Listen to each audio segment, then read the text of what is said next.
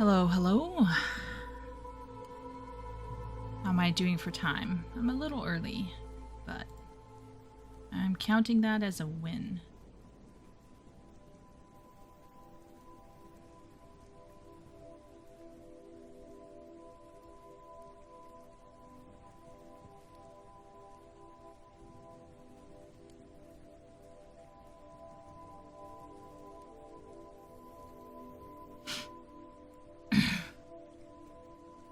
Some interesting discussions.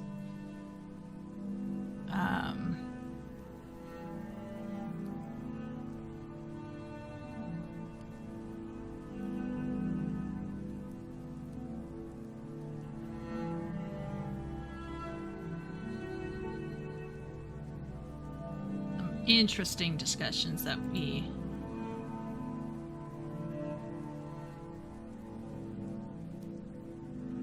very interesting discussions.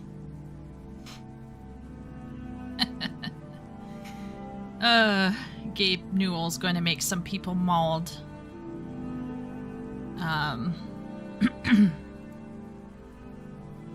Let's see who's in chat today. We have Party in here. Hello, Party. Hello again, I suppose.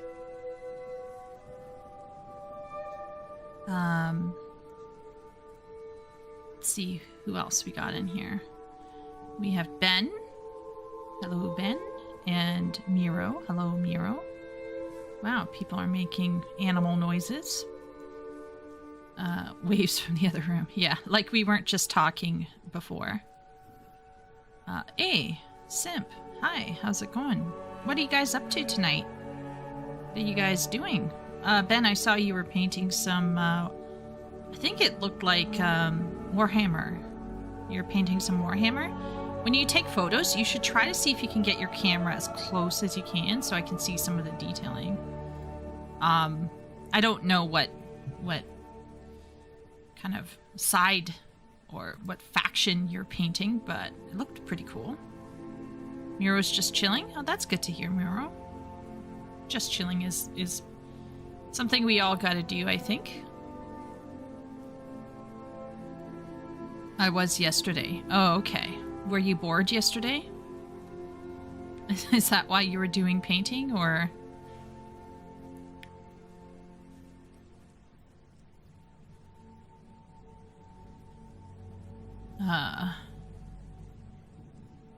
Let's see.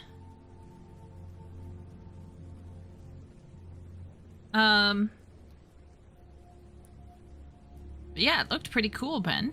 Like, were you just doing like a general coloring first, or was it like more detailing? What are you up to, Simp? Party, are you playing V Rising? Let's see what chat is doing. It's been a while, so I put Netflix on and did some building and painting. Oh, that's cool. Wow. That's a way to spend your evening. I have deep respect for that. Doing a little bit of hobbying on the side is always good for the soul. If you're all work and all gaming, I think like things can get out of, you know, they can kind of get skewed and stuff. Short stream? Yeah. Well, we'll see how I feel, guys. I'm feeling a little nauseous for some reason. I don't know why. So we'll see how far I can get tonight. Party thinks that I'm going to overcome my illness and she will, like... I'll, like, somehow overcome it and talk for ages. We'll see how it goes. It is amazing how far I can go once I get started and once I get intellectually interested. Your voice sounds a bit rough. I've been coughing a lot. I'm going to be honest. I have been coughing a bit, and sometimes when I'm coughing, I feel like I want to hurl. It's not great. I don't even know why. I just think maybe my tummy is a little upset with me, that's all. Or I have air conditioning lung, or like, I don't know. Anyway. Yeah. Yeah, he put some pictures party in the IRL photos, I think. If I recall correctly. He put some photos in there. Go to bed. I did sleep a little bit this afternoon because I just, I don't know. Did you guys have an adulting day? I had an adulting day. So I had a really late night last night, working on some things that I don't really want to get into here, but I was actually working. And then what did I do? I went to bed. I think I had about 3 to 4 hours of sleep, woke up, went to church, came back home. I cleaned the bathroom, took out recycling and garbage. I swept floor, mopped and swept bathroom floor, which is not a big deal because it's like tiny. And then I recorded for an hour about WoW because I want to make a video before I make my other video. And then after recording, I set it to like rendering. So I quickly whipped up a video, set it to rendering, and then I fell asleep. And I was going to start today at 7, but it's now almost 8. Clearly, exhaustion hit me hard.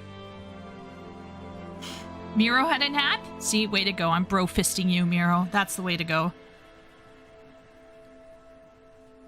Sleeping from fatigue isn't so nice, on the other hand. That's true.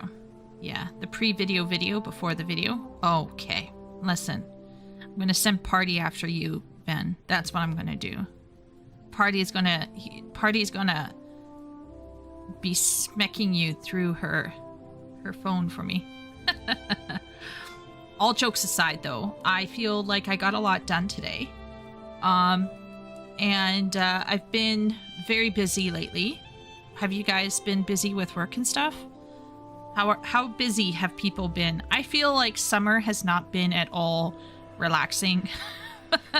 It feels like it's still quite busy for me. No, he's right. Wow. Betrayed by my own mod. I'll use gluten throw. It's super effective. Well, at least you know what? I know from chat that at least I'll be chuckling. So that will take my mind off of shit. Summer has been hectic for me. See, Miro? I know that summer sometimes can be really relaxing for some people, but I think some of us, it's like the grind never ends. I know Simp has been grinding as well. Like, he's been writing every day and stuff. So, like, I think, like, there are some of us in here who are genuinely keeping quite busy every single day. You know, some of us are juggling. You know what? The other day, Party worked for 13 hours straight. Now, she did, I think, at one point take a small bit of time off to, like, make dinner. But she was, like, nose to the grindstone boffin. So Party also had to, like, do some extra work as well. So it's crazy. I feel like this summer is going to disappear on us before we know it. And before we know it, we'll be into delicious, amazing fall. Party's like, oh, I blocked that out. Having a parent in hospital for most of spring and doing rehab for all summer while juggling another sick parent is not conducive to job searching and working. Yeah, absolutely. Yeah. We all know that Miro, our local blonde-headed catboy, is essentially a live-in care worker for his parents. Yeah. And that's part of, I think, yeah, this stage in life. We're all really, really busy. Imagine all that with a couple of kids. Yeah. Yeah. Parents as well. You gotta set up those summer camps or you're gonna go crazy. That's what I say. Fall, can't wait. Yeah, I can't wait for fall. I can't wait for fall. But I might be traveling in fall, so that's like a whole other thing I'm trying not to think about. Yeah. The good news is that for the first time in my life, my country has decided to be helpful to me. So I recently was accepted or approved for our national dental care benefits that were just instituted this past year. So finally, I'm going to go, after 10 to 15 years of nobody looking at them. I'm going to have some poor dentist look at my teeth.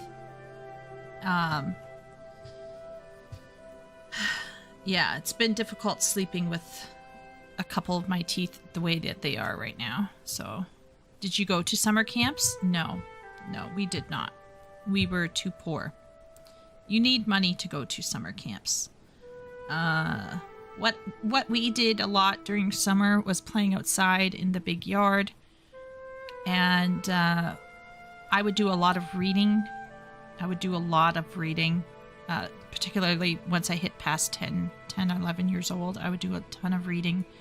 I would go to the library and I would take part in the reading. Kind of like almost like a reading challenge for the summer to get free McDonald's fries. And once I hit like 13, 15, I was able to start volunteering in local soupies. And soupies are basically people who would be hired by the city to run small crafting events in parks across the city, for lack of a better term. What is a summer camp, though? I went to one summer camp. I think my parents got some financial help to go for a week.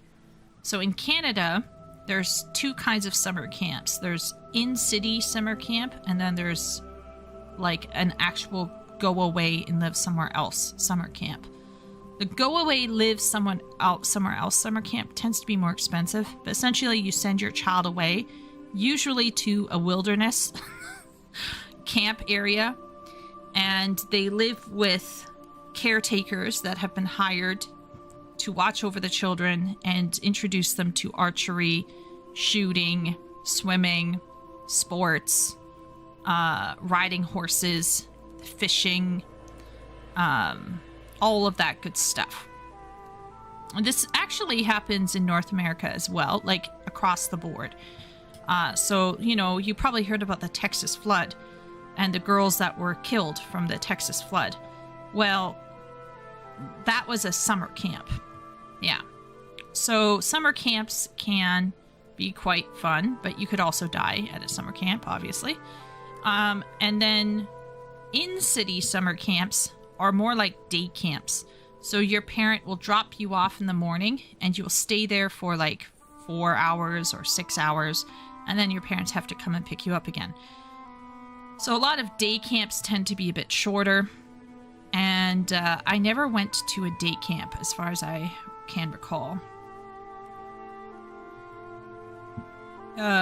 In vacations, I would go to my grandpa's field for a few months. Well, there you go. See? Leo went to the Argentinian version of a summer camp. So the parents sent kids to be taken care of by strangers? Yes, essentially. Wait, what do you mean you could die? Well, like you could have a flood and then you could die, things can happen at summer camp or any kind of place, really. Anyway, long story short, summer camps, most parents will put their kids in a day camp or like an actual week-long summer camp where they send them off.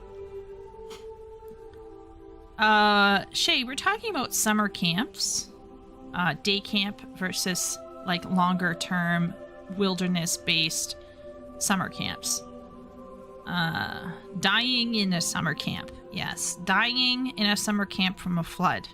or bears or some other wilderness related thing. Not common, but could happen. But welcome in, Shay. Hope your week has been great. But yeah, we're talking about summer camps. Yeah. And like, even my one friend, she put her two daughters in like art summer camps where they go for a certain amount of time every day to study how to draw and how to make manga books and things like that. So summer camps are a way for parents to cope in the summer with no school. Yeah. Yeah. By the end of summer, in Canada at least, many times the parents are excited to send the kids back to school. But I think sometimes the kids are also excited. So, anyway. What are we going to do tonight, guys? Thinking we're going to talk about writing. It's on my mind because I've been doing a lot of work related to that. And I thought we could talk about some stuff as well. One thing that I brought up was this interesting PC article. So Gabe was talking about how the question put to Newell by Saliev, should younger folk looking at this field be learning the technical side or focusing purely on the best way to use tools? Okay, so by learning the technical side, what they mean there is, should they get actually educated? Or should they just focus on how to use the tools? And Newell says both. I think the more you understand what underlies these current tools, the more effective you are at taking advantage of them. But I think we'll be in this funny situation where people who don't know how to program, who use AI to scaffold their programming abilities, will become more effective developers of value than people who've been programming, for a decade. Now, this is so fascinating because both Simp and I were bro-fisting on this one. This is exactly like the issue with writing, right? There are so many people who use AI to write, but they don't know what the fuck they're doing. And so they think,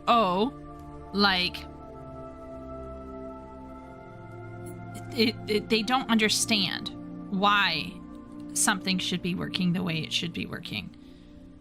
Whereas, from that study that Shay shared with us, if you are a master at whatever it is that you're doing, and you use those AI or non-AI tools to leverage what you need to get done, you are going to be even more effective.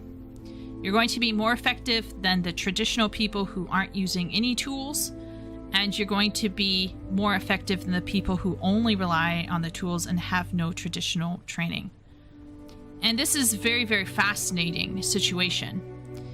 And I think the part where some developers are going to get stung by what Gabe said here, this is where their pride is going to get stung, is that the people who use AI, Gabe suggests, they're going to be as effective or more effective. He says more effective developers than the people who have been programming for the past decade.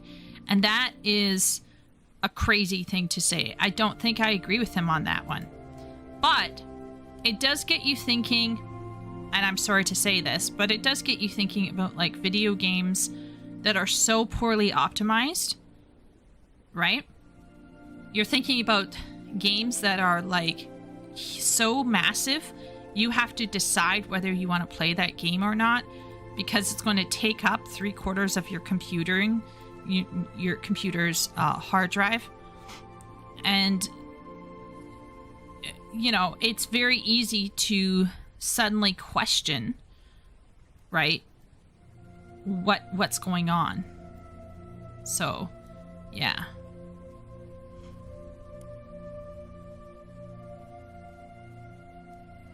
Do you think he's talking about those who have traditional knowledge as well and wording himself wrong? No, I absolutely read it that way, Shay. So if I was going to restate Gabe Newell here, I think what he's saying is, I think it's good to learn the technical traditional side and the AI tools side. The more you understand the technical traditional paths, the more effective current tools, AI and not AI, will be effective when you take advantage of them. So for example, there are lots and lots of people who go to ChatGPT and they get it to write a book for them, and it's absolute shit because they can't even touch up the AI to fix the AI. And the same thing goes with coding. If you go straight to AI to start coding and you have no idea about what you're doing, I think your coding's going to end up really bad. I don't think it's going to be good.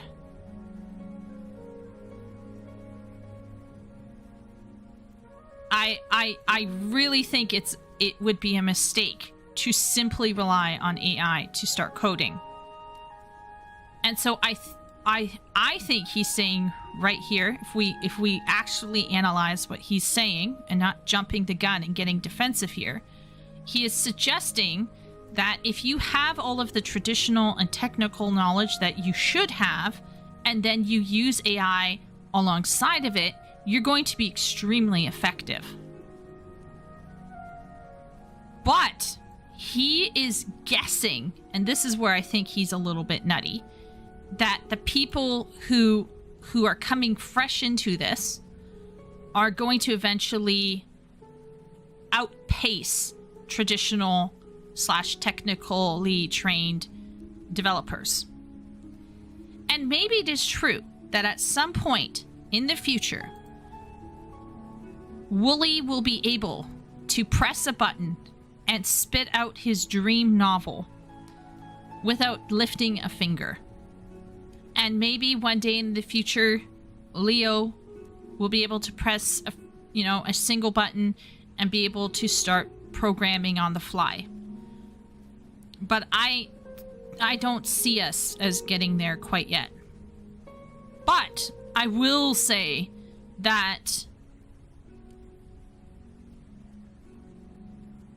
there has been stuff going on in the coding, in the game development industry that has raised a lot of people's eyebrows over optimization, over human error. And I think some people are tired of human error and are willing to try out AI error instead.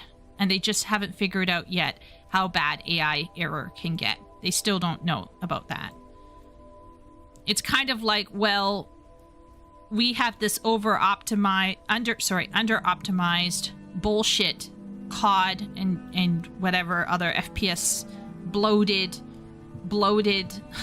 game files that you have to download, right? You have the weird spaghetti coding or whatever is going on with Final Fantasy XIV, right? So you can see why people who are ignorant would think, well, what's the harm in optimizing with AI? They don't know what they're talking about. So I do think Gabe here is being a little hyperbolic, this last part here. But he's absolutely correct, I think, up here. I think he's correct up here. Newell goes on to emphasize that this isn't either or, and any user should be able to get something helpful from AI. It's just that if you really want to get the best out of this technology, you'll need some understanding of what underlies them.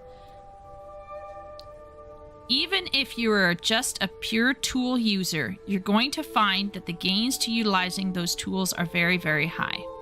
But your ability to use those tools will continue to improve the more you understand the underlying methods and mindsets of people developing machine learning systems. So I think it's both, and I think they are highly complementary. I actually don't think this take is off, okay? I think if we got some Joe Blow, okay, to go into AI and ask that person to write a book with the help of AI, and then you ask me to write a book with AI, I think my book would be better, hands down. Because I know exactly where the AI is weak. And I can be able to see where the AI has made the mistakes. And so I actually agree with him on this one.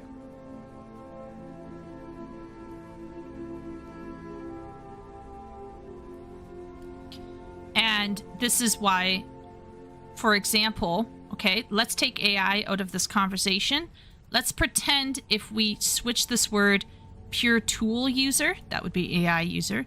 Let's switch this word with a tutorial follower.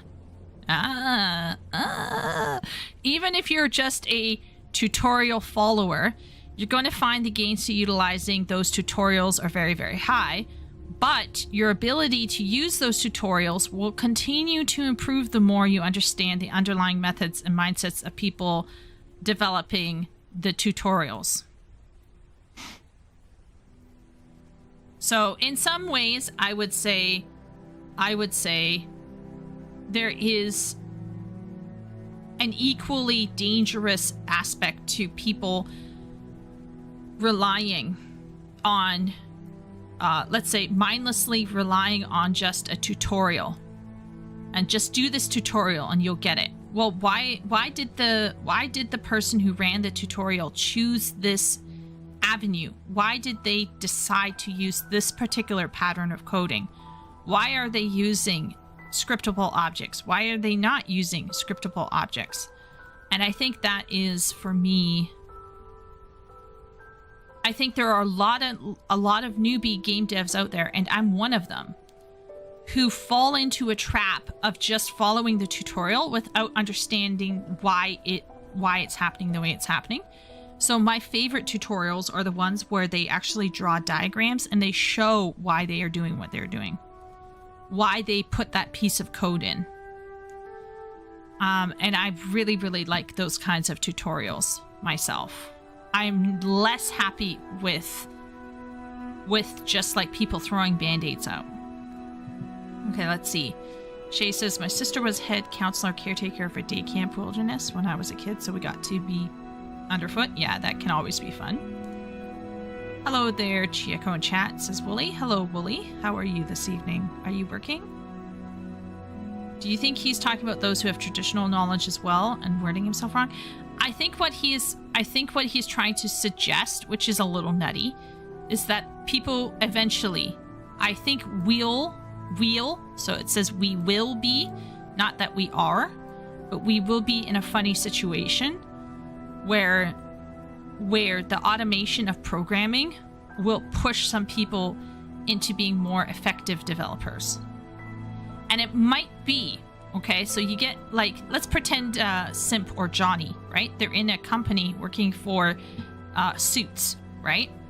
They have all these great ideas. They're ready to take risks, but they can't because they're being hired to put their expertise into the service of another.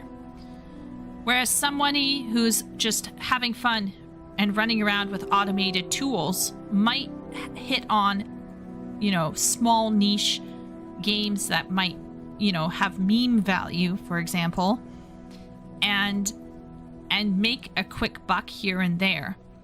And that may, provide the impression of being, a developer of value, doing what they want. But I think it's not just but it would only be possible if the AI became good enough to create something of value. Right now, I don't think AI can handle solid programming any more than it can handle solid writing. So I would not go to ChatGPT and just, willy-nilly start copying pasting from ChatGPT into my code. Like, I really do try to look at my own code and determine what I'm trying to do when I'm programming. You can't just copy and paste. I think Gabe is old and probably hasn't coded in several years. Yeah, or he might be coping simp. He might be coping, like, you know, like how like people latch on to like new trends. He might be like putting too much, you know, like putting too much on that kind of innovation. He might be thinking that it can handle it, when at this point in time I don't think AI could handle it. It's perhaps worth noting a note of caution to his generally rosy view on how programmers and AI will interact, such as this story from a few days ago in which 200 staff laid off from King are being replaced by the AI tools they helped build. Yeah, but what kind of staff? Which staff? I don't know. Like, I'd like to see names. I'd like to see positions for this. Let's see.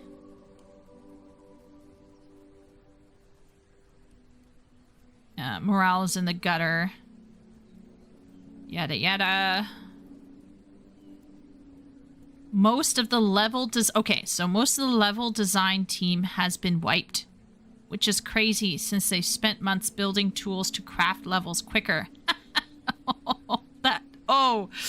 Now those AI tools are basically replacing the team. Oh, that's painful. Oh, that's shitty. The copywriting team is completely removing people since we now have AI tools that those individuals have been creating. That is wild. See, this is what happened in ghostwriting. They came to me and they told me they were going to insert an AI into their platform. And the first question I asked is, will you be scraping my writing? They were like, no. And I said, okay. And I left like half a year to a year later. I was like, nah. That laid off in King was misleading. Microsoft fired a lot of people. Yeah.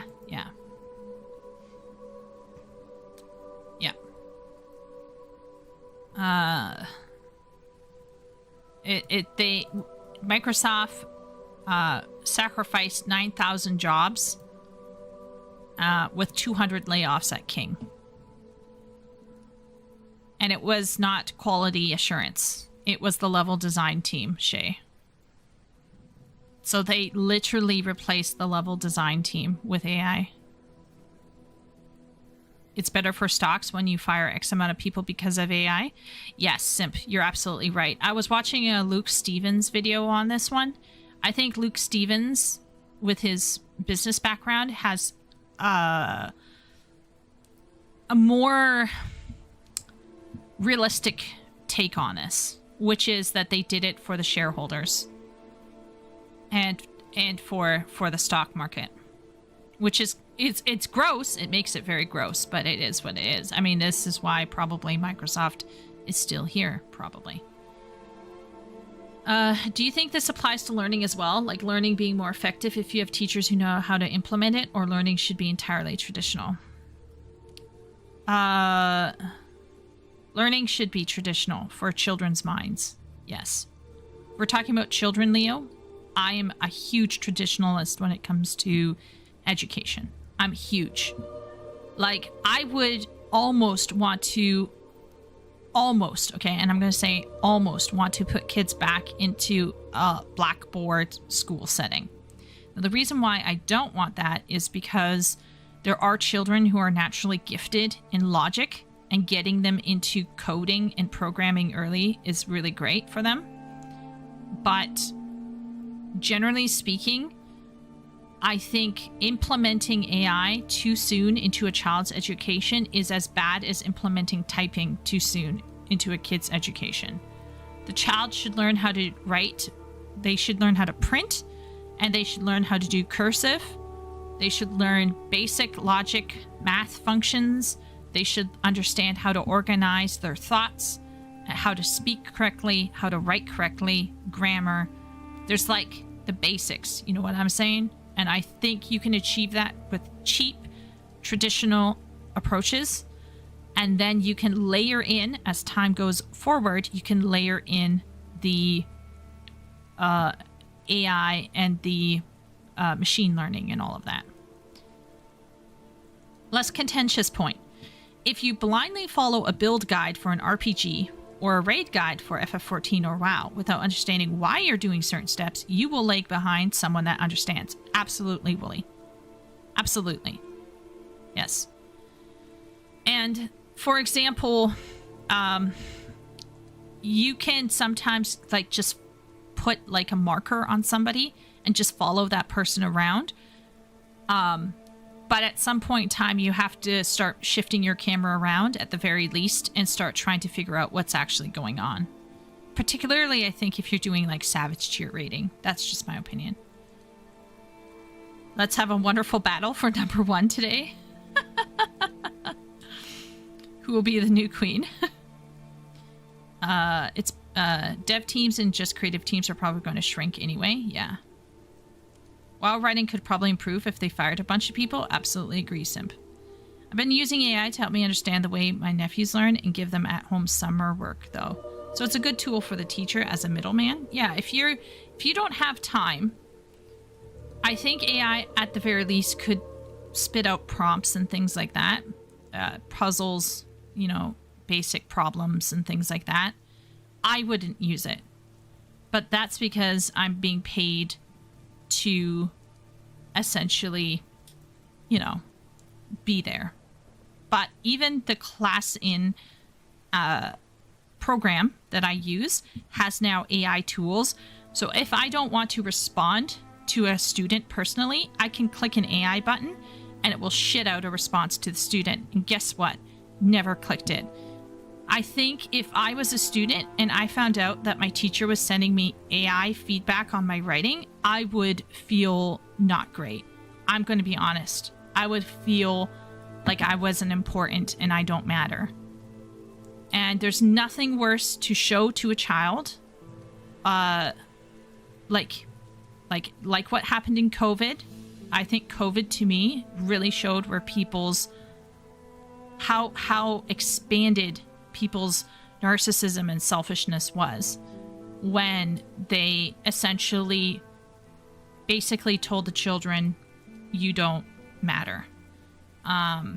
Your mental health doesn't matter. Your education doesn't matter. Our safety matters more than that. And I think that to me, I think was gross. Yeah. I understand parents needing help in, you know, going to AI, but I think a teacher who's being paid full-time should be putting in that work. And if you, as a teacher, can't be bothered to put in that work, I think you probably shouldn't be teaching. They made you feel like you didn't matter at my school, and this is before screens? Yeah.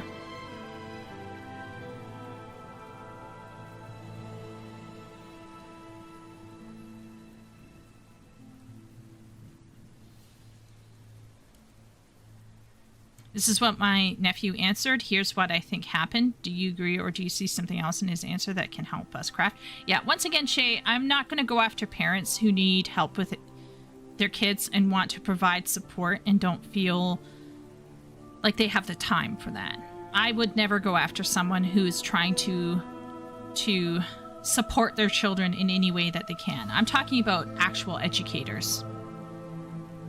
If you as an educator and you're being paid to educate someone and you are heavily relying on AI, I think there's a problem.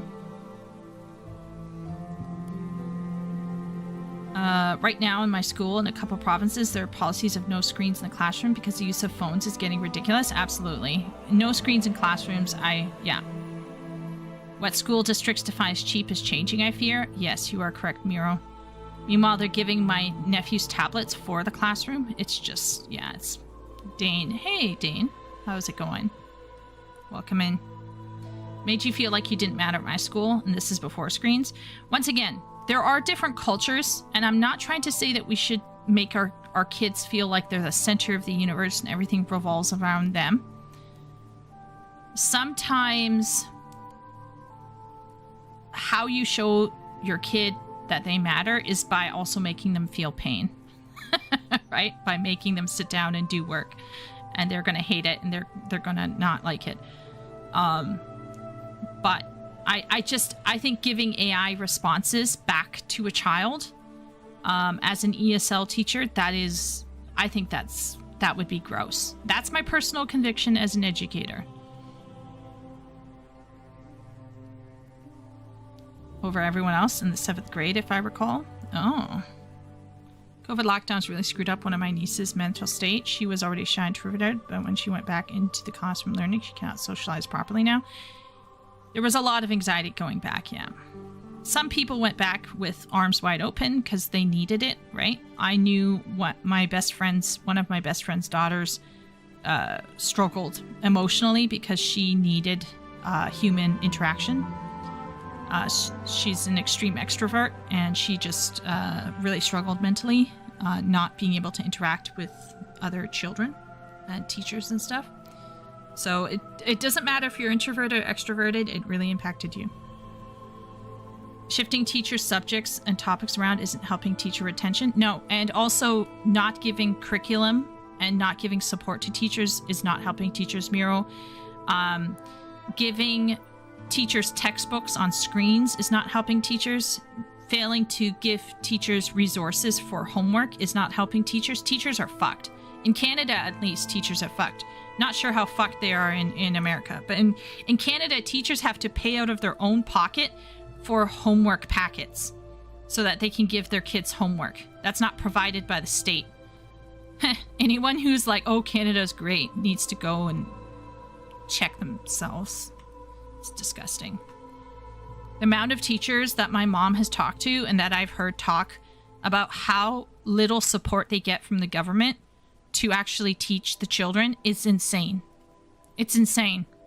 Some teachers look at spending up to like $1,000 to $2,000 to fit out their classroom correctly for the school year. It's mind blowing. It's really mad. How can you fix the shitty code that LLMs generate for you if you don't know how to program and read the code? You know what? I don't want to go after this person here, OF McNesty. Okay, so this bro might be a good bro, right? But do you know how many people from the game development world tried to correct my writing as a ghostwriter with AI?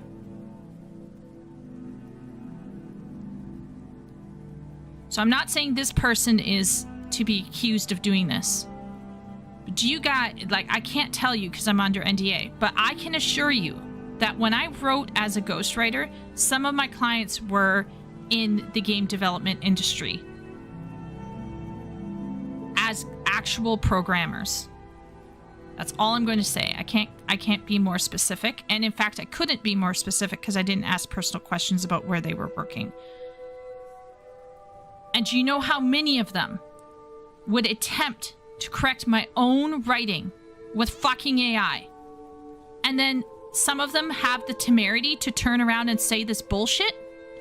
If I found out that this person was willing to turn a blind eye to us writers and try to replace us writers with AI, like I would. But anyway, but this person is correct. Okay, setting aside this person, I'm not saying that this person would be, one of those people, but this person is absolutely correct. How can you fix shitty code if you don't know how to program and read the code? Yeah. How can you fix my writing, good sir, if you don't even know what is good writing? That's finally programmers are going to get the taste of their own medicine.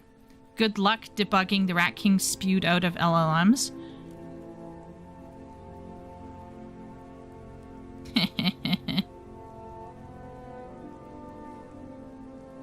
Good old abstraction at it again, but really, this is just the natural state of processing information. Abstractions are necessary for us to handle more complex tasks. Your own brain even does this. If you are a Civil War historian that was having a conversation with an average adult and a child who hasn't learned anything other than the name, you having digested all the information, can compartmentalize into one thing called Civil War. But the contents of that are staggering. When you say the Civil War caused, it is nuanced. You and other historians will know the exact cause of it. There's no need to discuss it because they've all processed it and stored it. It's a waste of resources. But the adult has a much less robust function called civil war, so they may need parts in the main body until they can assimilate it into their abstraction. Child has no abstraction of the Civil War. To understand, they would need every piece of information, which isn't possible to comprehend at once, hence the brain's ability to abstract. Interesting. That got really theoretical. Holy shit. You pretty much just need to know what debugging is. You don't need to know how to do it. That's what the digital god is for. That's a take. Most perceived shortcuts are just detours instead. Some shortcuts take longer. That's what I said about AI writing. That's what I said about AI writing. OMG.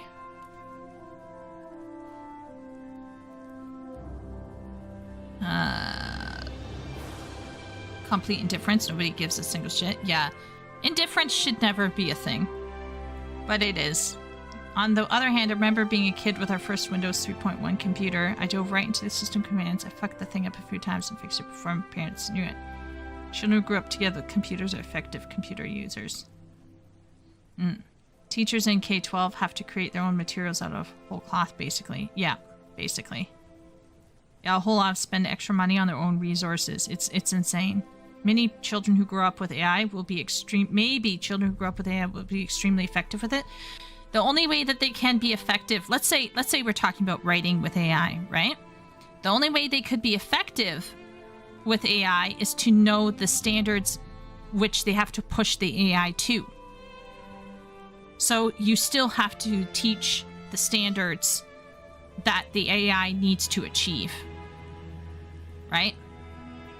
So if we abstract it, let's pull out the NFT machine. Okay.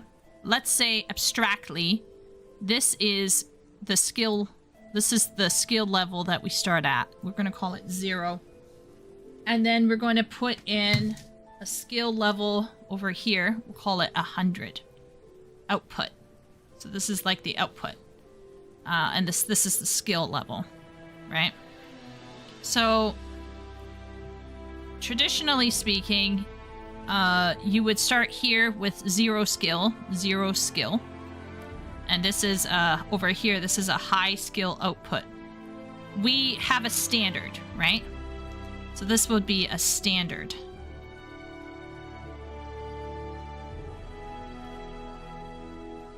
Right? The idea is that over time, you would go like this.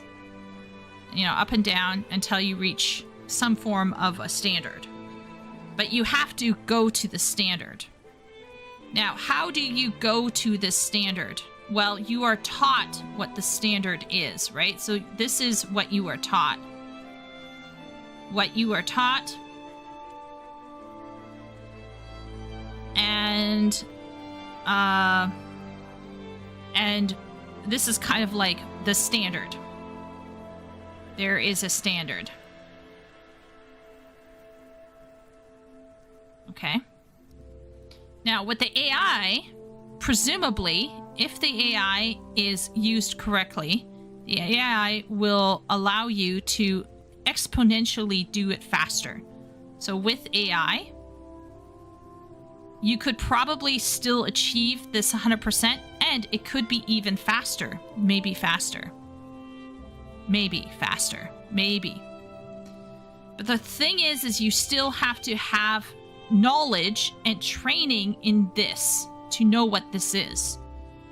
If there's no knowledge and training of what 100% output is, whether it's a code or whether it's a book or a piece of writing, it doesn't matter if you have AI and it doesn't matter if you have traditional. So maybe the real question we should be asking isn't, are people using AI? Maybe the real question is, if the AI is producing stuff. So I guess my question would be, if the AI is producing shit and most people are fine with it,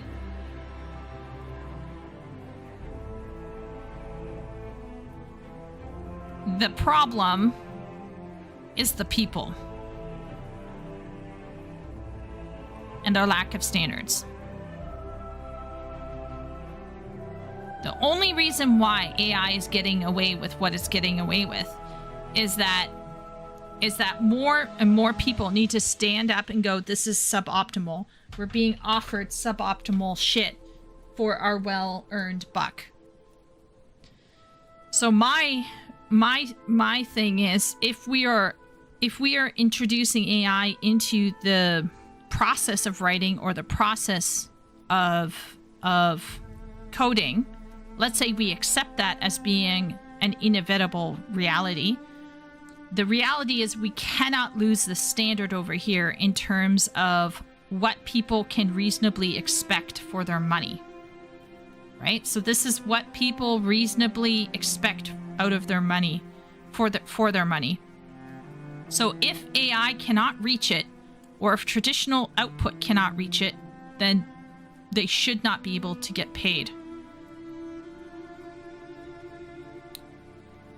And in order for this to be reachable, it must be known. It must be achievable. It must be taught. It must be modeled. And it must be part of the education. So maybe the whole issue with AI as it is right now in our industries, writing and programming, is actually highlighting an ongoing problem that no one wants to talk about, which is, and I think we've talked about it in class. We'll say the real problem is that the removal of standards in art or production has resulted in the inevitable entrenchment of AI. If there had been standards in the first place, people would be able to point out the AI and go, this is shit, I'm not paying for it. Get it out. But because we have been told that art has there's no standard in art, because we have been told that everything just goes, right? You can't tell me it's my aesthetic. And because of that, maybe AI has been able to entrench itself when it should not have been able to, but here we are. Does chat kind of see where my issue lies? Let's see what people are saying in chat.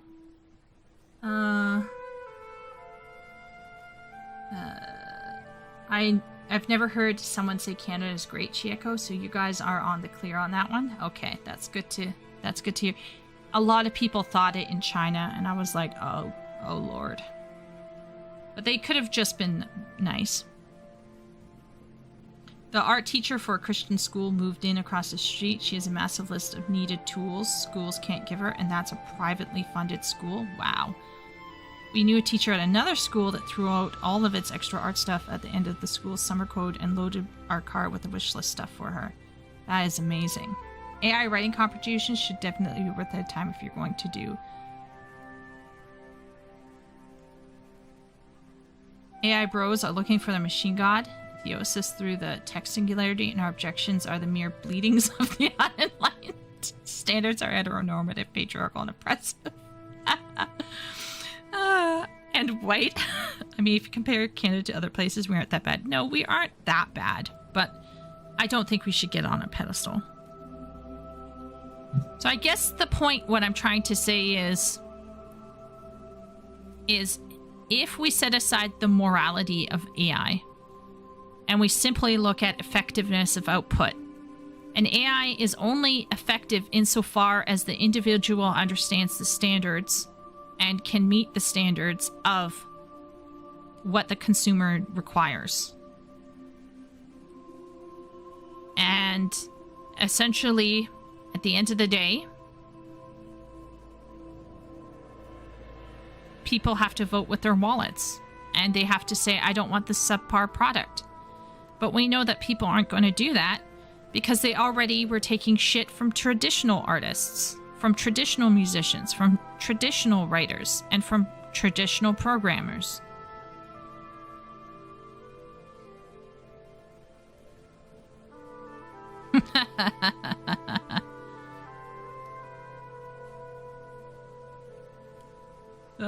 Parties firing shots.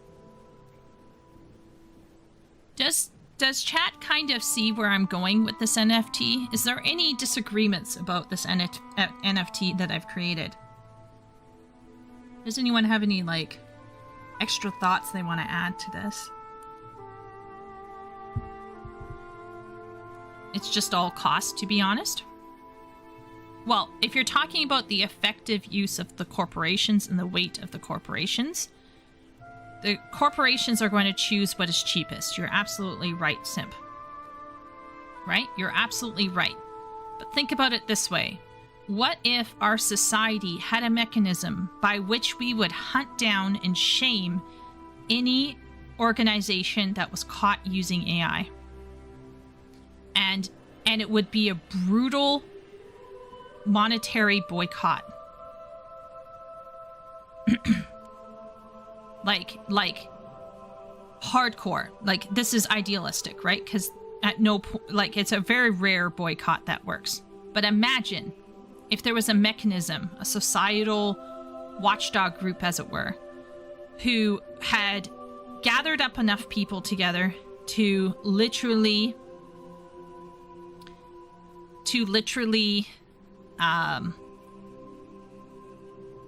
Salem witch hunt any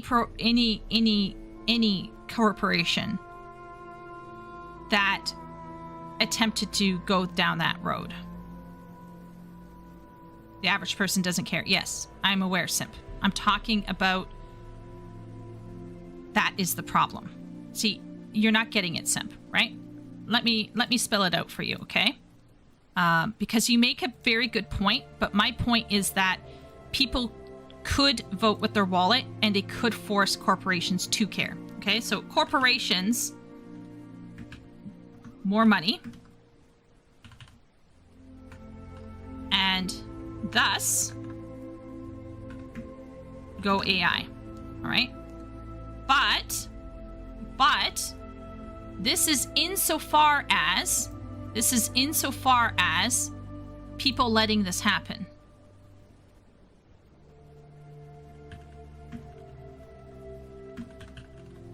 Now, some corps will continue on to holding on to this death grip. But if people started to care, which we know that they won't, Simp, we already know that. But if they did start to care, there would be one of two responses. So let's do one of two responses down here. This NFT is getting kind of fucked. One of two responses would be comply. That's one response. Comply with consumer requirements. So that's one. And then the second one would be hold fast and go under. Do you see what I'm saying here? Once again, I think if people banded together out of a desire for whatever reason, I think they could make it they could make a company second guess going a certain direction. Right? If enough people say, you know what? No, we don't want your religious or political proselytizing in video games.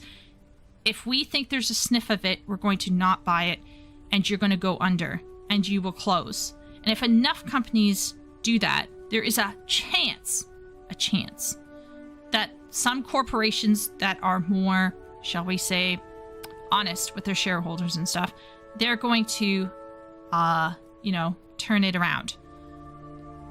Turn the ship around.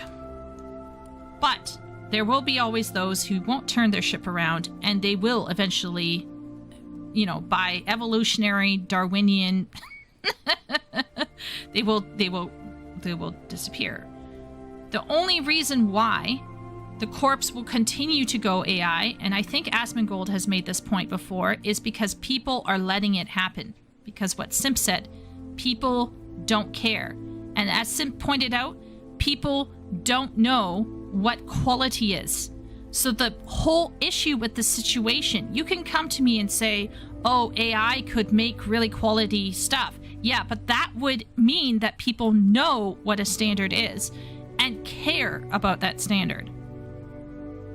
So the problem of this whole reality isn't the AI existing, it's the fact the standard doesn't even exist. Because we know down here, this traditional method is still also fucked up and it's still shitty. So I think actually as a society, we should be focusing on why don't we have standards?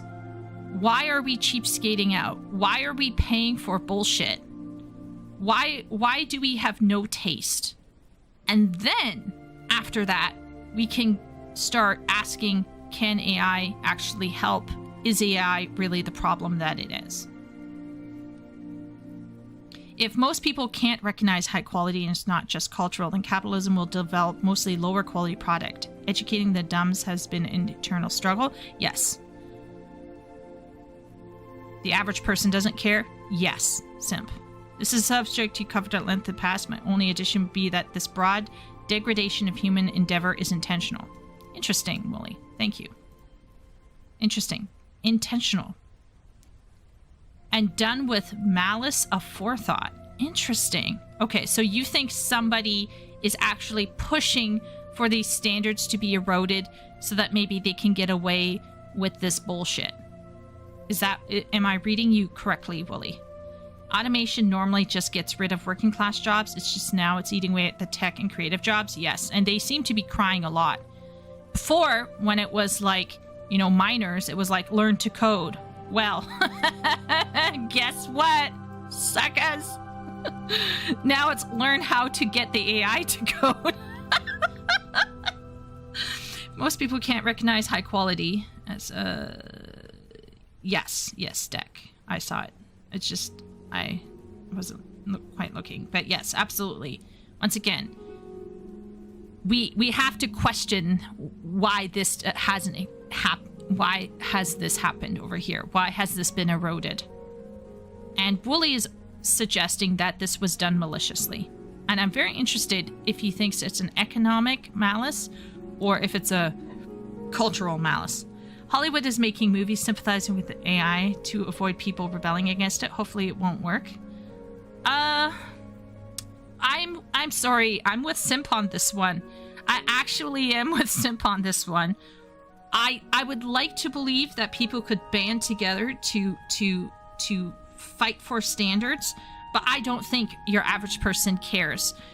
Simp sent me a video that I'm going to react to one day, and it's basically about coding and how people really don't care about AI in games as long as it's fun. They really don't care. They don't care how the food gets on the table. They just care that it's not going to kill them and that it will taste good.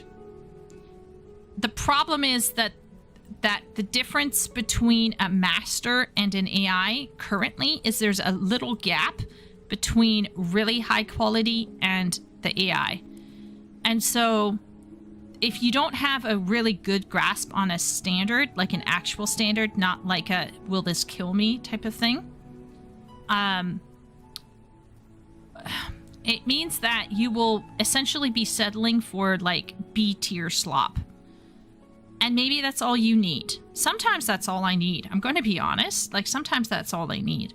So it is what it is. Like even I'm, you know, not going to be pretentious and pretend that like, oh, I never would ever engage with slop. Like I engage with slop all the time, but I do prefer like human crafted slop, just because it's more engaging and spontaneous. I find AI is still really stiff. Oh no. You didn't see it show up on stream? Did you change your stream to live chat, Deck? Everyone, please change the stream chat to live chat so that you can see everybody as they are scrolling through. Majority of people saying learn to code never learned nor wanted to learn to code. Yeah. Spiritual malice, hatred of humanity, especially the image and likeness we bear, from which we derive the ability to co-create. Interesting. Okay, so Woolie's seeing this as like a spiritual battle. That is very fascinating, Woolie. That is, I'm going to think about that one. I kind of, my gut is going, yeah, you're right. But I want to think a bit about it. I engage with slop all the time. Yeah, I mean, I've recently gotten into Tectone. I don't know what my problem is. Imagine if someday AI is integrated for direct use by the gamer. If you can literally use it to play the game the way you most enjoy by asking for adjustments. I think that is going to basically make role players and the individual gamers very, very happy, I think. Math teacher Josh agrees with the spiritual battle angle. Okay, so we got some spiritualist, religious people. I thought it was censored. Seeing it at YouTube doesn't mean it's not censored. Oh, okay. Yeah, no, I did see your comment, and you know what? I am agreeing with you. I think, for the most part, people will accept shit if they've been trained to only know shit. And that is the way it is. But I will say this. I think there is a boundary that most people have. I think there's a boundary. And when you cross it, I do think then consumers will go crazy. Like, I recall, I know some of you guys don't really consume content like this, but Infinity Nikki has been swirling the toilet bowl because of something that they did. And the mostly female gamers, but there's a chunk of men who are also playing it, have gone full girl caught because they banned the word boycott. But anyway, long story short, I think it is entirely possible for consumers to band together and push back to such a degree that the corporation starts to think twice about these things. I do think it is possible. It's just very rare, and you really have to push people to the nth degree. Yeah. And also welcome in math teacher Josh. AI will adjust the difficulty of FromSoft games so those pussies stop crying about it. Yes, like me. And by the way, Shay, you will be probably laughing a little bit to know, but I actually ended up recording a preliminary video about my WoW video. So you WoW heads are going to get 2 WoW videos from me in the coming days. So you should rejoice. But I haven't loaded in since that one day that I quit out of frustration. So anyway, so that's us talking about Gabe. I think Gabe is correct insofar as he is correct that I like how they cherry pick as well what he said. This is not exactly what he said.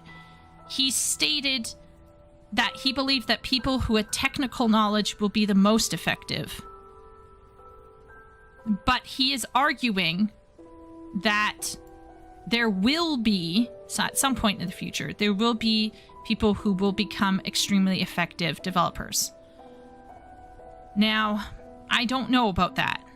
I still am not sure about how soon that will happen, but I do think that will happen. I do think it will be an if, not, a when, not if. Same thing for writers. I'm fighting against it. I don't like the idea of having to compete for, attention with AI. I don't, as a writer, I don't think that would be great. But that is the reality most of us will face, and we will have to determine, are we creating for money? Or are we creating because we want to create? And that will essentially, by forcing, if AI takes away potential revenue from actual human crafting creatives, if revenue basically dries up, art will return to a hobbification, a non-monetary based endeavor, and it will determine who was in it for the money and who is in it because it is in their soul. It will be the threshing, and I've stated that before. So let's move on. Apparently, Steve Colbert is no longer going to have his show.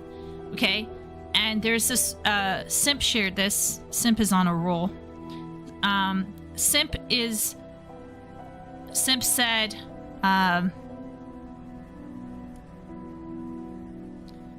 that there's a decline there's a question about the decline of late night shows.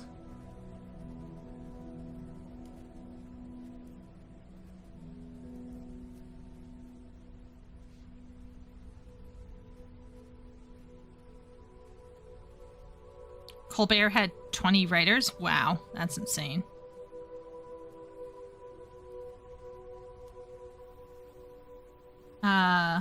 If you're frustrated about something, I can help sometimes. Yes, Shay, don't worry. I will be coming to you. I'm honestly, if I'm going to be honest about the whole WoW thing, I was frustrated that day, and then I stopped. I went and did something else, and then I have been genuinely busy since then. As some of you in the writer chats will know. You can read a secular chronicle of this degradation of the book, Out Culture, What's Left of It, by Theodore Dalrymple. A game that adjusts to you on the fly sounds awful. I want to interact with a vision, not wrestle with smoke and mist. That's interesting. This is so interesting. They also had 200 staff. They're being slaughtered by Gutfield, that's all. I just think it's interesting. Okay, so here's the thing. It says here, these types of programs are generally not a genre people will stream or watch via catch-up. They are nightly and they are topical, and are therefore pretty much out of date just 24 hours later. It's tricky for them to have life outside of that nightly broadcast, whereas dramas, documentaries, and sitcoms don't suffer from that problem. But my question is who was watching this? Like, who should have been watching this, chat? Like, what age group are we talking here? Is it the old people that should be watching this? Or should it be us people who are in the 40s? 50-plus-year-olds? You're thinking 50-plus? So where are the 50-plus-year-olds? What are they doing?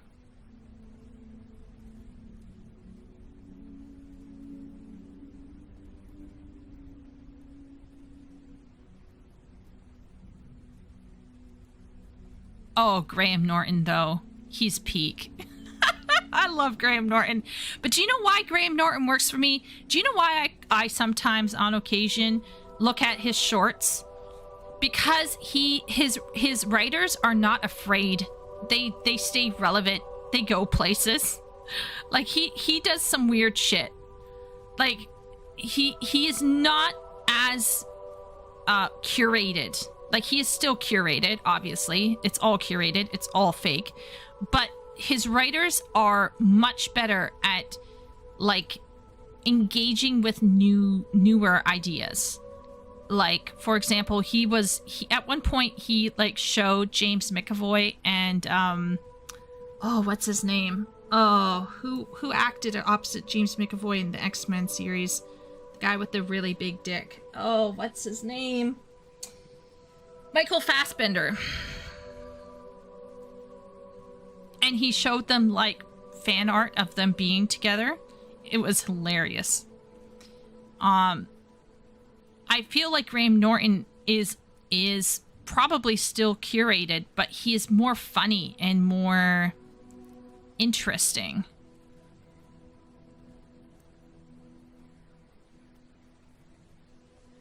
My dad used to watch The Late Show, watches Gutfield now. Interesting. That's 70-plus group. Those shows never were like that predominantly, as I understand it. So only recently that changed. The Late Show died when David Letterman retired. Interesting, Miro. We discovered VTubers after girls saying at the baseball game, "Rip Lightning TV, death by Anime Grill."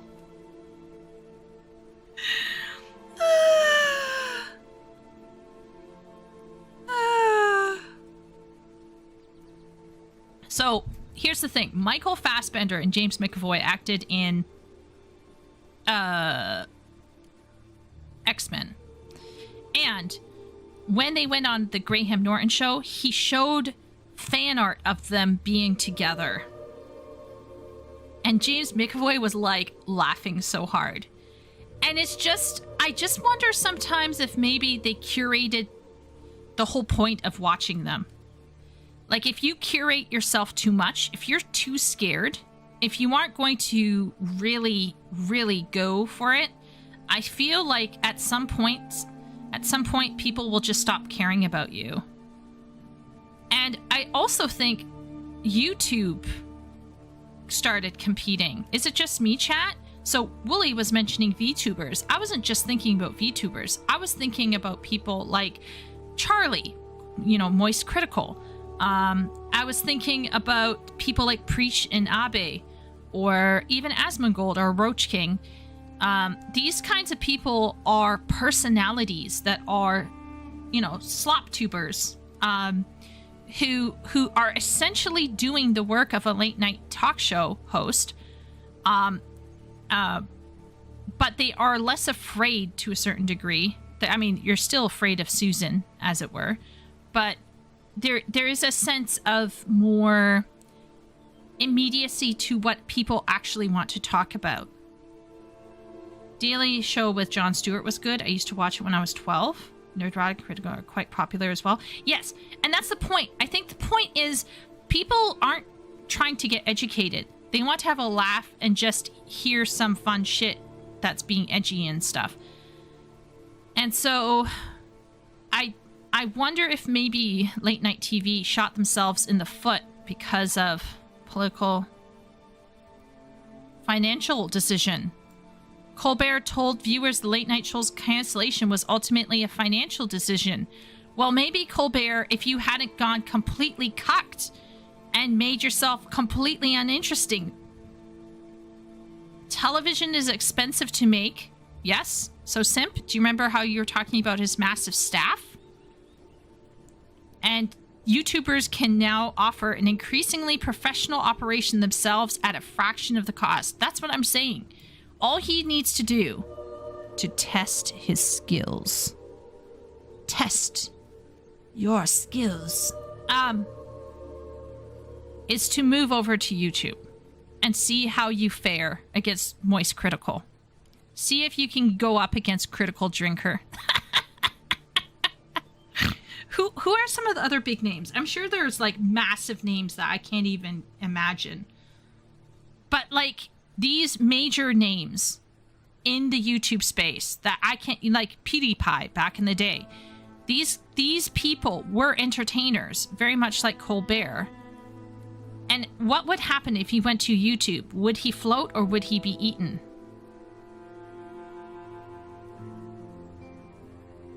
The sentiment was echoed by Democratic Senator Elizabeth Warren, who noted the show's cancellation came 3 days after Colbert's criticism of the Paramount settlement. Their comment highlights the political climate in which this decision has been made, but CBS denied this was a factor. It was a purely financial decision and not related in any way to the show's performance, content, or other matters happening at Paramount. It's just not bringing in enough money to carry the... How many writers? How many writers did Simp say? 20? 20 writers, 200 staff? Yeah. I also think their worldviews are set in stone, so everyone knows what they're going to say. Yes, Leo. So, like, are you going to go in and watch Jimmy Fallon rizz up, like, a certain celebrity that you hate? Or are you going to watch, like, what are the people that are,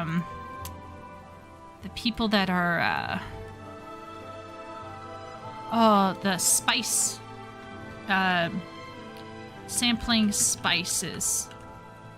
What are they called? You know, where like the spice testers who like interview while eating spicy food. Interview while eating spicy food. First we feast. Yes, first we feast. Look at this one. Conan O'Brien, 14 million views. Neil deGrasse Tyson, 8 years ago, 24 million views. How are they doing now? Let's see. So this one's only half a mil, 1 mil. I guess people like this woman. 3.2 mil, Kai Cenat. You could see where people care. F1 driver, 500K, nobody knows. Adam Levine, nobody cares. Over 500K though. Simu Liu, almost a mil. We got 600K. Owen Wilson, 3 million. Owen Wilson is 3 million views. 800K for Bobby Lee. Charles Theron versus Uma Thurman. I guess these women have fallen off because they got under a million. Rob Gronkowski versus Danny Amendola. Don't know these people, but they got over a mil. Jenny, a Korean, 4.5 mil. Gabriel Iglesias, no idea, less than a mil. Dakota Johnson got almost 3 mil? Who is watching for Dakota Johnson? Maybe they wanted to see if she was coming back after Madame Web. I mean, she is attractive, I suppose.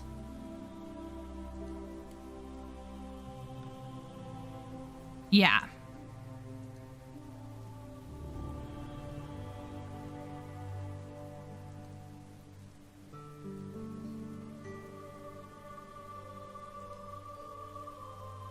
That's a good comment. Plus, there's someone sided, clearly fake about it. Yeah, it could be political. Disney started changing too. Elio had to remove some gay stuff from it. It's possible. But I mean, like, if you're, how can I say this? You got to go where the customers are at, right? And if the customers don't want to see it, like, you gotta do what you gotta do, right? And that's why I go back to this NFT right here. If the customers cared, I think the changes would happen. If there were enough people that stood up and said enough is enough, I think issues with AI would kind of more or less resolve themselves. It's simply about optics and where corporations want to go for money. Tim Pool, Hassan, Kirsch, Pippa, Lotus Eaters. Oh, Lotus. Oh, yeah. No matter your political bent, there's a streamer for you. Exactly, Wooly. Exactly. Conan was a beast is why that one got so many. They couldn't spice him enough. Oh, really? Interesting. And if you're tired of politics, you can watch cooking shows, gardening, home improvement. Oh my gosh, guys. I have a thing. Have you guys seen this? Have you guys seen mountain rug cleaning? This is a thing. I went through a period. Let's see if I can find it. It's been a hot minute. Where did it go? Oh, it must have been older. Damn it. Anyway, what I would do is I would just queue these up. There's one that I watched. Oh, the pee-pee soaked rug. Oh, yeah.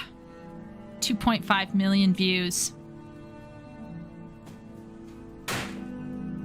This is like absolutely insane dog shit rug. And it's like soaked with urine. Yeah. Look at that urine coming out of it. It is insane. I became obsessed. I would put it on. This is like Power Wash Simulator in real life. This is what I want to watch for TV.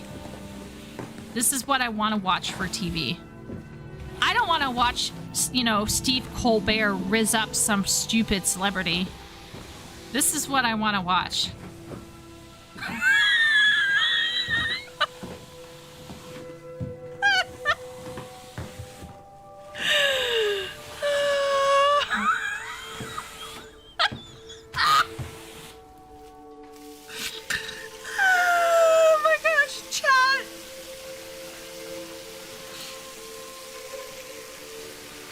Oh my lord. Okay, let me check out chat here. Conan was drinking out of the bottle. That Madame Web hype. I remember Bobby Lee. Here, I'm gonna turn this down. Yeah. Maybe Dakota had a special reaction. Maybe. She has a new movie that's being talked about. Yeah, there's that too. And there's some people who genuinely liked her. She went for the bag, okay? Madame Web wasn't her fault at the end of the day. She's not the writer. When it comes to Colbert being canned, though, I think it's the domination of Fox becoming the MSM is all. Oh, that's another interesting thought. Yeah. Uh-oh, Dane knows this guy. I used to watch rug cleaning on TikTok all the time. It's so relaxing. Guys, may I introduce you to mountain rug cleaning? Oh, it is just, guys, it's so good. It is just so good. It's like really good. Shay is getting addicted again. Party loves it. You should check it out, guys, for real. This is if you want to brain rot yourself, at least brain rot yourself looking at something being made. Miro's eyes. No, guys, no wonder you guys play Power Wash.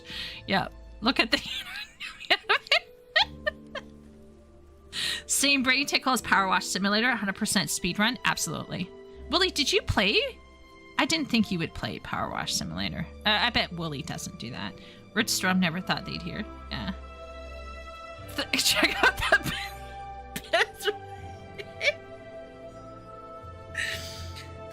the rug cleaning with the Skyrim soundtrack is so perfect. Yeah. Well, this guy has like a special room.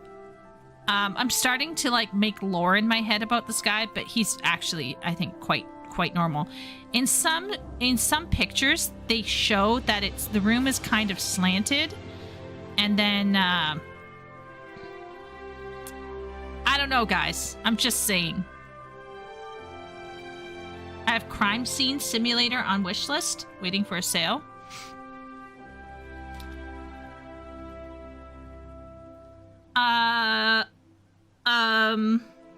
Willie, did you invite me into your friend list yet?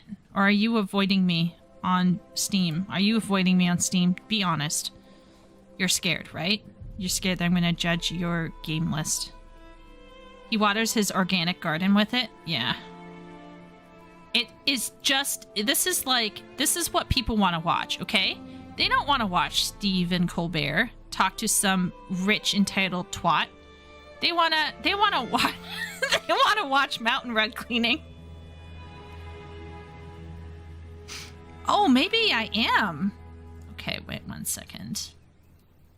I feel like he's not there. Did he... Uh-oh. Did he hide himself from me? Yeah, see, he's not on mine. Maybe he fled us.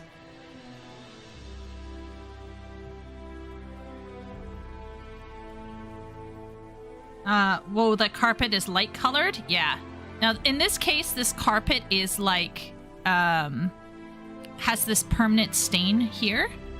That I think he said was a complete struggle to get out. Yeah, so you can see that one stain will never be removed. Now he's I guess, wet vacuuming it. So, peak. Also videos about metal restoration, of course, hydraulic press videos. I have party on my... Wow. Wooly is absolutely... Wooly is what's the word? Ignoring me. Sag. Anyway, long story short, I actually think this is not a surprise. Like, obviously, it's surprising that he finally took the L, but in some ways it kind of feels inevitable because I think YouTube is just too real. YouTube is too real. Okay, guys, get a load of this article. Sim recommended this article. It says 10 books that are dating red flags. Okay, 10 books that are dating red flags. And here's what they say. Here's our roundup of all the books you don't want to see on your date's shelves. Now, this is, as usual with YouTube titles, this is actually hyperbolic because they qualify it later on down here. So it starts out with saying, here, I'll make it nice and big so everyone can read with me. All right. Reading is hot. As John Waters once said, if you go home with somebody and they don't have books, don't fuck them. But what if you go home with somebody and they do have books, but the sort of books they have are a little questionable? What if they only read Mikhail Houellebecq? What about a grown man whose shelves are filled with nothing but young adult fiction like Percy Jackson series? Should you fuck someone who says Holden Caulfield is their idol? Okay, first off, if I came in and I saw a man had only Percy Jackson and Miss Peregrine and Keys to the Kingdom and Harry Potter, I would still count it a win. I'd still count it a win. I'd be like, you got some comic books up there, you got some manga, you got some actual novels of some kind up there. I'd be like, oh, that's a win. But, you know, like, are we really going to get judgy about what someone has on their, like, as long as it's not maybe like, it depends on who the person is. Like, let's say the person is a World War II aficionado, you know, and they happen to have Hitler's Mein Kampf. Like, I don't know. I think context matters. But anyway, it goes without saying that liking Lolita does not make you a pedophile, nor does enjoying American Psycho mean you're a violent misogynist. And I suppose there are worse things a person could do than enjoy reading fiction aimed at 12-year-olds. No shit, Sherlock. But I still think our literary tastes, and maybe more importantly, the way we interpret literature, can reveal a lot about our character.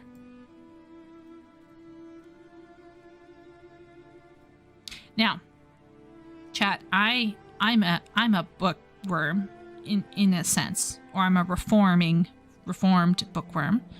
Okay, I have some vestiges of pretension and, like, you know, elitism about my reading habits. But I'm going to be honest. Every now and then, sometimes a lot, I need to read something really raunchy. Okay? I need to read something really raunchy. And I'm going to be honest. Like, I'm not going to throw shade on someone for having, like reading tastes that I don't completely comprehend. Imagine, do you really think that your literary tastes reveal your character? What if you're illiterate? What if you're dyslexic and you can't read at all?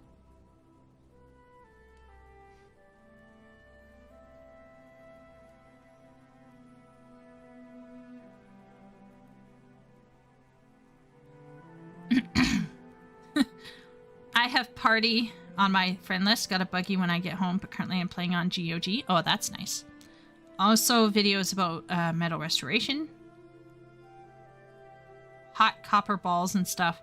I'll go and back and blur it. What time are we at? 9:22. Wait 1 second. I'm just going to mark down. What is the stream time?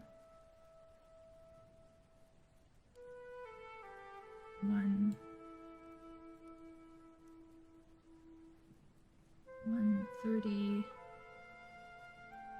What's the stream time? 1:35?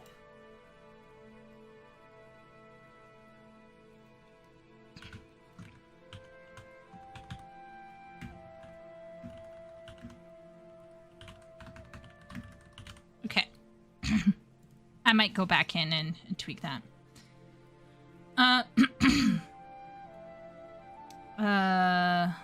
We already talked about it. It was a video talking about the article, right? Yeah. A lot of books on the list I like and I have read. I'd be like, hey, books I'll actually read. Books with pictures. Right. Piss coming out of a rug. Raunchy. Reminds me the Peel skit that starts with the Hitler mustache. My books nowadays are mostly Catholic theology, physical books. That is, no human strumpet will survive contact with them. Yeah. So here's the thing, is like, I recognize that you are what you... How can I say this? What you are interested in for your regular entertainment will kind of show where your head is at. But I still don't think like basing an entire person's character off of what they're reading or not reading is a little hinky to me. It's a little too generalization.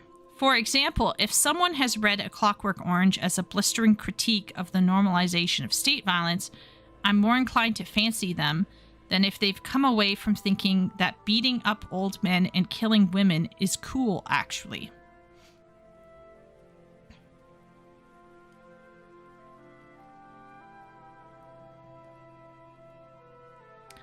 Yeah. So we got Clockwork Orange. So this is a red flag. Red flag is Clockwork Orange. Especially, it's a thought-provoking read. One of her favorite books, but if the person you're dating thinks Alex is some kind of aspirational anti-hero, it's safe to say you should probably run a mile. But I mean, there's like people like that all the time who are just stupid, but it doesn't mean that they're like amoral or bad people. It just means like they don't get it. Like, tons of people don't get certain things. There's people who play Final Fantasy XIV for years and don't get the point of the story. Okay. It doesn't mean that they're bad people or that they are going to, like, go out and pursue what it is that they enjoyed mistakenly about it. Catcher in the Rye is apparently no good. He's a patron saint for the disillusioned. And he's been idolized by some pretty questionable people in that time, including Mark David Chapman, the man who shot and killed John Lennon, and more recently, incels. So yeah, it's no surprise the book has become regarded as a little red flaggy. Tread carefully if you spot the book on your situationship's shelves. It could go the other way. I could start seeing red flags if I see anything by Donna Hathaway on your shelf, if I was like you. Wow, she put this book in, or he, just because their ex was banging on. I don't know what this book is about, but an ex of mine used to bang on about it all the time, and it's very annoying. So they just put it in here. This is great. I love the professionalism. The subtle art of not giving a fuck. I mean, okay, let's see. Dude Bro Canon. Hey, don't we have a Dude Bro in chat? Simp, do you like this? If I met someone who loved Pynchon, DeLillo, Bolano, or any other author from the Dude Bro canon, I'd be more inclined to think of them as interesting than as pretentious. So, in terms of what would be a red flag for me, I'll go with any kind of life hack book. If someone was really into books like this, I would assume they're boring, materialistic, and vaguely right-wing, and they would consider me lazy, unambitious, which is unfair, etc., blah, blah, blah. I have Catcher in the Fly, and I love it. Oh no, Leo. This article is a red flag? Yeah. A lot of these are classics. Half of the reviews of Goodreads are like this. Yeah. Like the 1-star Captive Print. Oh my gosh, don't get me started on the 1-star Captive. She literally what? Okay. All right. Before we start tackling Rick Riordan here, okay? The 1-star was so hilarious. And terrible and tragic It was wow. I you know, nothing like having a Missy come in and tell you how you should feel about a story. Okay, let's keep going. It should go without saying that in 2025, Harry Potter is the ultimate red flag book.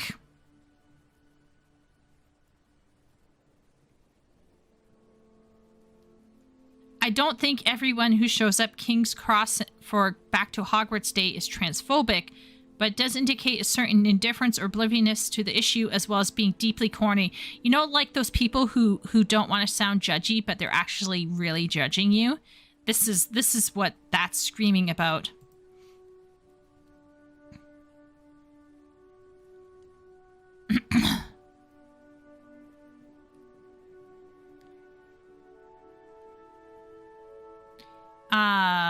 And she says that Percy Jackson is not the answer to it. To those people, I would say you're not actually faced with a binary choice. I'm sure the latter is perfectly fine children's series, although I remember reading the first one when I was 11 thinking I'm too old for this. I try not to be snobbish about other people's taste in fiction because I understand the appeal of reading purely for pleasure, and I enjoy some very pulpy and crime novels myself. While I'm not into romance or fantasy, I get it. Oh my lord. What do we have here? A comma caught off guard before the word because? Everyone knows that you do not put a comma before the word because. Only fanboys for and nor but or yet so. What the fuck is that comma doing there? SS or JG? What is it doing there, sir or ma'am? This is a fucking run-on sentence. If we take out this comma, which we have to because it's before the word because, you should be putting the comma down here before the word and. Or, you know, better yet, put a period, take out the word and then start with I. What a tragic writer. This person is absolute shit. Let's keep going. American Psycho, Bret Easton Ellis. Okay. I don't think owning a copy is a red flag. Okay, wise on less. However, if it was a straight man's favorite book, that would give me pause. Okay, so I'm safe with liking it because I'm a woman. It's a work of satire, and the message obviously isn't misogyny is cool, but it's so relentless, lurid, and explicit in its depictions of violence against women to the point where I would think, why are you enjoying it this much?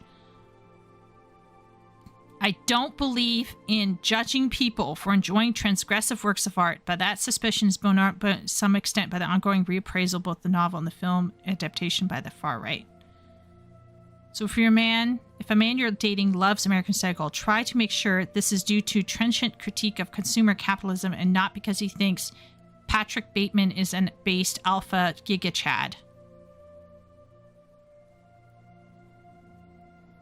I love how these people try to preface everything that they say with, I'm trying not to be judgy, and then they proceed to basically encourage you to view everyone as being potentially problematic. If they can pronounce Mikhail Houellebecq's last name without Googling it first, disengage immediately.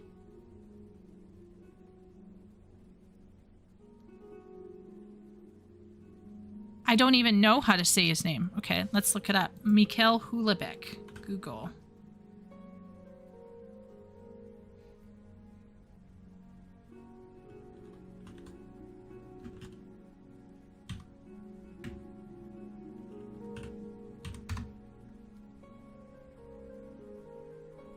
You are looking at Julian's pronunciation guide, where we look at how to pronounce better some of the most mispronounced words.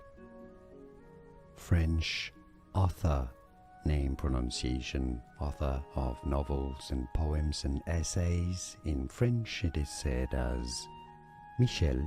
Yes, CH in French is pronounced as SH. Michel. Michel Houellebecq.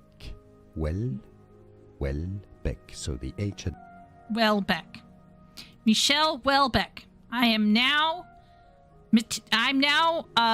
tainted. Michel Houellebecq. But 2001's platform, with its focus on sex tourism and rampant Islamophobia, is an even bigger and harder to justify red flag? Interesting.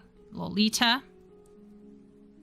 Erotic novel about a grown man who kidnaps a 12-year-old girl. Scary.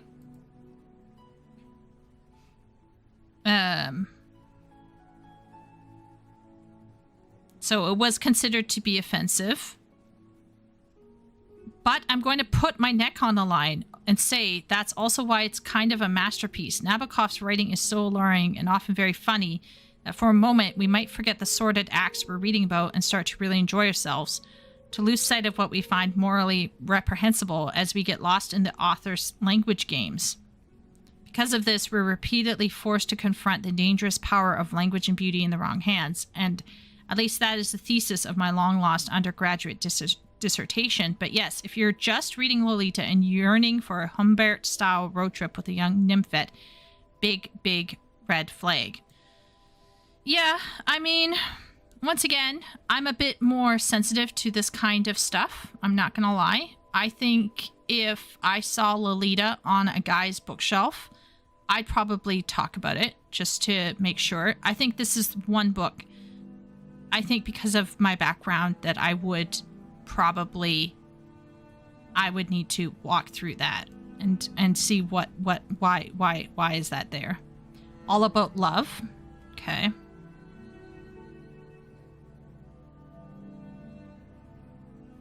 All About Love has become associated with a kind of performance for men. It often sits on the corner of their desks collecting dust, but it's there so that any potential romantic partner they bring home will be impressed by their supposed desire to engage with Hook's work and better themselves.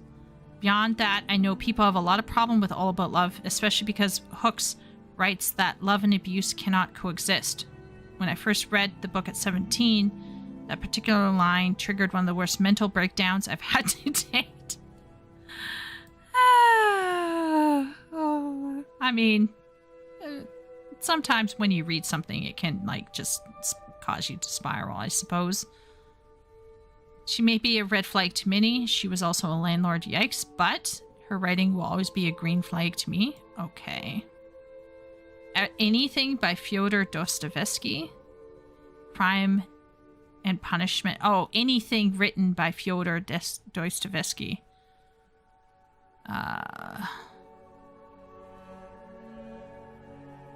Obviously, Dostoevsky's work are some of the most profound explorations of human condition in literature, but his characters are often spiraling into insanity of some description or contemplating a violent crime. So if the person you're seeing says they relate to Rodion Raskolnikov or Mitya Karazimov in any way, shape, or form, run a mile. You have been warned. Now, Karazimov. Fyodor Dostoevsky. Fyodor Dostoevsky. Let's see. I'm just checking here.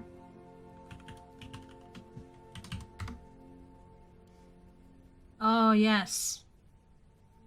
Okay. I see this right here threw me for a minute. Does anyone see the problem here? Karamazov is actually Karamazov. See, I actually read The Brothers Karamazov. Yeah. Now, which brother did I think was hot? I hope it wasn't Mitch. Was it Mitya? Let's see. I read it way back in the day.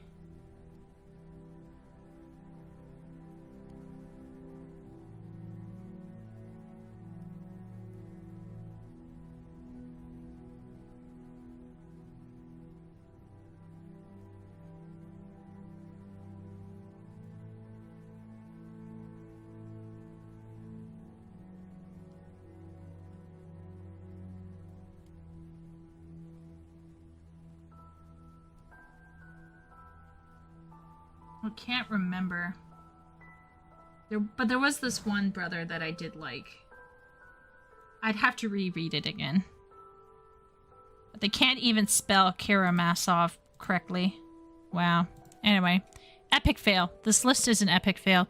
We got run-on sentences. We got shitty grammar use rules. We have poorly used punctuation. We have pretension. We have judginess. We have virtue signaling. We have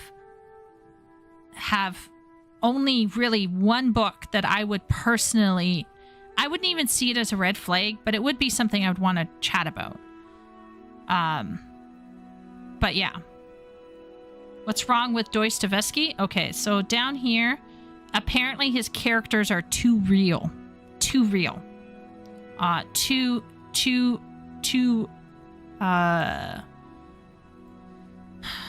insane and stuff. Okay, so I'm gonna scroll up in chat. Yeah, so back to what you said, Simp, I agree. A lot of these reviews, just like the review on Captive Prince, once again, you can like or dislike Captive Prince. You can like or dislike American Psycho or Lolita or Percy Jackson. I'm not saying that you have to, like, embrace every single book that's out there. But how you talk about it and how you start censoring people because, you know, you have some sort of bizarre or sometimes really, how can I say this? You're making a stance not because you believe in it, but because you're signaling to others that you have this stance. And I don't like that, so I don't like the virtue signaling about certain things. And another thing that I'm not a fan of is when it's a half-hearted look at something without taking into consideration other parts of the whole, particularly when it's like a series. Let's see.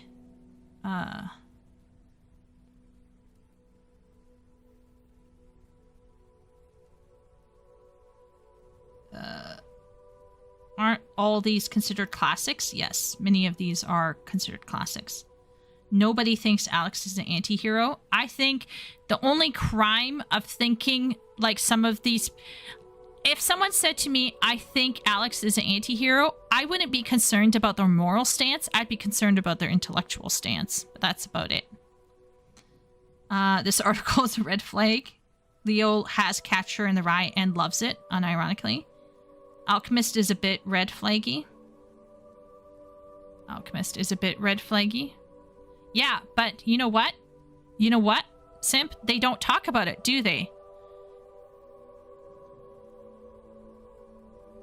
Right? They just talk about their ex. This is the stupidest review ever. We could have deleted this out and it would be fine. Funny how sterile modern parlance is when discovering lovers' affairs and the like. Yeah. Harry Potter. Maybe someone should tell the writer of the article that every normal person agrees with J.K. Rowling. Harry Potter, says Ben. Put a wide variety of books on your shelf to filter out as many people as possible. Oh my gosh. Deck. Ah. Chat, should I buy all of these books? Yeah. Chat, should Party buy all of these books? Dane, what do you think? Poor comma usage.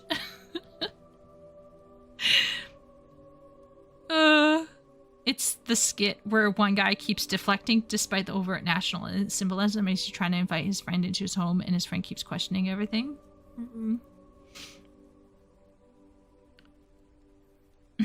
It's like saying Michelle Welbeck. I've read of one of Michelle's novels, but I don't remember its title, which I think indicates the impact it had. Willie, that is true savagery. He's elevated trash. I have Lolita, but I don't like it or think it is brilliant or whatever. So many red flags. Yeah, Leo, you're covered in red flags. You're practically a PDF just by having it. The F is wrong with this person.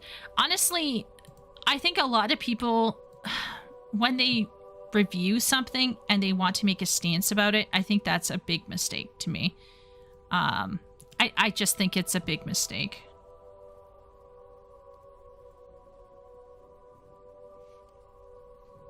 Dostoevsky. Try Solzhenitsyn. biatch. I actually want to read Solzhenitsyn. I actually want to read that. I actually do want to read it. Has book on shelf. You like beating women, don't you? Didn't Asmongold talk about that? Where like people low-key intimate, like you're buying pet food at a dog store and people like low-key intimate that you're an animal abuser or whatever. Like they're like literally waiting for you to be evil.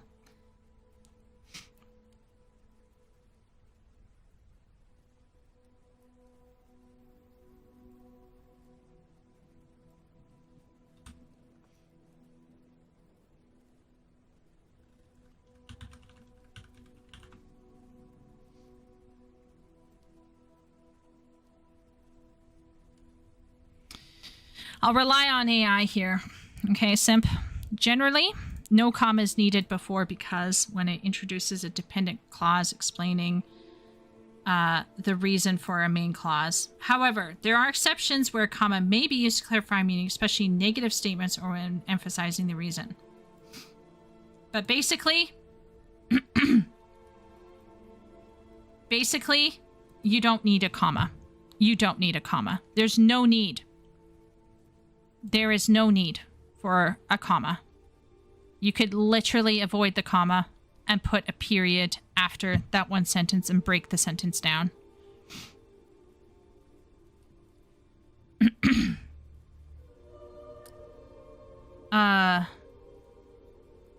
Yeah.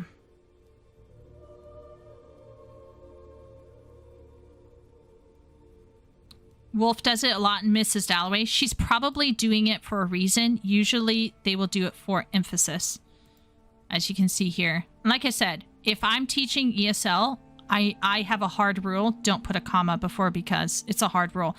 If you feel like you need to put a comma before because, you know, that's fine in certain situations, but that wasn't necessarily there. Bloody typos. Yeah. Has Harry Potter poster, you're transphobe. Yeah. The strum in which Chieko realizes she is a red flag. Classical Russian novels are a defined punishment for the hubris of literature. I liked Brothers Karamazov when I read it when I was younger. I didn't mind it. I found it to be a bit stodgy and boring. I think the biggest mistake with Russian literature, if I was going to be critical of Russian literature, would be, and I'm flying by the seat of my pants here, chat, because it's not my specialization. But do you know how we talk about people inserting their messaging into their creative product?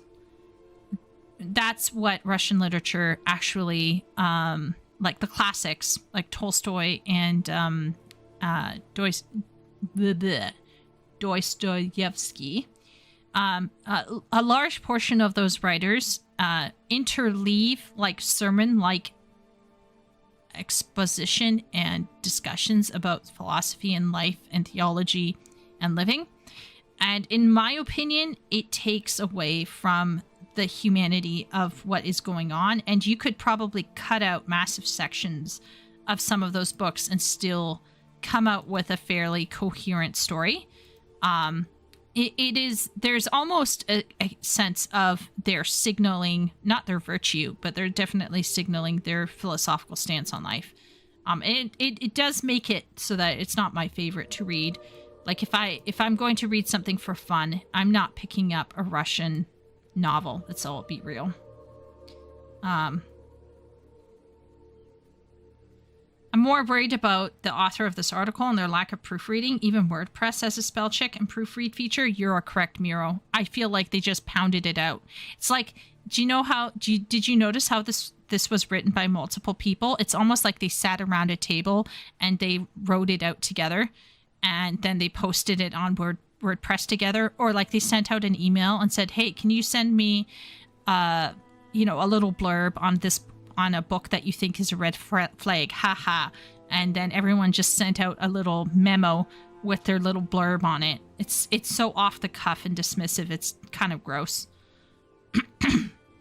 I thought Chieko was already aware of her red flags. What's worse, being anti-sodomites or being anti-autogynephiliac?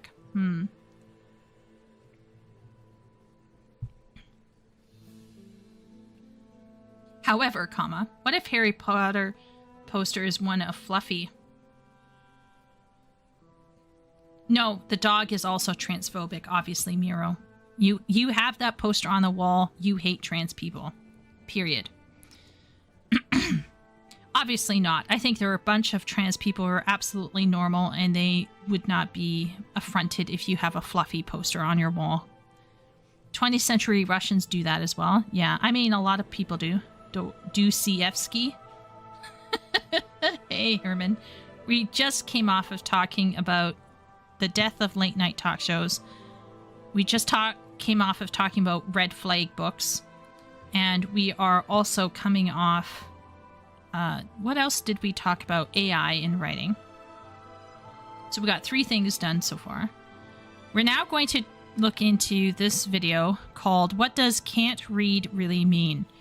So if someone comes to me and says, I can't read, what goes into your mind? Okay, so what goes into your mind when someone says, I can't read books, or I can't read? What crosses your mind when someone says that to you? What does chat think? I've been listening as I play my MMO. Oh, wow, Herman, thank you. Well, I hope it's been a good time in your MMO. The morning after they all got dumped. So what do you guys think? That they're lazy or aren't from a family of readers? Okay. So we'll go, I can't read. So what we think will be they are lazy. They are from a family who don't read. Okay. They have poor education. They read poorly or slowly. They can't read phonetically / comprehensively. They have interacted with someone that reads well and feel intimidated. There is that rare individual who underplays their ability to read because they are comparing themselves in their head to something else. Functional literacy can technically read, but extended reading does not conjure an internal mindscape. Okay, so they can technically read, but can't hang in there for extended reading. That's how I'm interpreting that, Wooly. Let me know if I'm wrong. Okay, I'm going to be honest. I think that when someone says, I can't read, I mentally check what I know about that person. And usually, it comes down to 2 things. They are lazy, they are poorly educated, or they are from a culture where reading is not prioritized. So this reading poorly or slowly, not able to read phonetically or comprehensively, that is all related to education in my head. Another thing that also comes to mind is dyslexia. They can't read, period. There are some people who struggle with legitimate disabilities. And yeah, that can be also an issue. And in certain contexts, they can't read in the language that we are discussing about. So because I'm an ESL teacher, I'll ask my students, do you often read? And many of them will have to clarify, I read a lot of Chinese books, but I'm not reading a lot of English books. So it depends on the context. Unable to abstract, only reads literally. So there, and also I can't read. What do we mean by reading? Are we talking about just reading for fun or reading critically?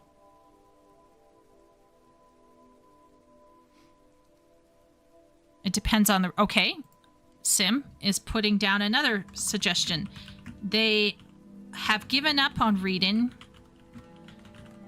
because they keep trying to read beyond their level, which is oh, that's another one. They don't consider YA or romantasy as reading. So you say, oh, do you read? And they're like, no, I don't read. But in fact, they're reading like manga, or they're reading young adult novels, or they're reading romantasy, but they simply don't consider it as reading. So yeah, that's a very good point. Edit literally to concretely. Right. So they can read concrete. They can read concrete. Let's say concrete pieces of writing. But struggle with the abstract.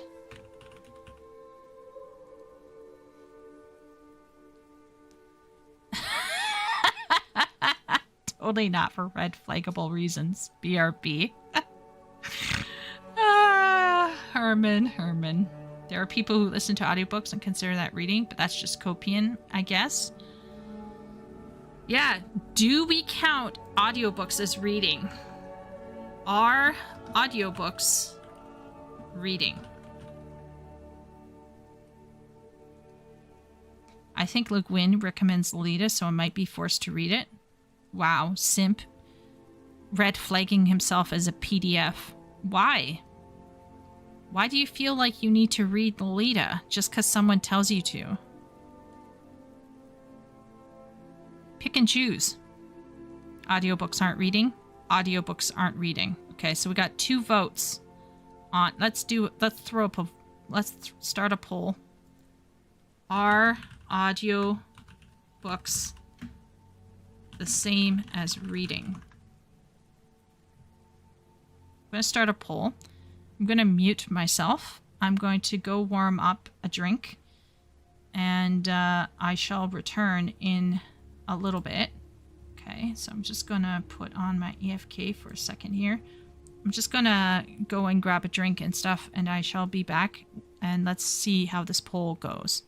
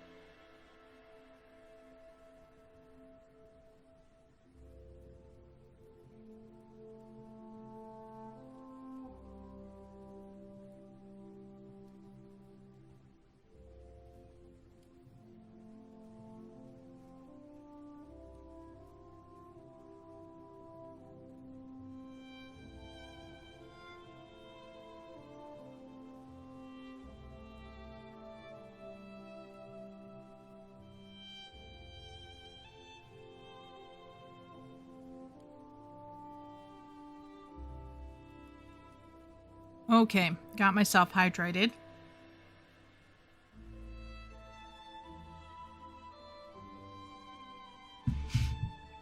All right, let's see what chat is saying. So far, Simp said audiobooks aren't reading. All right. Based. Leo, audiobooks aren't reading. Based. Jonathan, I don't count audiobooks as reading. It's passive. Reading is active. Based.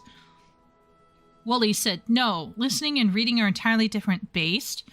Math teacher Josh, I don't think audiobooks are reading. Based. Okay, so we are of one mind here. I just don't think audiobooks are reading. Now, if someone said to me, I listened to an audiobook of Oliver Twist, I would count that as better than them not reading it at all. But I think there's something about training your brain and your mind to engage with text on a page or on the screen if you're reading it, digitally. I just think that there is a complete difference. But I don't want to shit on people who genuinely struggle with reading. My own dad, for example, is an extremely slow reader. And English was not his first language. And it shows, right? It really shows. Wow, we got 11 votes. And all 11 are saying no? How many? What? Okay. Wow. We got a bunch of people in here. Welcome in, everybody. For the lurkers and everybody who's not lurking. Okay, so I'm going to leave the poll up just for a little bit longer. But so far, we're standing at 100% with people saying no, audiobooks don't count. And I just feel like there's something about reading that is so engaging. I love me a good book. Honestly, actually, Wooly, do remind me, if you can remind me as well if I don't reach out to you. I wanted to ask a favor of you. I need your Liam Neeson Jewish speaking, Hebrew speaking, I should say. It's not Jewish, Hebrew speaking voice. Please and thank you. Thank you. Our pastor has been recently preaching through Job, and my mom was like, could you imagine hearing God telling, like, answer me, man, or whatever, in Hebrew? And I was like, actually, I could. So, Wooly, I need you.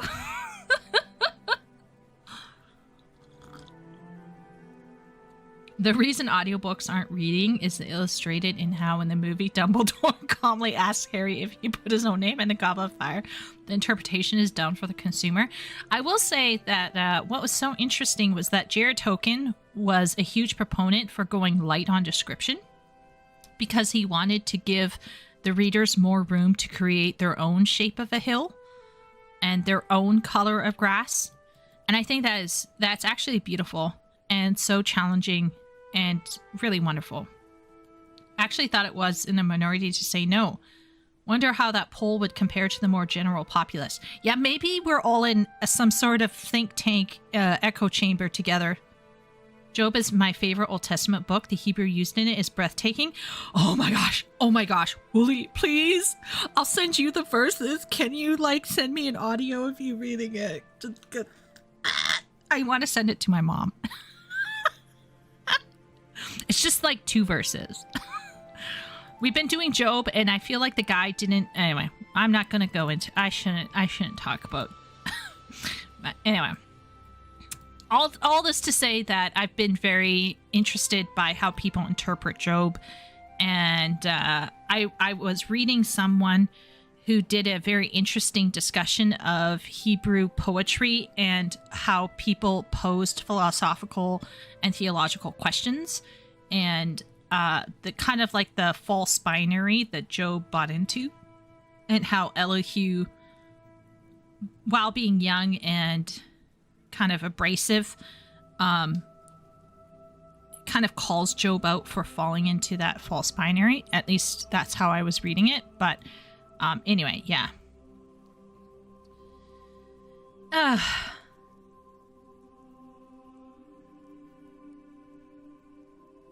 Oh, right. Yes, I need to remove the sign. Thank you so much. There you go. How about that? I need you to put the sign away. Yeah. Okay, sign gone away.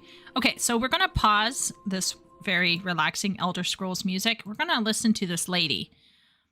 This lady, I don't know if she's the face of this channel. The channel's called The Reason We Learn. And then in the description it says, since I shared the Atlantic article about students even at elite colleges who can't read, I've seen a lot of people asking what that even means. Parents in particular are incredulous because their elite college students graduated with honors, presumably from high school, high grade point averages, and even standardized test scores. I've even seen some people argue that it doesn't matter if their student can't read an entire book or won't read an entire book in college because their job won't require them to when they get a job. So I just want to explain what it means when we say that someone can't read, because there seems to be a lot of confusion about what reading is, first of all, and what can't means in this context. Okay, so that's where I said, what does read? Wow, sometimes I amaze myself. So the first question that I asked was, what does can't mean? Can't read. And then my second question, if you guys recall, was, what does it mean to read? Because there is phonetically reading something, then there's reading for comprehension, and then there's reading for inference, synthesization, and analysis. So there's like 3 levels of reading that you can really achieve. And that's not even putting in, let's say, literary theories of reading and critical reading. So that's a completely different other thing. So let's hear what this lady, what she has to say. 19 minutes. I think we can survive this. Let's pump her up a bit. She's in a car. I need to do a car stream like this. Okay, let's hear what she's talking about. So yesterday I did a piece on Substack about the news out in the Atlantic this week that elite college students can't read, or can't read whole books, let's put it that way. And I've been asked a few times privately, so I'm going to go ahead and say this publicly. What do you mean can't read? And there seems to be some confusion about what it means to be able to read. I think a lot of people picture someone who is literally illiterate, who picks up a piece of reading material and needs someone else to read the most simple thing to them. They can't even write their name, and they're walking around the world completely lost whenever they see the written word. No, that's not what we're talking about. Reading and decoding are 2 different things. So decoding would be, I look at the word and I'm able to make out what the word is. In other words, the sounds strung together to form a whole word. And I can tell you what that is. I can look at it and I recognize it and say, it's this word. And you arrive at that either by learning phonics, so you can sound out the word if it's a word that can be sounded out phonetically, or by memorizing sight words like the, okay, which you're not going to be able to sound out necessarily unless you know the TH sound is th. That's one of the TH sounds, one of the TH brothers, as we call them. But regardless, so you were either taught some blend of phonics and memorization, and you're able to decode words. That gets you to about, let's say, 1st grade. Now. Okay, so I want to say she's starting off really strong here. I'm really liking this because she's absolutely correct.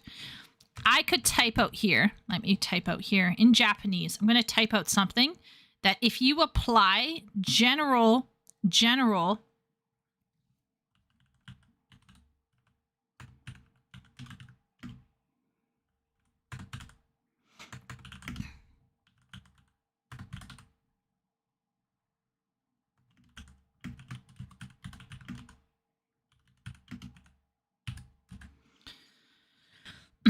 if you learned the beautiful thing about Japanese is they only have 1 vowel sound for each vowel. It's great. They don't have this short, long bullshit. I mean, the short long bullshit they do have, but it's like physically short long. It's not like a different sound short long.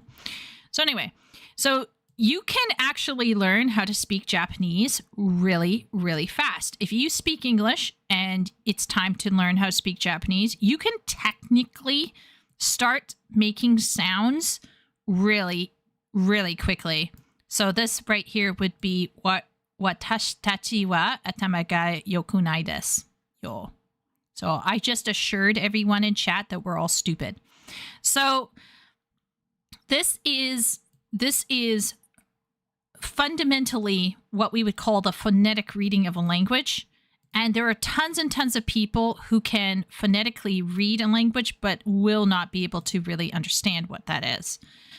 And there are some I have actually met in lower education areas. So we grew up in what we would call an economically struggling neighborhood.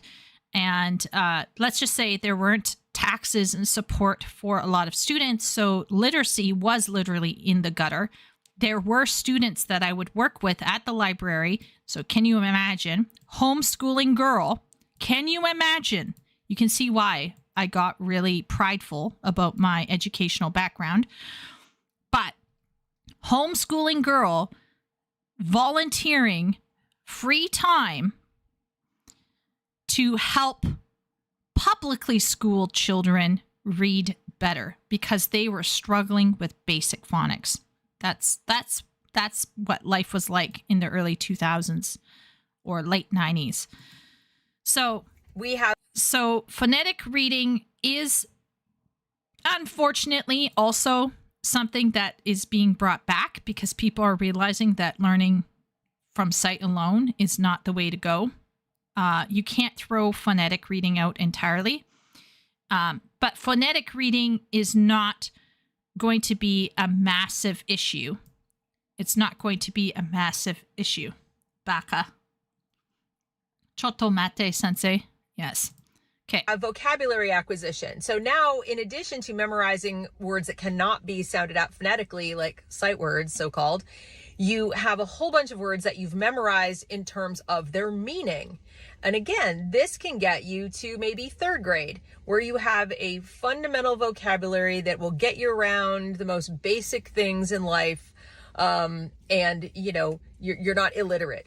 You're about third grade, and you could have quite a number of words by third grade, especially if by third grade you are reading fluently enough with the decoding and the vocabulary skill that you're able to pick up new books with new vocabulary and roughly make out what the meaning is from the context clues, or you're motivated enough by your fluency with the rest of the sentences to look it up. Or even to ask an adult or somebody, what does this word mean? Like, it's the only word in the sentence I don't know. And then you're likely to remember it because it's maybe one or two on a page that you didn't know, and so on. So you have...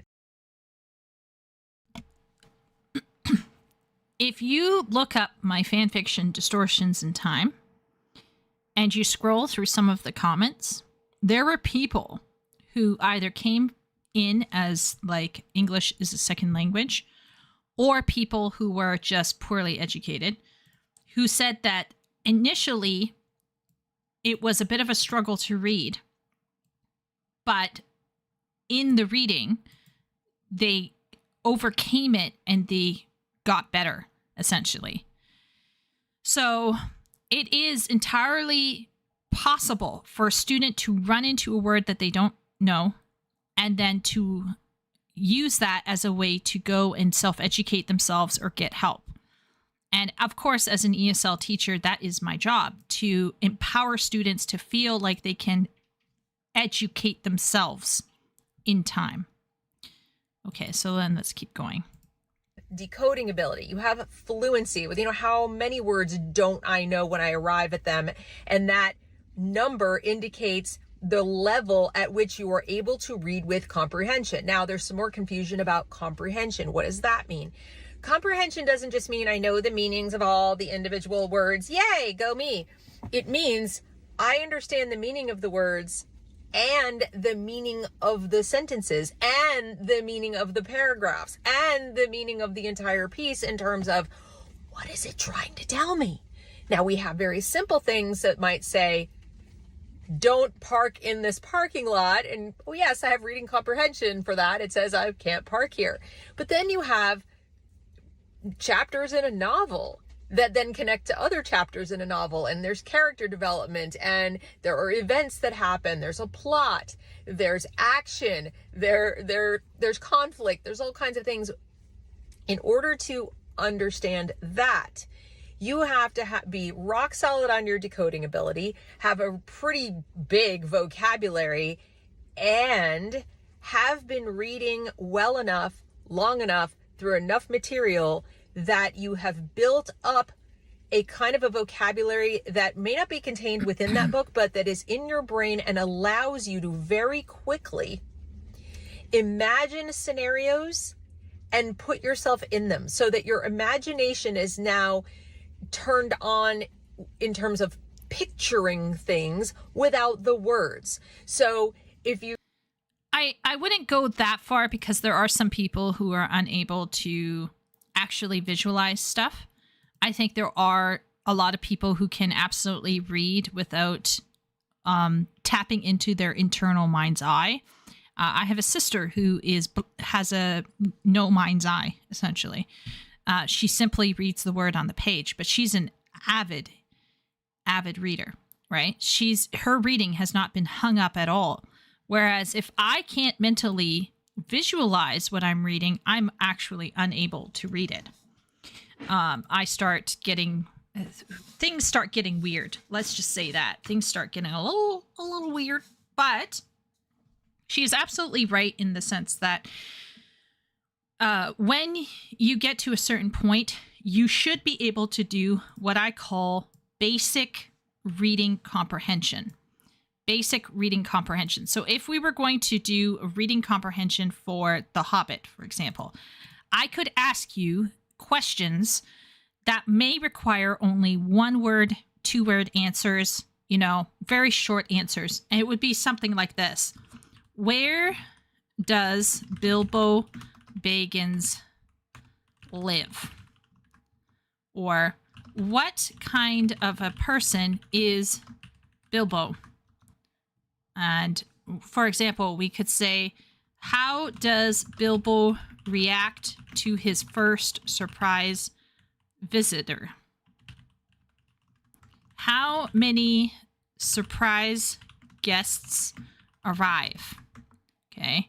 And these are what we call basic reading comprehension questions.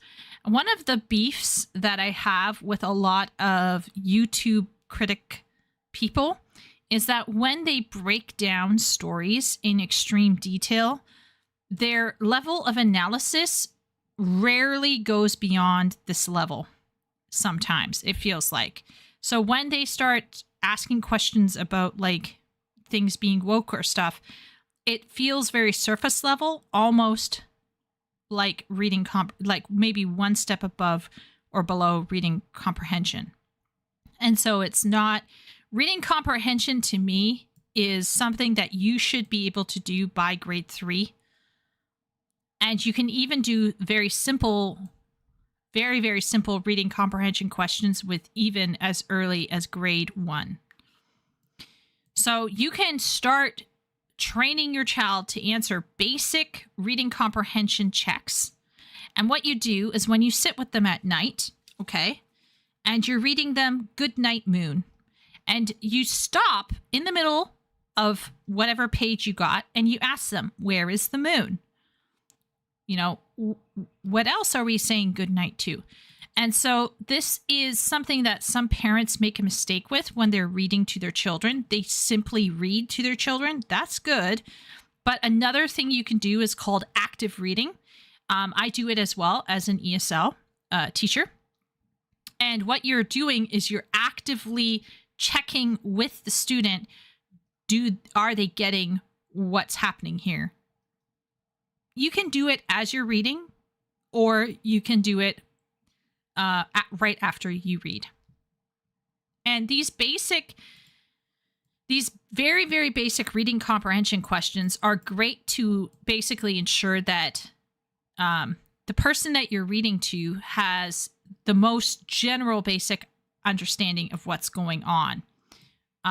This question here and the second question, what kind of person is Bilbo? This can sometimes border into that other level that I was talking about, where you have to use inference to make an assessment. But it's still not as high level as it could get. You know, so for example, I read this one ridiculous piece of writing that was like trying to apply Freudian reading to The Hobbit, which was hilarious. So that was answering the question, what does the Hobbit hole represent? And I think if you start asking that question, that's where you get into actual literary analysis. That's what literary analysis is about. That kind of stuff.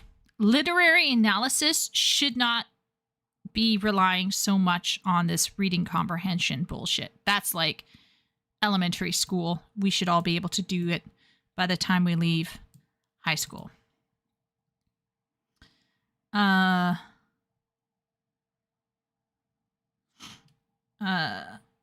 Reading English novels and games is how I established my primary vocabulary. I wasn't patient enough to wait for a translation. That's fair. Bilbo lives in the shower. Yep. I see we're talking audiobooks now. Yeah, we were just asking are audiobooks the same as reading? And the answer is no.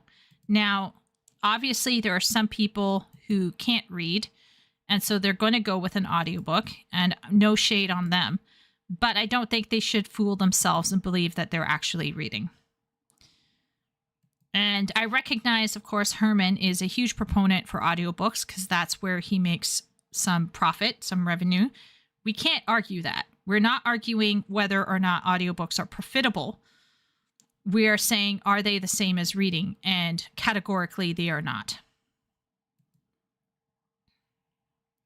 Sorry, everyone. It was a UTC reset in WAS, and I was running number 5 Alliance.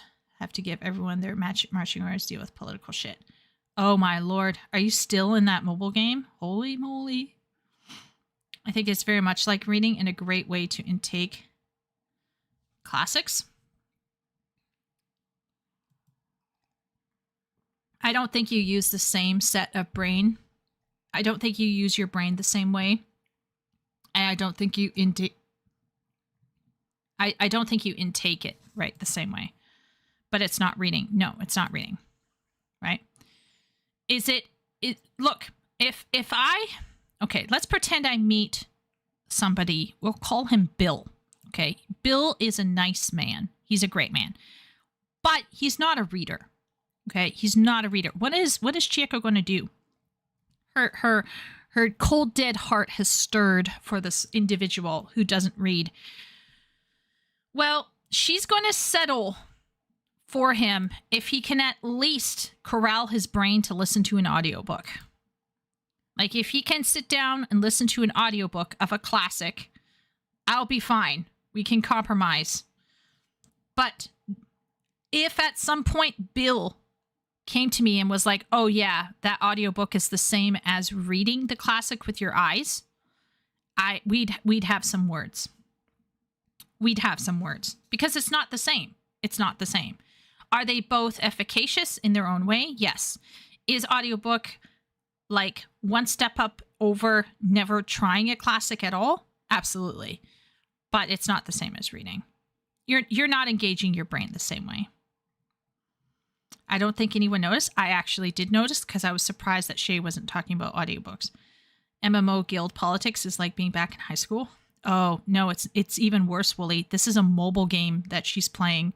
I'm pretty sure it's Whiteout Survival. So think about that. Chew on that, Wooly. It's not very much like reading. It's almost nothing like it. It's Herman says it's reading. The point of reading is to transfer a story or information to a recipient. If a person does not have time to read, nothing transfers.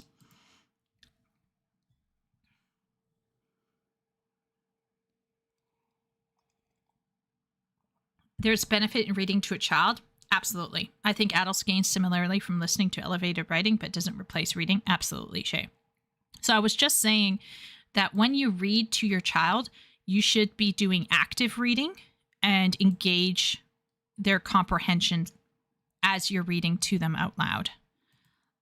So that it's not just a passive intake, and that it is in fact, an active engagement with the text that they are listening to as you read it. And many times as well, there are some adults who will read with their child in a different chair or in a bed, right? But there are also adults who will sit and read with their child side by side, and they're looking at the text together. And that's a valid, if not even more valid way of going at reading together, is to have them also reading out loud with you. My dad would read to us a little bit, but what actually improved my reading skills overall was reading out loud to my mother. So my mother would actually have us reading Bob Jones readers out loud, as well as this other one, which was mostly focused on animals. I forget what it was called. It was like these really boring nature things that was like going on and on about nature. Like, see this robin, it flutters in its nest. The spring is about to arrive. Does anyone?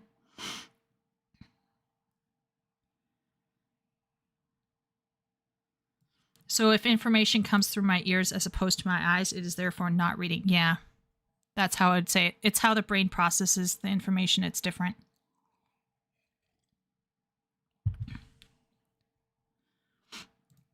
Listening is not reading, period. Now, once again, I'm not shitting on audiobook readers. Audiobook readers don't need to feel like they're less than out here, okay? I'm not trying to say that, but what I'm trying to say is that reading requires something different from your brain. We know this is a biological fact.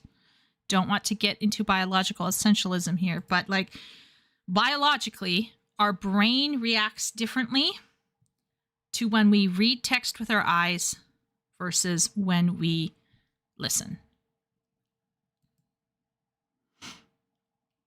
It doesn't mean you're not learning, but you're not training your brain in the same way. Wow, Shay and I, we're like, woohoo. And once again, I am not trying to also suggest that Herman can't make money effectively from audiobooks. Herman makes a lot of money from audiobooks. And the reason is because I think that there are a lot of busy people out there who are not able to prioritize sitting down and actually opening a book and reading. That's part of it. But as we said up here, when people say, I can't read, they are either being lazy, they have poor education, they're from a family or culture who didn't prioritize reading. They read poorly or slowly. They can't read phonetically or comprehensively. They have interacted with someone that reads well and feel intimidated. They can technically read but can't hang in there for extended reading. They can read concrete pieces of writing but struggle with abstract. They can't read, period. Let's say dyslexia or genuine illiteracy. They've given up on reading because they keep trying to read beyond their level. That has actually happened to a couple of my students.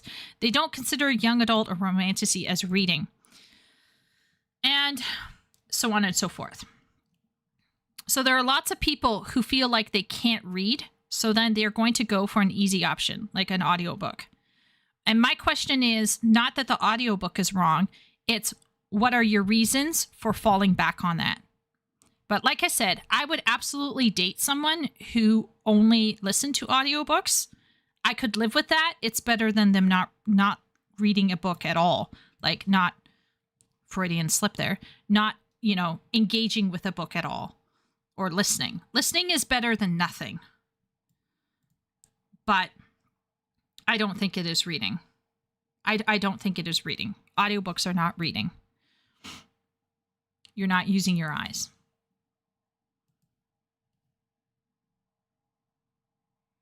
A is A, not A is not A. Basic categorical logic, yeah.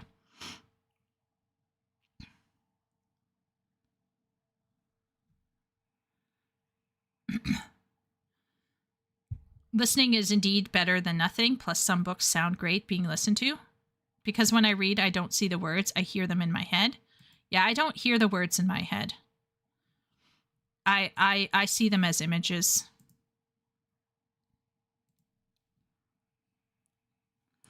Sight and sound are modes of sensory input. That is it. The information, that's important. No. No, I disagree, Herman. Unfortunately, you and I must part ways here. The skills that you gain from reading and the brain exercise that you experience biologically from reading are crucial and are necessary for almost all individuals. To dismiss reading as being just the same as listening is, yeah. Anyway, let's move on.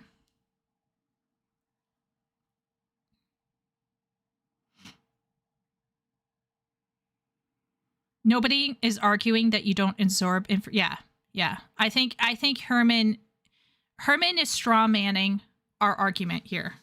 We are not arguing that you can't gain information or can't gain a story from listening. We're simply saying listening and reading are two different things and engage the brain differently. And that reading, therefore, since it engages the brain differently, has a different set of skills that most people should develop if they are to be functioning individuals. There is a mental and personal discipline that is involved with reading. And I think audiobooks are fine, but if a person is relying only on audiobooks because they refuse to train their brain to engage with material with their eyes, I do have some questions. I do. It would be the same thing if someone struggles with, so for example, I'm someone who struggles with the opposite. I struggle with taking information in audibly, and I consider this to be an imbalance and a flaw. Because when I go to church and if the pastor isn't engaging in a certain way, he will lose me. And part of it is because I haven't mentally trained my brain to listen appropriately to audio input. And I will spiral out of nowhere. And praying, oh my Lord, when it comes time to pray, oh my Lord, the rabbit holes. So I do not consider it a strength. I consider it a flaw because I haven't trained my mind to stay focused. Similarly, if a person has not trained their brain in order to be able to read with their eyes, not listen, then there's a problem. The best part of physical reading is I can easily skip over cabbage head chapters and superfluous romance scenes. I also like how you can control the speed. Yeah, and control how much you want to read of something. Yeah.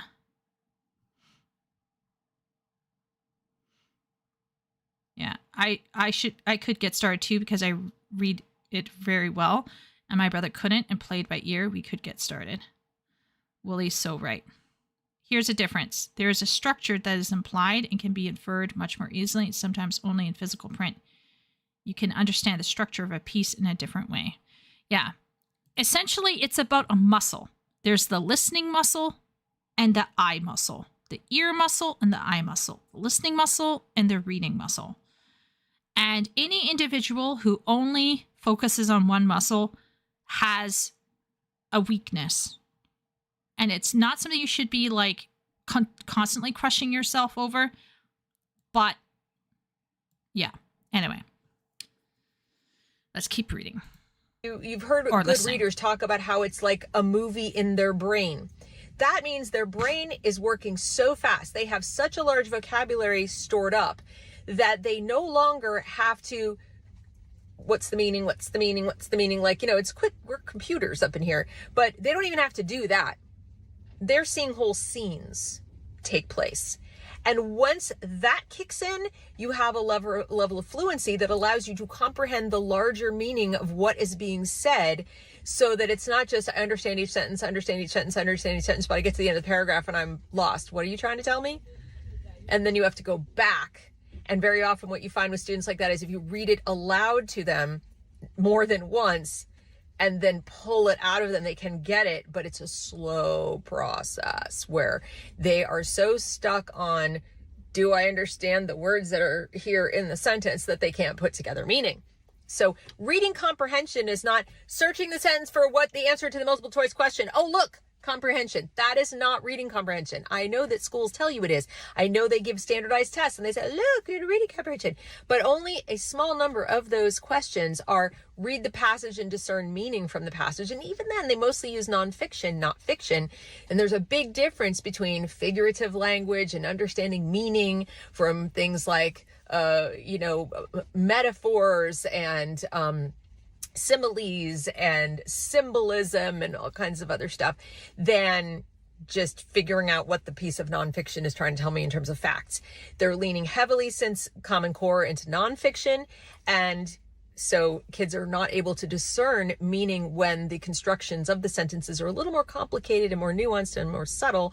And what that does is make them very susceptible to propaganda, because while you might say propaganda is nonfiction, and that is that we're not reading about, the Capulets and the Montagues or something in Romeo and Juliet, it's still not really nonfiction in the sense that it's propaganda. It's not necessarily true. So whether the student can figure out that what they're reading is a narrative, doesn't have enough information to be considered truth, that things aren't verifiable in there, or that there is a framing to it that is a little bit misleading, that takes a level of reading comprehension, you guys, that is certainly pre-collegiate level, like secondary level.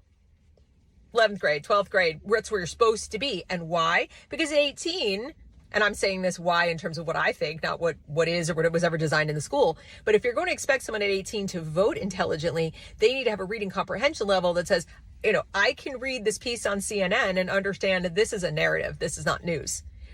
You know what? This framing is very beneficial for this person and not that person. I need to go find something with a slightly different framing, or I need to at least recognize its framing and pull out the facts and decide for myself.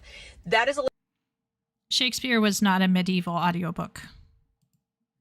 That's a play, not the same thing. Audiobooks aren't fast enough for me anymore, which makes me sad. I loved them as a kid, but I read about 4 times audio speed, unless the audio is Ben Shapiro. Good night, Simp. Rest well, Simp. Okay, so I just want to pause here and talk about, let's take Romeo and Juliet.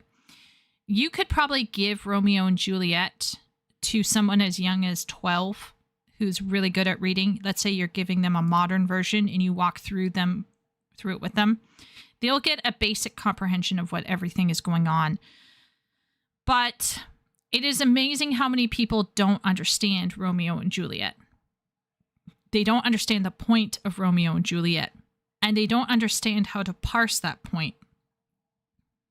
So what happens, I think, is that maybe because teachers are pushing students in through so fast, they have like these test set questions that are like, what is the meaning of Romeo and Juliet? And if they get this basic understanding of Romeo and Juliet, then it's like, ding, ding, you're fine.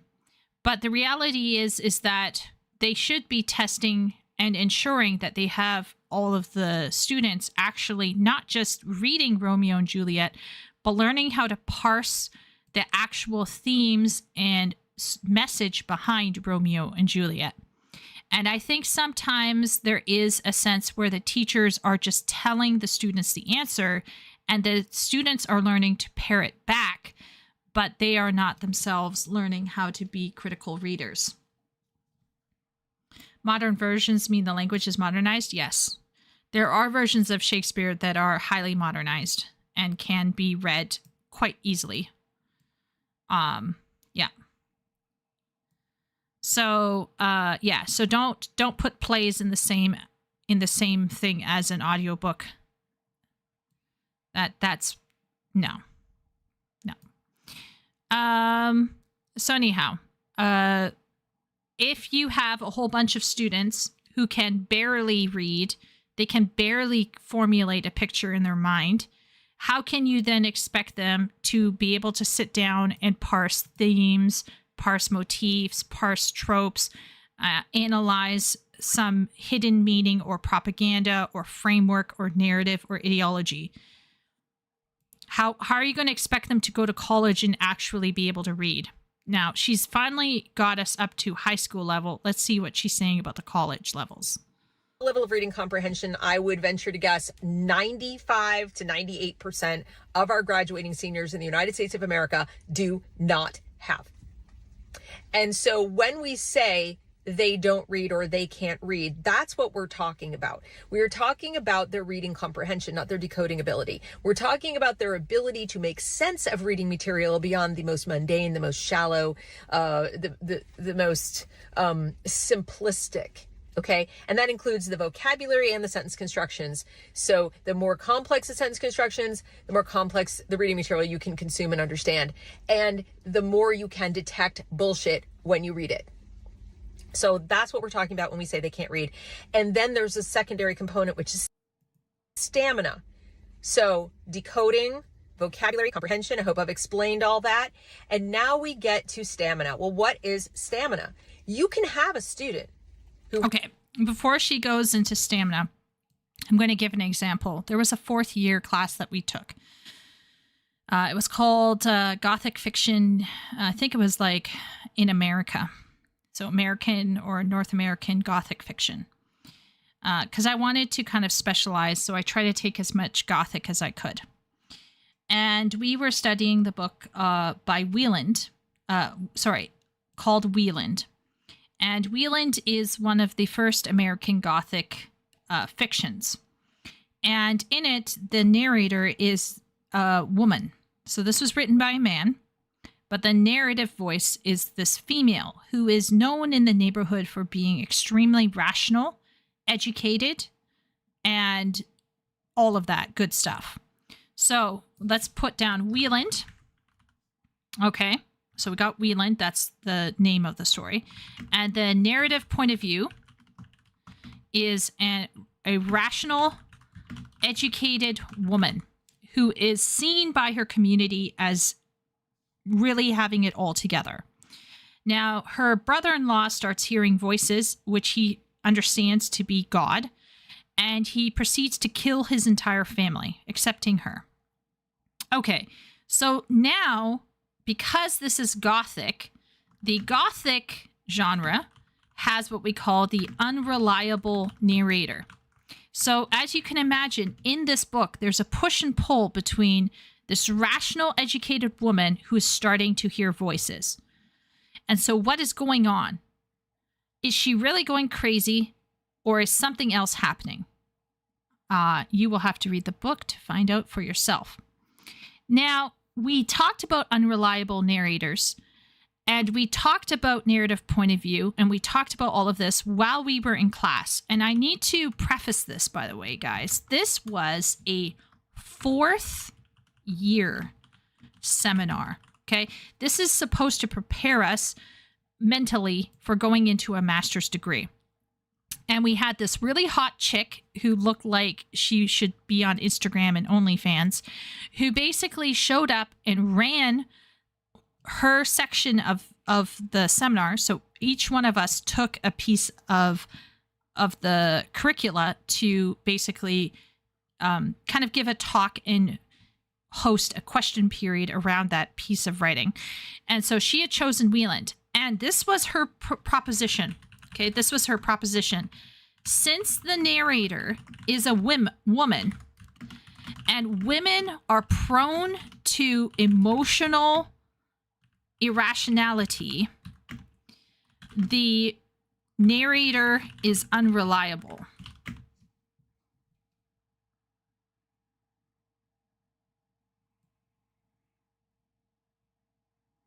That was her take. And she based it off of a couple sentences. And this was the most funny part. She based it off of this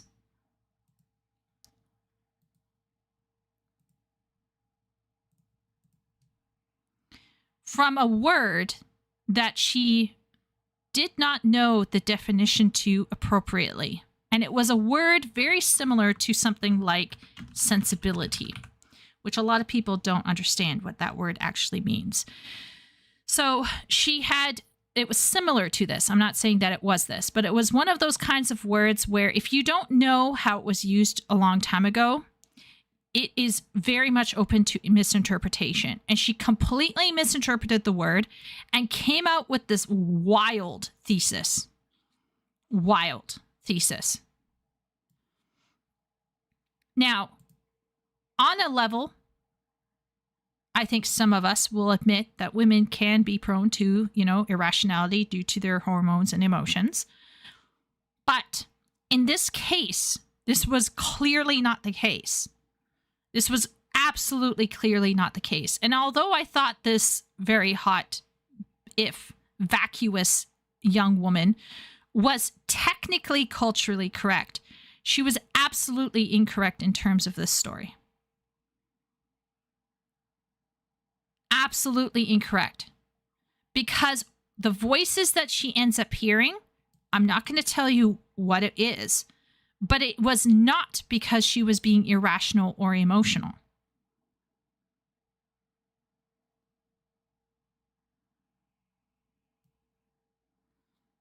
And this is absolutely wild. And you know what was hilarious? Everyone in that classroom had nothing to say because she was a person of color. And nobody was willing to say, bitch, you stupid hoe. And nobody was willing to say, oh, hey, by the way, this is incredibly misogynistic of you to say. No one called her out. I got called out by the professor, but no one called this girl out. Now, granted, the professor that called me out for the other thing was in a different class and was a different professor. The professor running this particular class was much more gentler. She was a nicer lady. But the point what I'm trying to say is this girl completely missed everything. It was insane. 4th year seminar. What are you doing?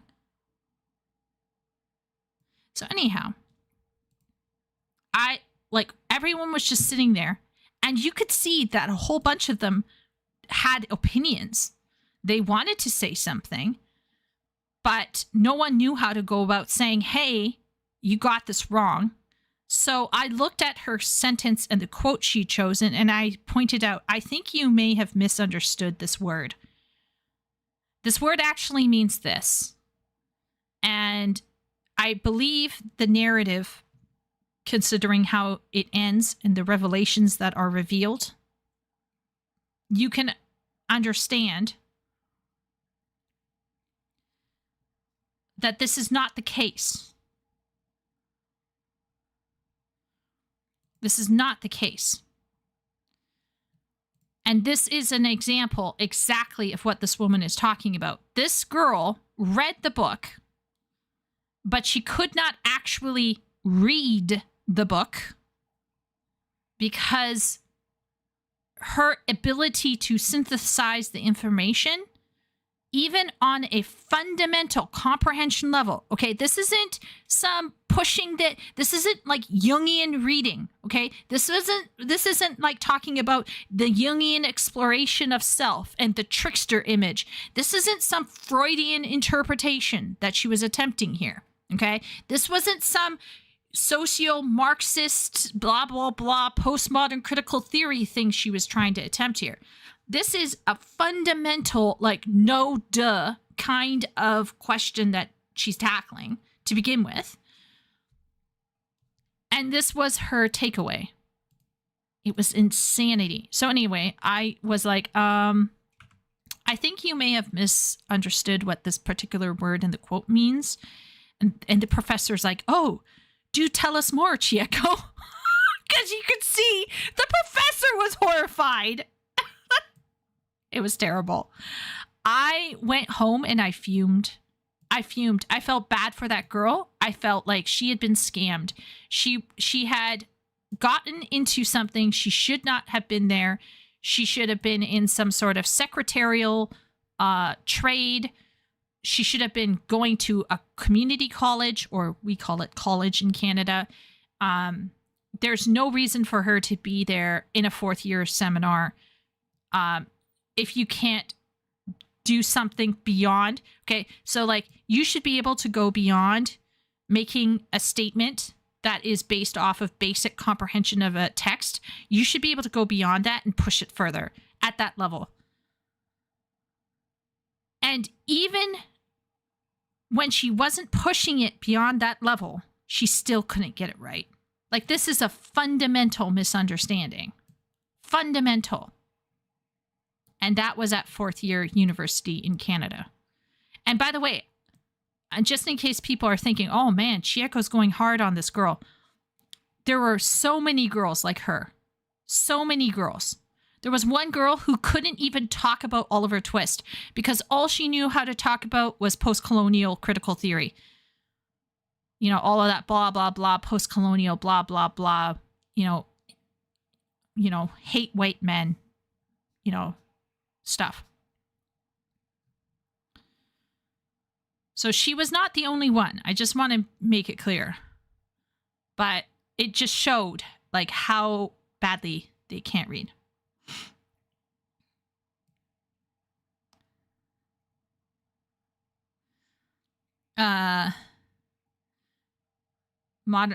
Is this video arguing that you can't critically intake info without reading comprehension though? Because being able to read well, I can't relate to reading ignorance. It doesn't seem like being able or resistant to actual reading doesn't seem like it could limit intelligence or discernment necessarily. So what she's talking about, Shay, just in case you missed out, there was an Atlantic article about students at elite colleges who can't read, air quote, can't read. And people asked this lady, what does it mean to not read? So we first asked ourselves, what do we think we can't read means? Is it that they're literally illiterate and unable to phonetically sound out what you're reading? And the answer is no. So decoding, in her estimation, is not one-to-one with reading. Or rather, you could say decoding is the path to reading. And so she is arguing that when people say somebody can't read, they're actually saying they are unable to. They can do basic comprehension, but they're not able to do much beyond basic comprehension. And in my story, we have someone who could decode, aka read phonetically, but since they lacked access to this one word, I forget what that one word is, they completely misread a book. I personally don't understand how reading is linked to building pictures in your mind or how kids need to learn that. I've never had to learn that ability. It just came naturally. That's not what she's saying. So what she's saying is we all have the ability to, well, I should say not all. There's a bunch of people who suffer from being unable to build pictures in their mind's eye. What she's suggesting is that if you were to enter the brain of a small child learning how to read, the pictures in that child's brain would be stuttering like they have low FPS because their processing of words and their processing of the story, like you won't understand this unless you have taught kids how to read, which by the way I have. The FPS, if you will, of their brain causes the picture to stutter. And in fact, some of them get so focused on just reading the phonetics or just understanding that sentence that they fail to take in the larger picture. However, as time goes on, if people keep working with you in your reading, your ability to process sentences as a whole allows that FPS problem to eventually disappear. Your FPS gets higher. And what happens is you are then able to essentially move the movement in the scene without stuttering, without breaks. And basically, you can actually achieve a state where you are like Shay or like me, where your reading is faster than a person is able to speak. And you are able to consume something really quickly. Now, that doesn't mean that when Shay and I consume, we consume entirely. So that's one reason why I love rereading books, because I can always find out little details that I might have missed the first time around. But I think that some people have such low reading comprehension skills that if we went into their brain, we would have a series of jarring images in their head. But none of those images would work toward a complete whole because they're so focused on the sentence or just the paragraph. It takes them extra time to contextualize everything. And it's probably really down to just not reading enough. They just need to read more. She went full manosphere. Do people really need to learn this? Ben hit her with actually. Cleopatra was black, Chieko. Don't you understand? Cleopatra listened to audiobooks. She knew the difference, though. This is going back to her conversation about archaic languages earlier today. Yes, Shay, it is. You need to read words on paper and see root words and know what they mean and how they go together and when and why. And you need to read words with your eyes. Yeah. Now, once again, I don't want to judge an individual like Leo's now cracking jokes about blind people. I don't want to shit on people who can only process something through audio. I don't want to shit on them because my own dad struggled with reading. He never completed high school. He's a high school dropout. Do you know the one course that he would need to do in order to get his high school diploma is English. He's missing a couple courses in English. He just couldn't and wouldn't. So he ended up going into construction work and he met my mom. You know, they became missionaries at one point, had lots of kids, permanently impoverished for much of my childhood until later, because my mom has a high school diploma, not much else, and my dad doesn't even have a high school diploma. Now, I love my dad very much. He is one of the wisest people to me on this planet. And to this day, my dad is an extremely slow reader.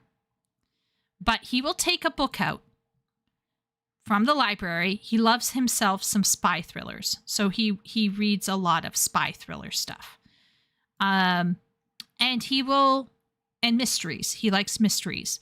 And so he will read. But he is going to read something extremely slowly compared to my mom and me and Shay. But my dad is still doing it, even though it's difficult. And that's why I respect my dad a lot.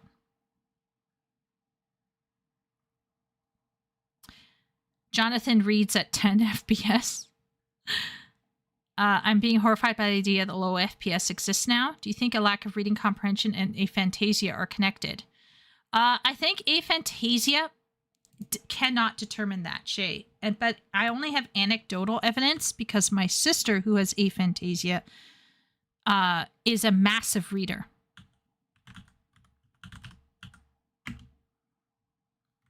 How many people have aphantasia? According to Google AI, aphantasia, the inability to form mental images, is estimated to affect 1% to 4% of the populations. Other research indicates it could be as high as 2 to 6%.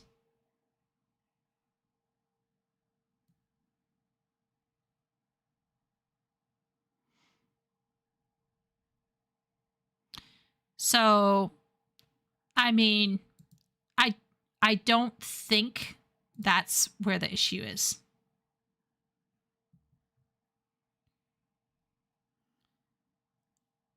You need to read words. I remember being exposed to this idea in high school. My 11th grade teacher expressed to me that depending on the work, he would read whole pages at a time. That was amazing to me as I was limited to sentences. Yeah. It's a weird form of art. Like I would frame those pages and put them on a wall. 1 to 4% is an insane jump in population numbers. Yeah, but that still doesn't explain why people are being really shitty in college. You know what I mean?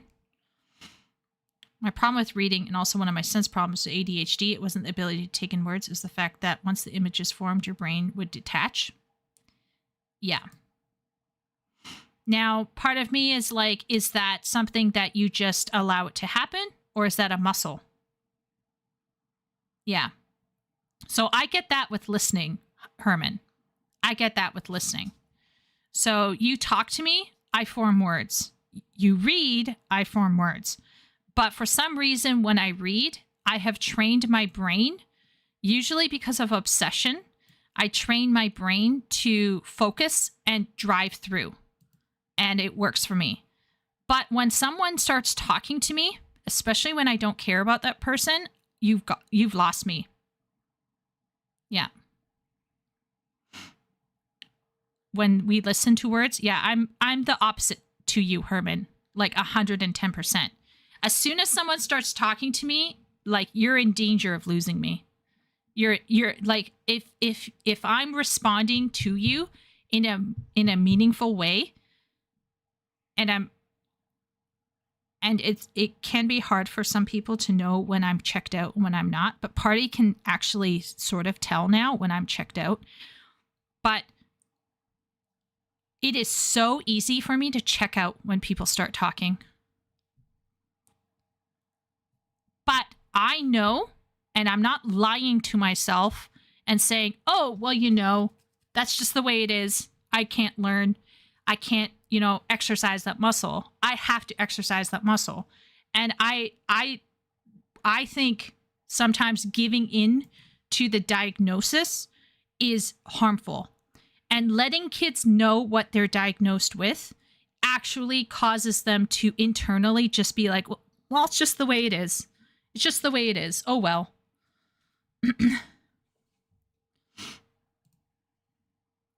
I have ADD as well, and longer books could lose me. I would keep on reading in a haze and have to track back at it. It's a muscle, right? So Herman and his son have a listening muscle that's really strong, but their eye muscles are weak. Wooly seems to have an issue with his eye muscles as well. For me, it's a listening thing. I don't know what is my issue. But as soon as someone starts talking, and if they start getting, oh my gosh, praying is the worst. I don't know what it is. But my mom would be like, focus yourself and imagine that you're in heaven standing before the throne of God. And that was a mistake. that was a mistake. Okay. Well, just imagine the people that they're praying about. Well, that's a mistake. It's a genetic preference. It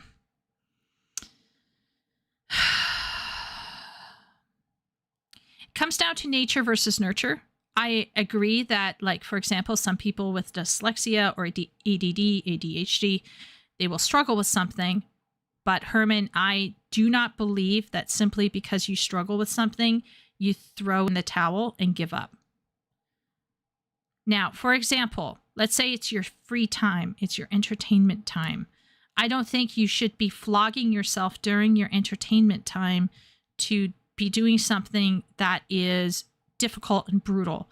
So, for example, let's say my mother wants to relax on an evening. I'm not going to go to my mother and be like, okay, Mom, it's time to learn how to play Elden Ring, right? Let's say Wooly wants to spend a chill evening at home. I'm not suggesting that Wooly put himself out there and start reading a massive book that's going to really weigh him down.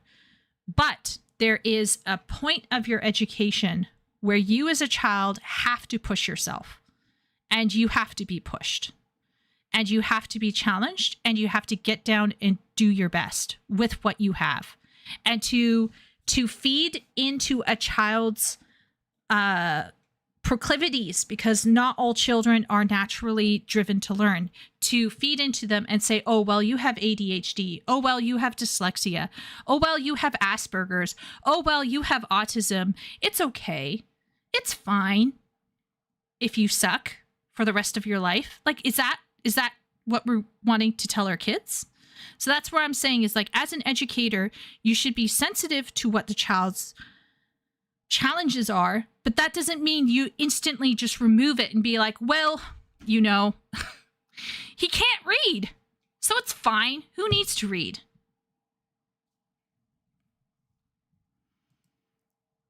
So that's where I'm saying, like, it's the same thing with the left-wingers, with the whole, like, well, I'm just born this way. Bitch. You know, asshole. Shut up. Right? You can't come to me and just say, oh, well, you know, it's the way I am. Well, maybe you need to work on it. You know, I had to work on it, right? I wasn't born with a filter. I was basically guilted into having a filter by society, because society expects women to manage what they say. And I had to learn that the hard way. From, I would probably say, quite a lot of people had some input in my life and would socially shame me for being quite verbally blunt and honest.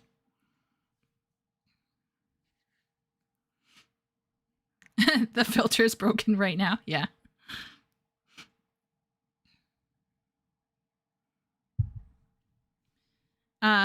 Praying can be in writing. Oh, math teacher Josh, be still my heart. So one day I was, I don't want to go into some specific details, but basically I was given an opportunity. I was in a foreign country at a convention for missionaries. And they had flown in a prayer, this old elderly lady who was a serious prayer warrior. And she was giving counseling on how to pray. So I went to her and I said, I'm really struggling with praying, but recently I thought about writing down my prayers. What do you think? And she said to me, you should do that. And yeah, I just really, really feel like I was let's just say that when I go into like a church and I have to publicly pray alongside someone, it's tough still. But when I pray for myself, I do try to write it down, because writing for me actually allows me to focus in on the prayer. But that still doesn't mean that I give up. And as soon as the pastor starts praying, I don't even try. And if someone came to me and said, hey, did you pray along with the pastor today? Well, no, it's just genetic preference. Nah. No. This hits close to home. Math suffers from this on a cultural level. I'm not a math person. It's too culturally acceptable. Oh my gosh. Math teacher Josh, don't get me started. So I was raised with a very specific set of curriculum called Hake Saxon Math. And I came to the conclusion that I was not a logical or math person. It turns out that's a lie. I actually have, in my opinion, the ability to do math, but the way the math was taught to me was such that I couldn't flourish. And when I was teaching math, I know, crazy to imagine this, but it was kind of required that you had to teach all of the subjects when I was teaching at this one school. So here I am trying to teach math. Guess what book I'm teaching with? Hake Saxon Math, which is crazy. I did it. I somehow survived. And oh my gosh, I don't know how I did it, but I did it. I did my best. And basically, like, how can I say this? I got through that curriculum, but there was like 3 months at the end of the year where we had extra time because the students were so on target and they really got things. And so I dug around in one of the cabinets and I found something that looked really strange and old and different. It wasn't strange and old, but it was basically Singaporean math. And I started teaching Singaporean math to these kids using the worksheets and using the book. And I didn't know anything about Singaporean math. So I looked it up, I did some research. And when I started tackling the word problems in the math book and learning along with the kids, it was like my brain opened up and it suddenly started clicking together. And it was like the heavens opened up and an angel came down with the scroll. And it was just really, really, really mind-blowing, because suddenly I started understanding why fractions worked. And I started to understand all of these things. And I realized that I had bought into a lie that I wasn't good with math. And it was simply that I needed a more visual medium with which to learn it. Yeah.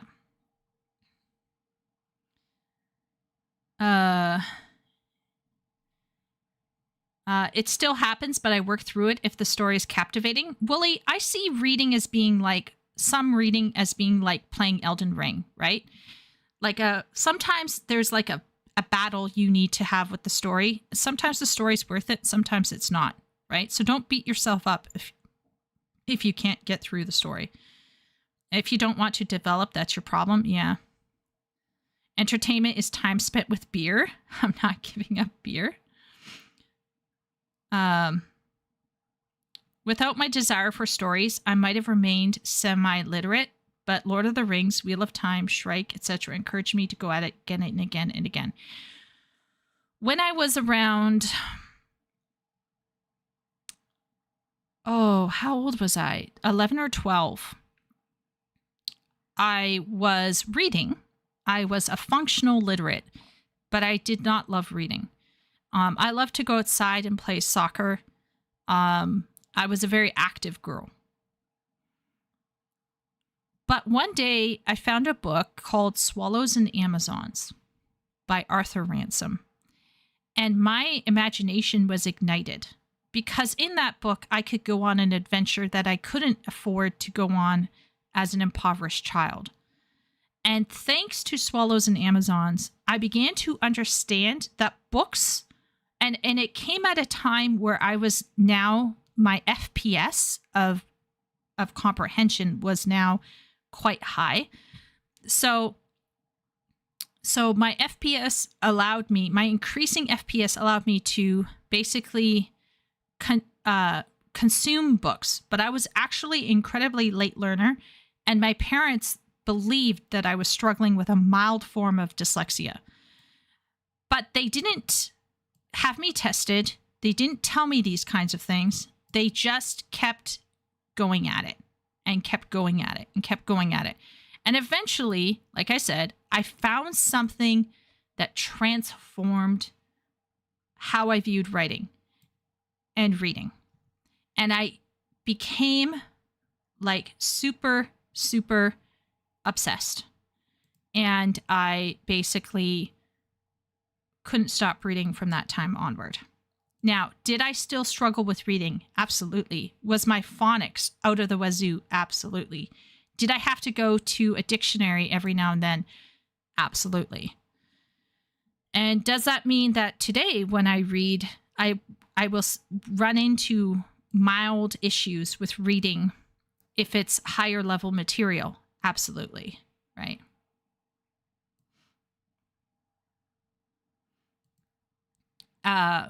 So reading actually did not come to me naturally. But I found a book that I really loved. And I realized that when you really love something or you develop a desire for something, I think you will find a way to overcome the barrier that is between yourself and that thing.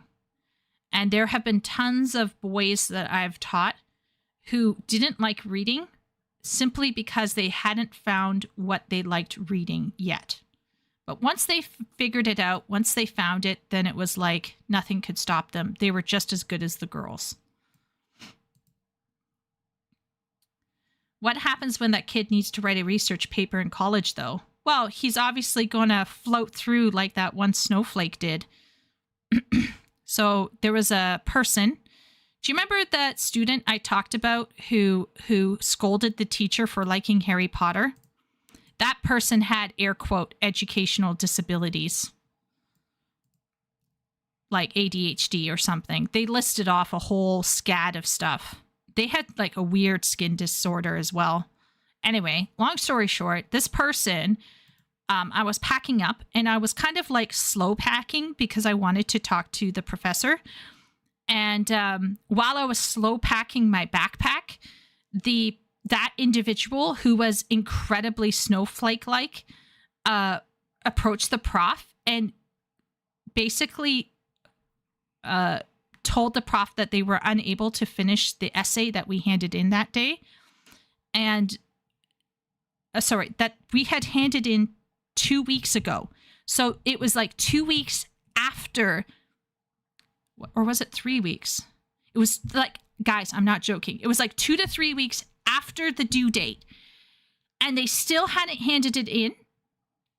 And they were giving excuses why they might not be able to hand it in for another week or two. And they were citing disabilities. At which point I'm like, get out of here.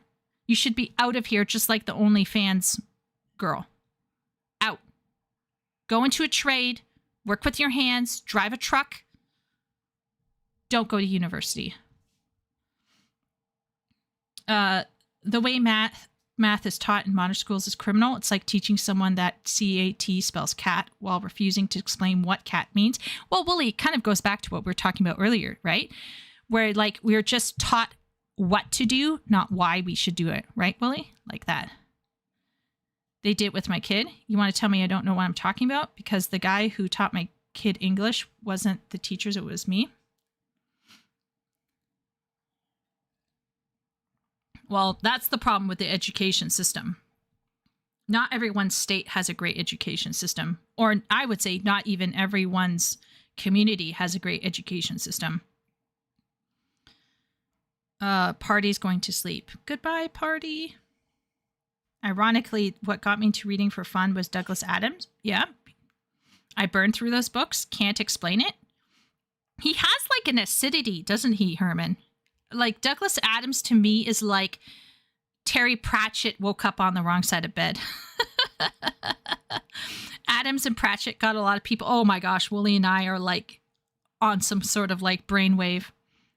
My siblings and I read through the Adams and Pratchett books so much they fell apart. Yeah. As I spell teachers wrong. Hey, whatever. Once again, I'm not interested in coming into anyone. Okay, chat. I need to be very clear here. When you guys are talking with me on Discord, don't worry about your grammar and your spelling. Honestly, I'm not that judgy. I hate that kind of pretentiousness. But what I mean to say is, if you're talking about your spare time, and what are you doing in your spare time? I'm a huge proponent that a large portion of your spare time should be spent doing what you want. And if that means kicking back with an audiobook or playing a video game or doing a hobby or whatever, I'm all for that. I just don't like hand waving away standards because of my disability. And I say that as someone who struggled with something and wasn't diagnosed and had to just cope with meeting the standards. Nobody was sitting there going, oh no, Shieko is struggling with her language abilities. She's trying to learn 2 difficult languages together. OMG. Right? Like this, I'm sympathetic to what students require, But at the same point in time, that does not mean that they should not be challenged. That's what I'm saying. Except for commas, misplaced one, and Inquisitor Kurgumo takes front stage. Only, yeah. Yeah. I will say that if somebody is having a bad idea, then everything else terrible that they say comes to the fore, right? Like, I'll discount punctuation from people who are saying reasonable things, but it's kind of like the straw that breaks the camel's back, if that makes sense. So what this lady here is arguing that if your reading skills are so weak that you are too slow and you are struggling to get the big idea picture, how are you going to even be able to do any higher level analysis if you're struggling with even comprehending how this set of paragraphs is linked to the larger book as a whole? Right? So, like, for example, Douglas Adams being more comedic and satirical requires you to not only understand what's going on a basic level, but also to be able to read into it the humor.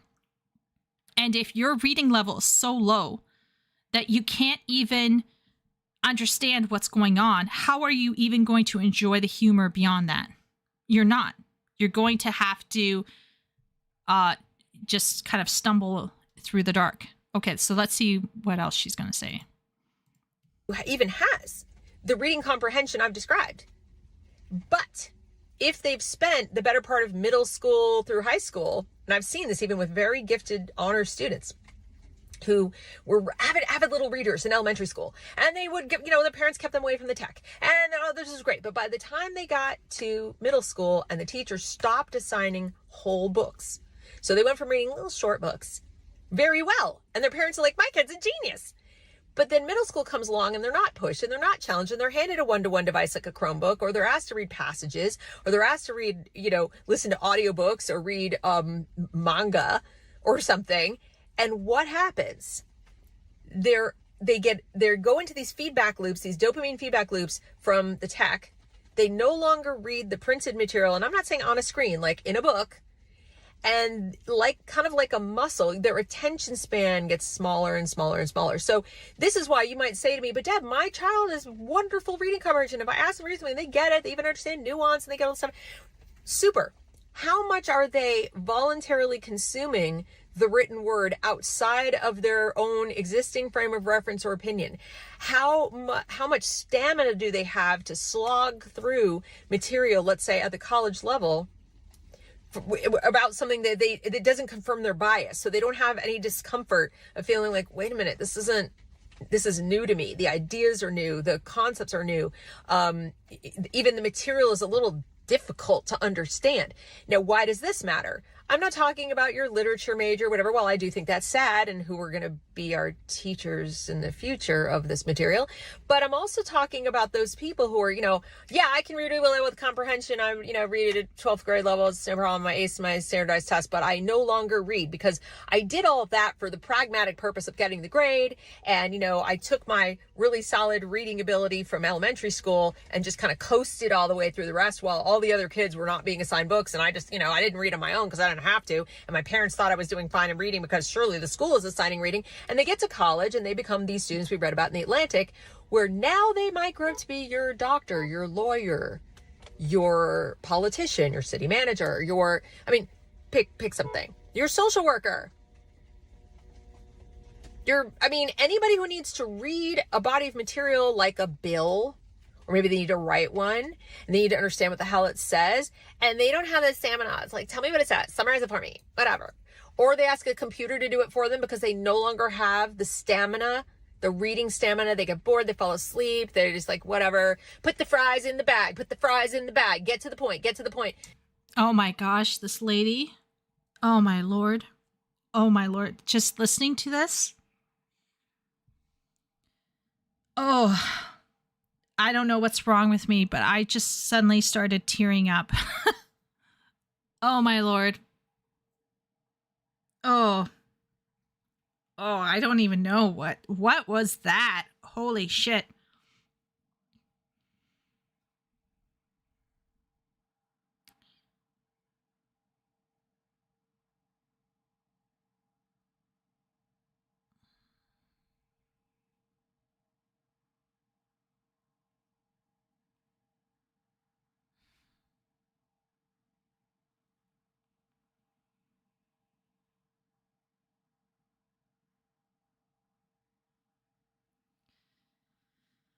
Oh. Oh man, I'm depressed. Oh, I'm so depressed now. I agree with her. I like her. I'm subscribing to her, but I'm so fucking depressed. I am so depressed. We have these right-wing critiques of rings of power sitting on their little pedestals of shit, shitting on woke people, shitting on the left-wing people, while they themselves are failing to adequately educate their kids and get their kids to be self-disciplined. Instead, we pamper our children. Oh, you don't feel like reading? Oh, that's too hard for you. Oh, you have this tism. Oh, this, oh, that. Oh, here's some manga. Why don't you read some manga? Here's an audiobook. Just listen to the audiobook. And then those people grow up, and what are they going to be? They're going to be even worse than the people of our generation who just opted out of reading altogether. Absolute brain rot.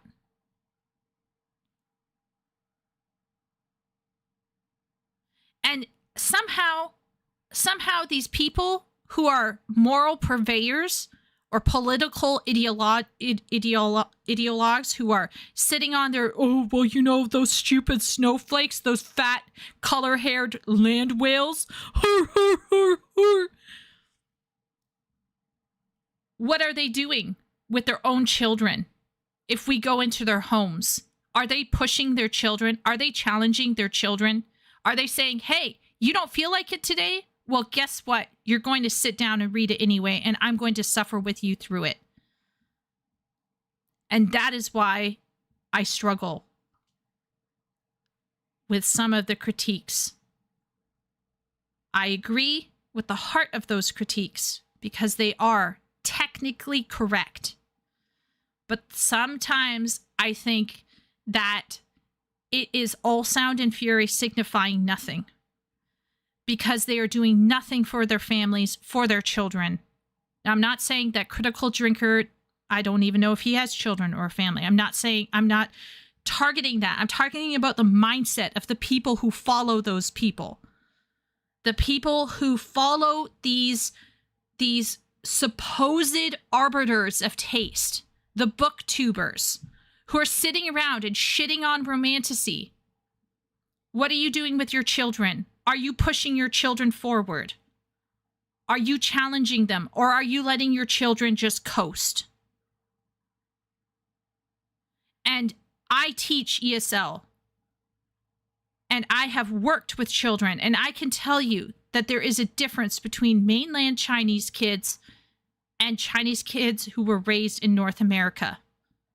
Spoiler alert, the ones that were most infected by North American public education are struggling more than mainland Chinese children. We got a problem. We got a problem. Now, mainland Chinese children are not taught to be critical, but what's the point of being taught to be critical in terms of North America if they can't even properly synthesize for themselves?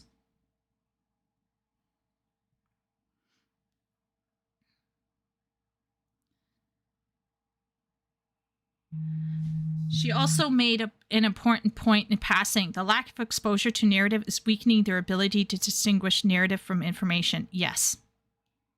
Shit talking on manga. I agree. I actually agree. If I was going to do a tier list of, let's say someone came to me and said, hey, what should I be giving my kids? I would say novel. or chapter books that are written. And then if they have time, they can read a manga. And then if they have more time, they can listen to an audiobook.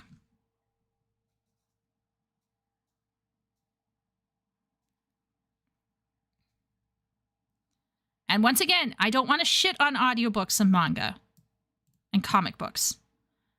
But it's not a question about the information passed. You can have the same story in a novel, in a manga, and in an audiobook.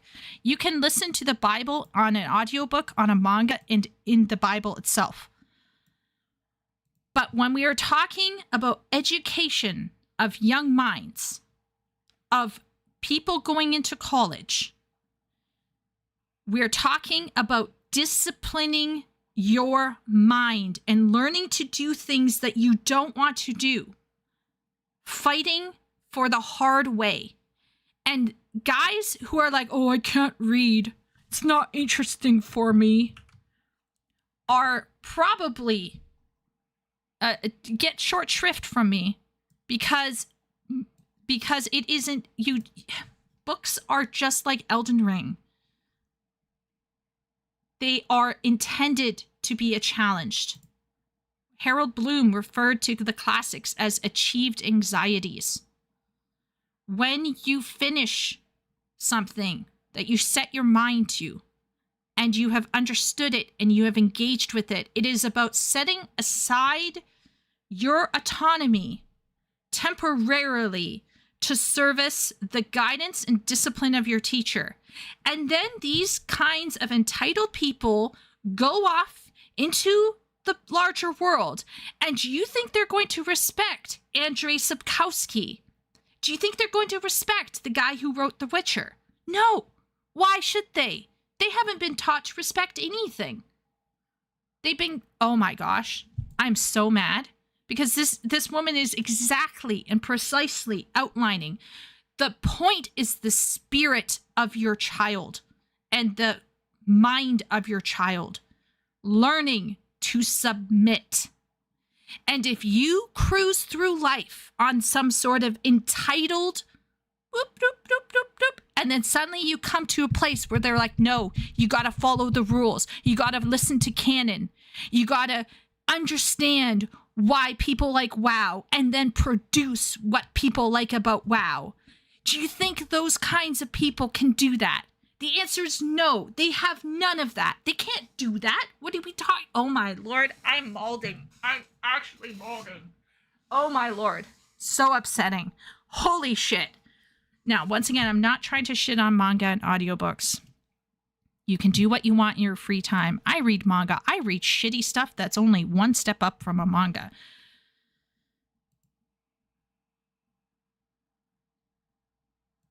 But if you're not challenging yourself somewhere in your life, mentally, particularly if you are not challenging your child, you have done them a great disservice. I don't have children, but I have around, I'd like to say I have around 30 students right now that I'm teaching. And the reason why I don't use AI with them at all is because that is the best way that I can show that they care, that I care, without like actually caring in my heart. But it's a professional responsibility. I'm a teacher. I'm not a parent. I'm a teacher.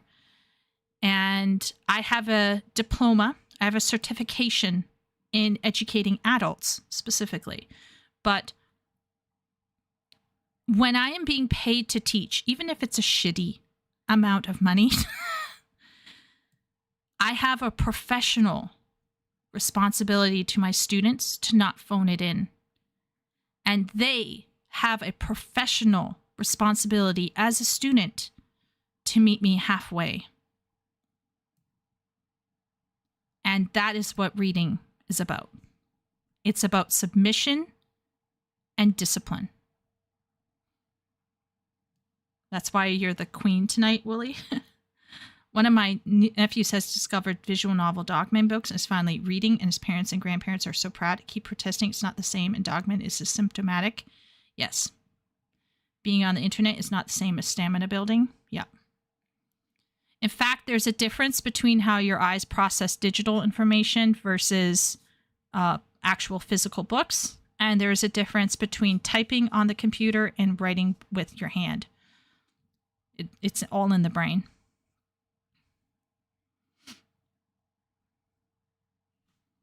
Everybody using the internet has the stamina to read. They always spend hours on Reddit every day. No, Jonathan. I'm going to have to disagree on that one.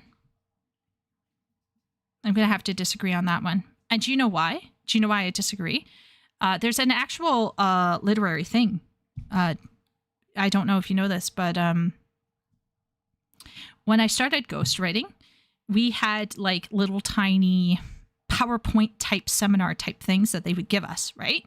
So I wanted to take the niche for writing romances and novels like sci-fi, historical novels, and fantasy. And then I also wanted to go into writing self-help.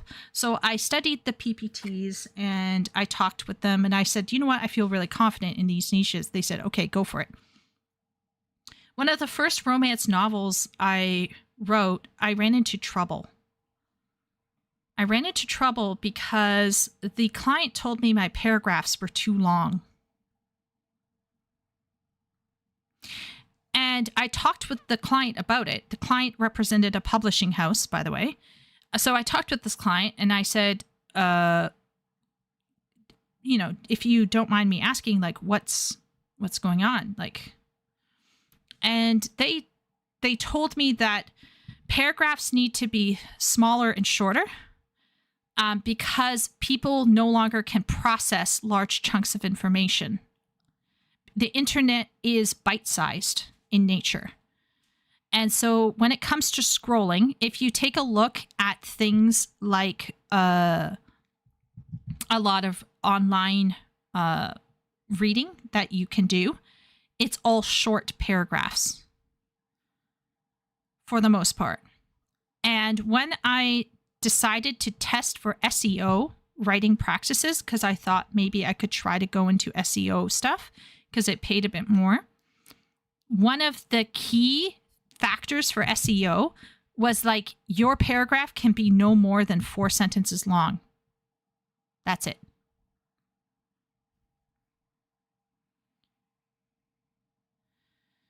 So when Wooly says reading on internet is segmented, you're not dealing with a narrative arc spanning a dozen or more pages or information being built on to reach a logical conclusion, he is not far off the truth. I do believe you can read full-length novels and books on the internet, but for the most part, the way information is being disseminated is actually more fragmented than what you would get in a classic novel. And the fact is that a lot of people think they can read because they're scrolling lightning speed through an article that is written at a grade 4 level, and they think they can read. That's the problem.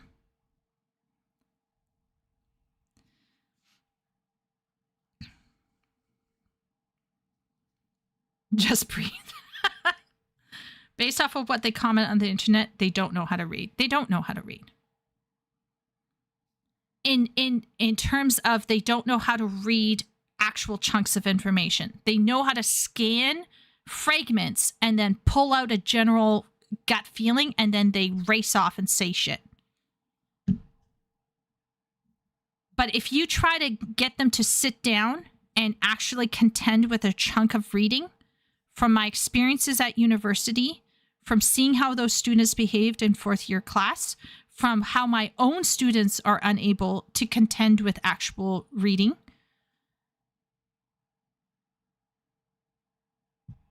there's a problem. TikTok and YouTube are exceptions. On that, I agree with Chieko. The public school system in the U.S. has major issues. It has major issues because of funding. It has major issues in Canada because of funding.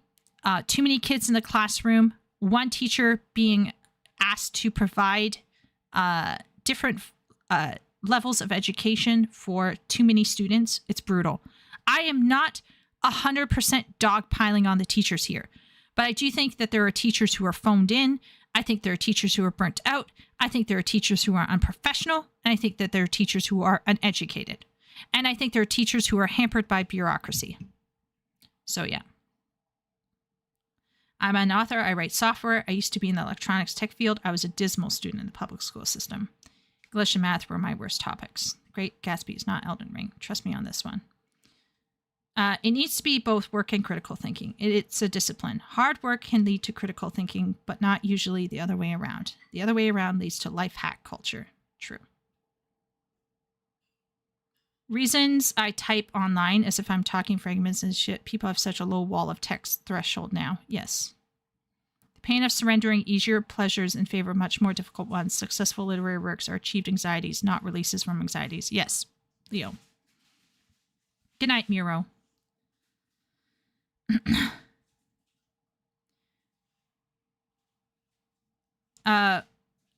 It's once again, Jonathan, it's about training your eye to be able to see larger amounts of information in one go. You can imagine it as if you could train your brain to leap. Let's say you're a person with a certain leg length and you are shuffling, okay? If you can imagine in your head, shuffling. So you're shuffling, and that would be like, let's say, half a foot per step. That is what the small paragraph sentences is like. Whereas if you train your brain and your mind, you are able to read faster. And so then you can actually not just read faster, you can also inhale text a little bit quicker. And that can allow you to move from the half-foot shuffle into something like a 2-foot stride.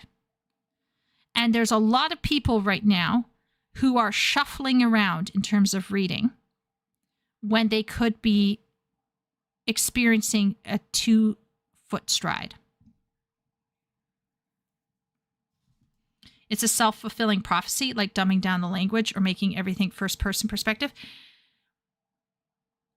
All of that stuff that's happening, the shitty woke stuff, the poorly written woke stuff, the dumbing down of the language, the first-person perspective, the small paragraphs, all of this is because our education has not challenged the students.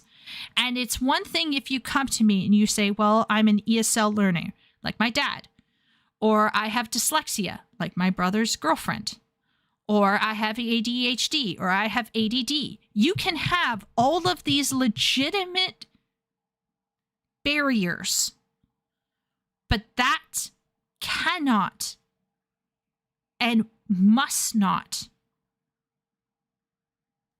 diminish or destroy the need for educational standards and challenging our children. Children need to understand this isn't me. I always explain this to my students. I am not here to torture you for 50 minutes. I am here to literally help you succeed. I am here to give you a life hack. I'm here to hack the system for you so that you understand how to think logically and how to write and read with more confidence.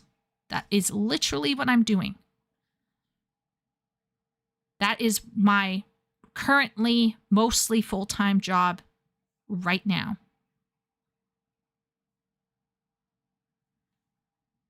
And I am not going to be servicing my students by lowering my standards. Oh, you're Chinese? You come from a different culture and a different language? Well, I guess I should just toss my standards out. Hey, I mean, why should I check your grammar, right?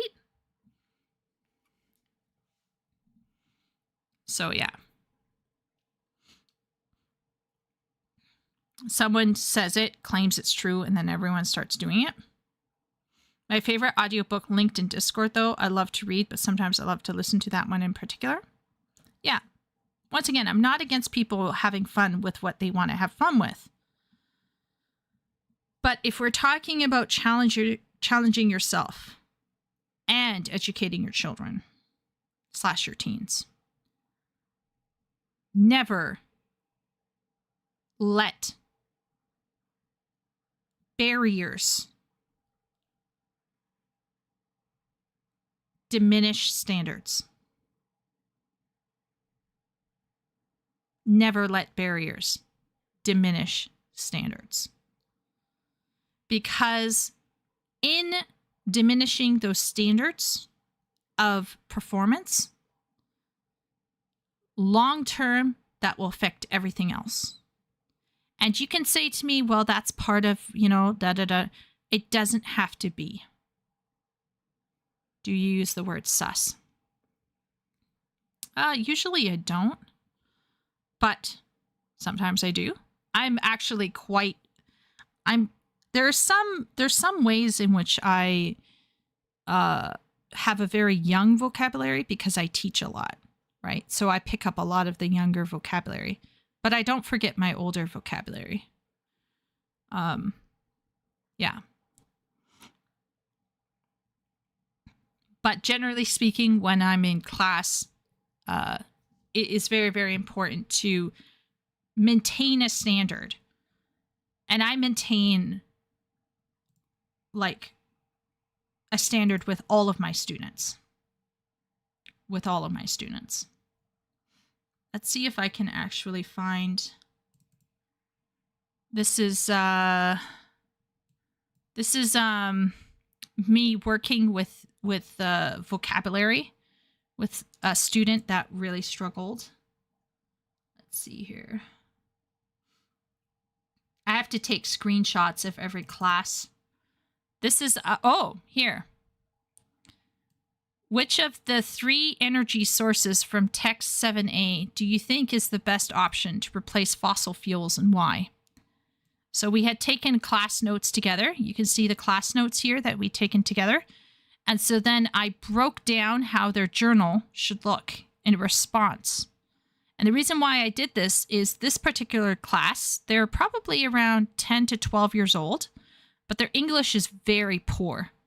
So to help them feel more empowered to write the journal, it's more important for me to get them to try to write in English versus not writing at all. So I basically tell them how to write the journal sentence by sentence. And then they send in something that's an absolute grammatical trash fire. But at least they fucking tried.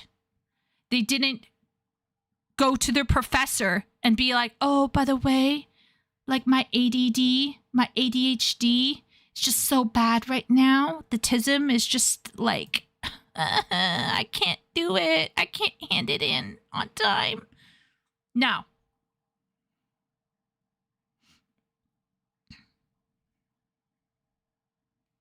Let's see if I can find some other stuff.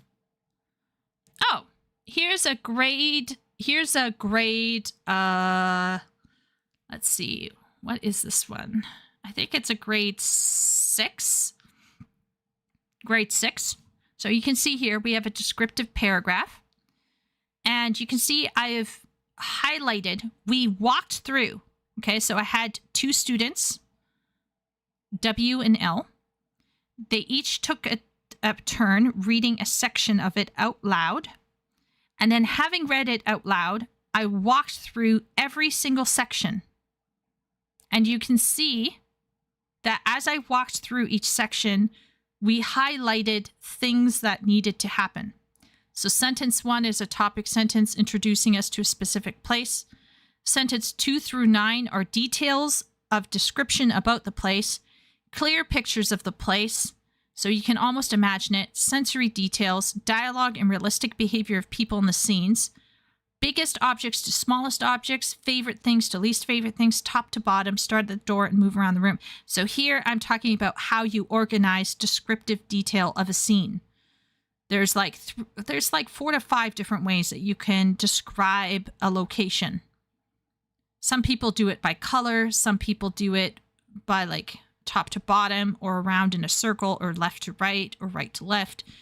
Favorite things to least favorite things. So there's like a whole host, right, of ways that you can start describing. And how do we start with this? Do I just tell them, go write it? Good luck storming the castle. No, I sit down, we read critically a sample, and then we model off of it. How can they learn to write if they can't even read? So anyway, this is an example. That's another example of reading.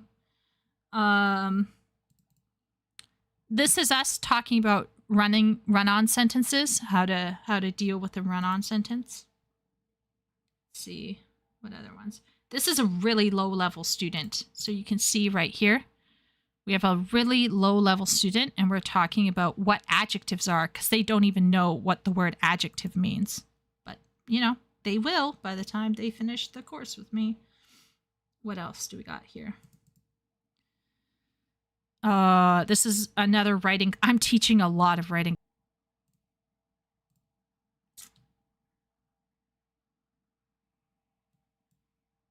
Four hours and 7. Wow. Okay, great.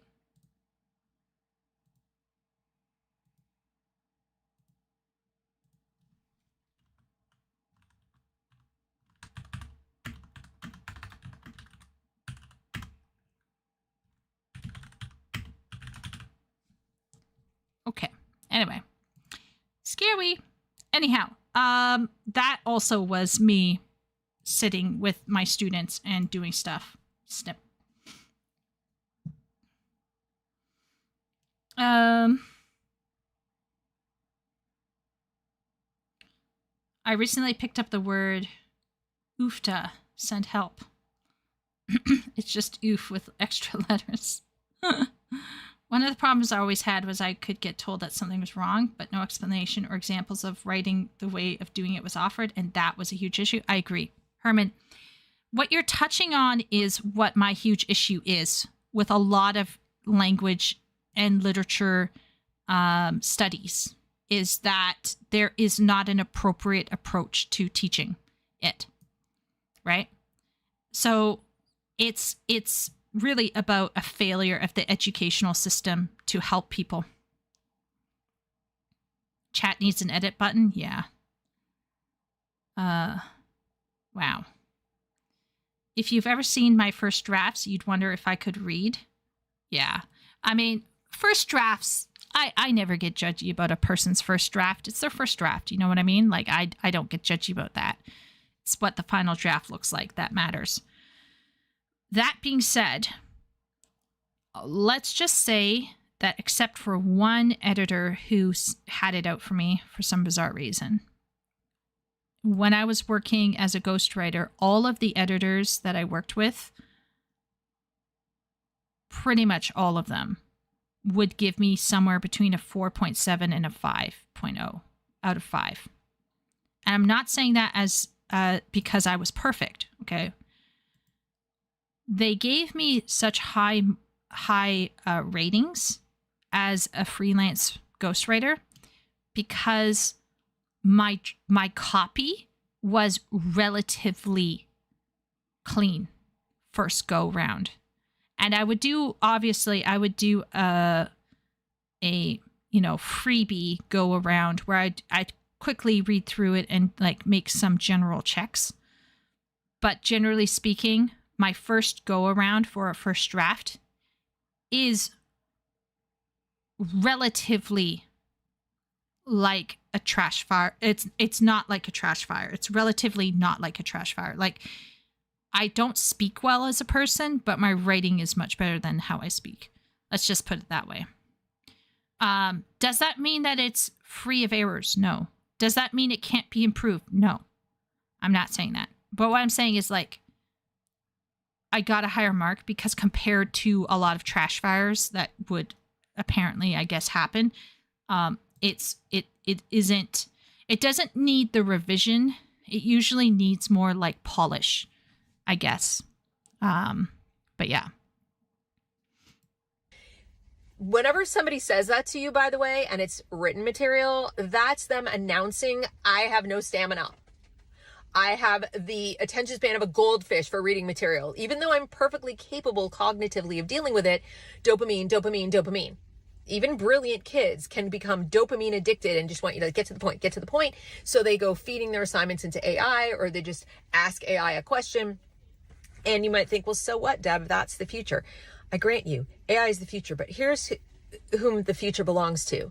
Those students with enough stamina and enough cognitive ability through their, reading comprehension and so forth, that they know what kind of questions to ask the AI. They can ask more compelling, intelligent questions. It's not just do my work for me, tell me what this says, do it for me because I'm lazy, do it for me because, whatever. I know how to read well enough to get around. I know how to read well enough to persuade people I'm smart. I know how to read well enough to, make my essays or hire someone to help me with my essays.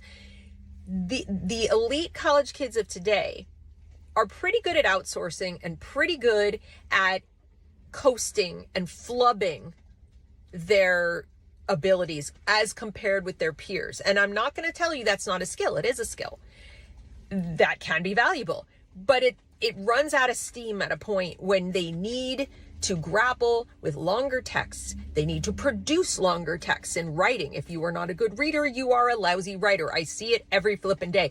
Honor students who get top grades and even do very well on their standardized tests with their reading comprehension, they cannot write to save their lives. It's a rare student I get who's actually a decent stylist when it comes to writing.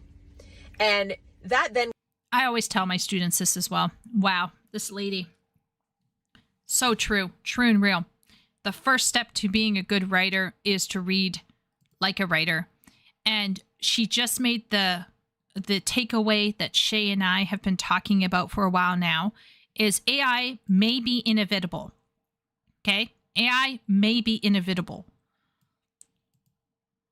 But the people who are going to rule the roost in a world of AI are the ones who have done the cognitive work to understand how to maximize the AI. And we go back to my NFT here, where we have zero skill people here, and we have the high skill stuff here. And if you are your average, phoned in, undisciplined, unchallenged child, who is now grown into a human being, you're only going to get to this level right here. If you're lucky, most of you will be down here. But if you have that extra personal stamina, she's calling it stamina, I call it mental self-discipline, to push yourself when you don't feel like it, when, like Wooly does, when he's feeling like he's in a haze, when he's like, I'm not sure what's going on. I'm going to have to stop and reconsider what I've read. If you are not pushing yourself and not teaching your child how to push themselves, they will not be able to leverage the AI to maximize their output. They will always be lazy people. Because there is this weird notion in society that if I do my work and I'm trying really hard, that is good enough. And the answer is you can paddle furiously and go nowhere. You can tread water and do nothing. There's a lot of video game studios who have come out and said, well, we worked really hard on it. You worked hard on a piece of shit. Working hard is not what I'm talking about here. I'm talking about understanding how to work hard and marry it with working smart. So it sounds like I'm contradicting myself, but what I'm trying to, I guess, say is like, you need to discipline yourself to work as you need to work towards something. But you also need to realize that all of this training and self-discipline and the bringing to bear of your full intellect into a space will later on down the road pay off, maybe not with money. And that's a tough pill to swallow. This may not mean that you will be rich or successful or famous or well liked, but it will mean that you will be your own person, and you're not going to be some bleeding sheep that goes for the easy clickbait title. Yeah. These issues are not exclusive to English. Hearing input on this topic from the English perspective is super interesting and thought-provoking. I appreciate it. Josh, I am not a huge math person because like I said, I've always had like a little personal struggles with math, but I consider myself to be logical and highly rational. And I struggled with anger and bitterness when I returned back to Canada. And I realized what happened to literature. And now people are going, oh, does literature even matter anymore? Well, I wonder if it does. Because at this point, we have eroded our standards to such a degree that people can't even understand standards. And then you have these people who are either, right-wing or left-wing ideologues shitting on low-quality productions, low quality, as if there's a standard. It's interesting how there's a standard when it suits them. But when it doesn't suit them, suddenly the standard doesn't exist. Lord forbid the standard be applied to me. And that's where I dislike the pretension of this whole thing. I really dislike it. If we're going to go for a standard, right? Like, I'm going to be writing some pretty shitty romance novels probably in my future. But at least I'm going to say that what I put out, I'm going to still be able to live with on a certain level because it will be the best that I can put out. I'm not going to phone it in. I'm not going to ask AI to write for me.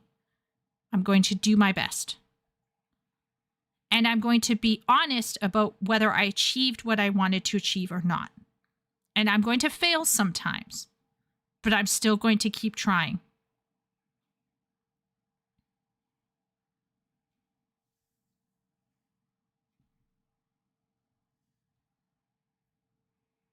I just got here and I'm already interested based on the AI bashing alone.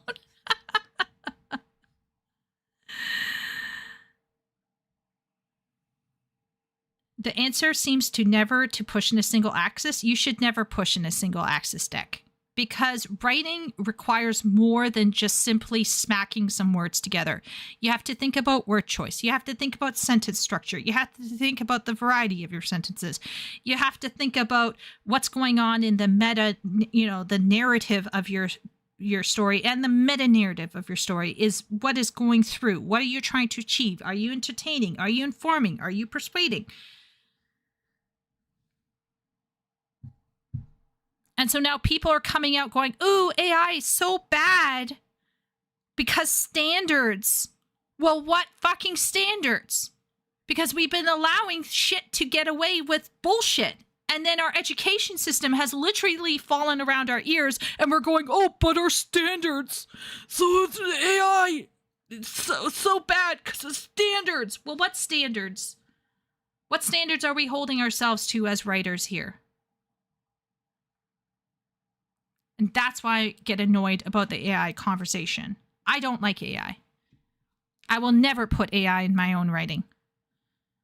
But don't come to me and talk to me about standards when you're literally trying to hand wave away educational standards that are going to long-term impact how much people interact with AI.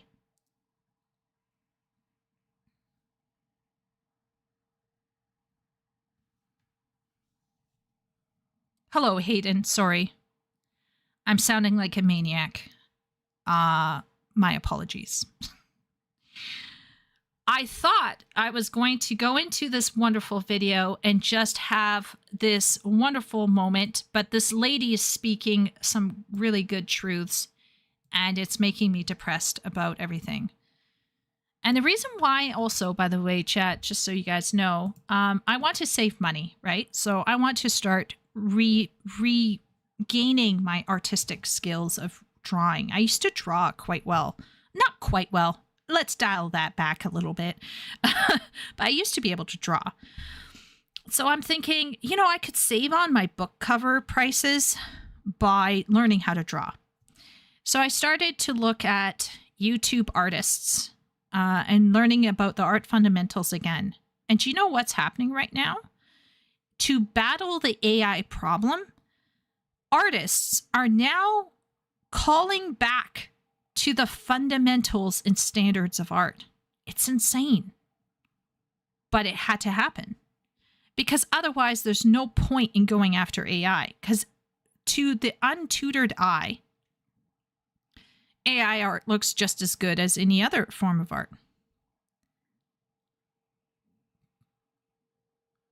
And so now artists are coming out going, no.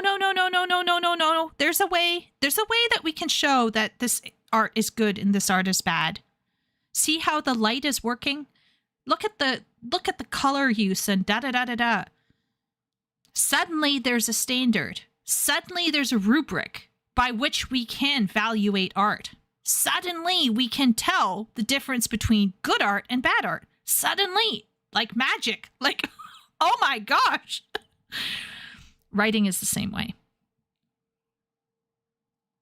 The people who banished standards and refused to challenge their children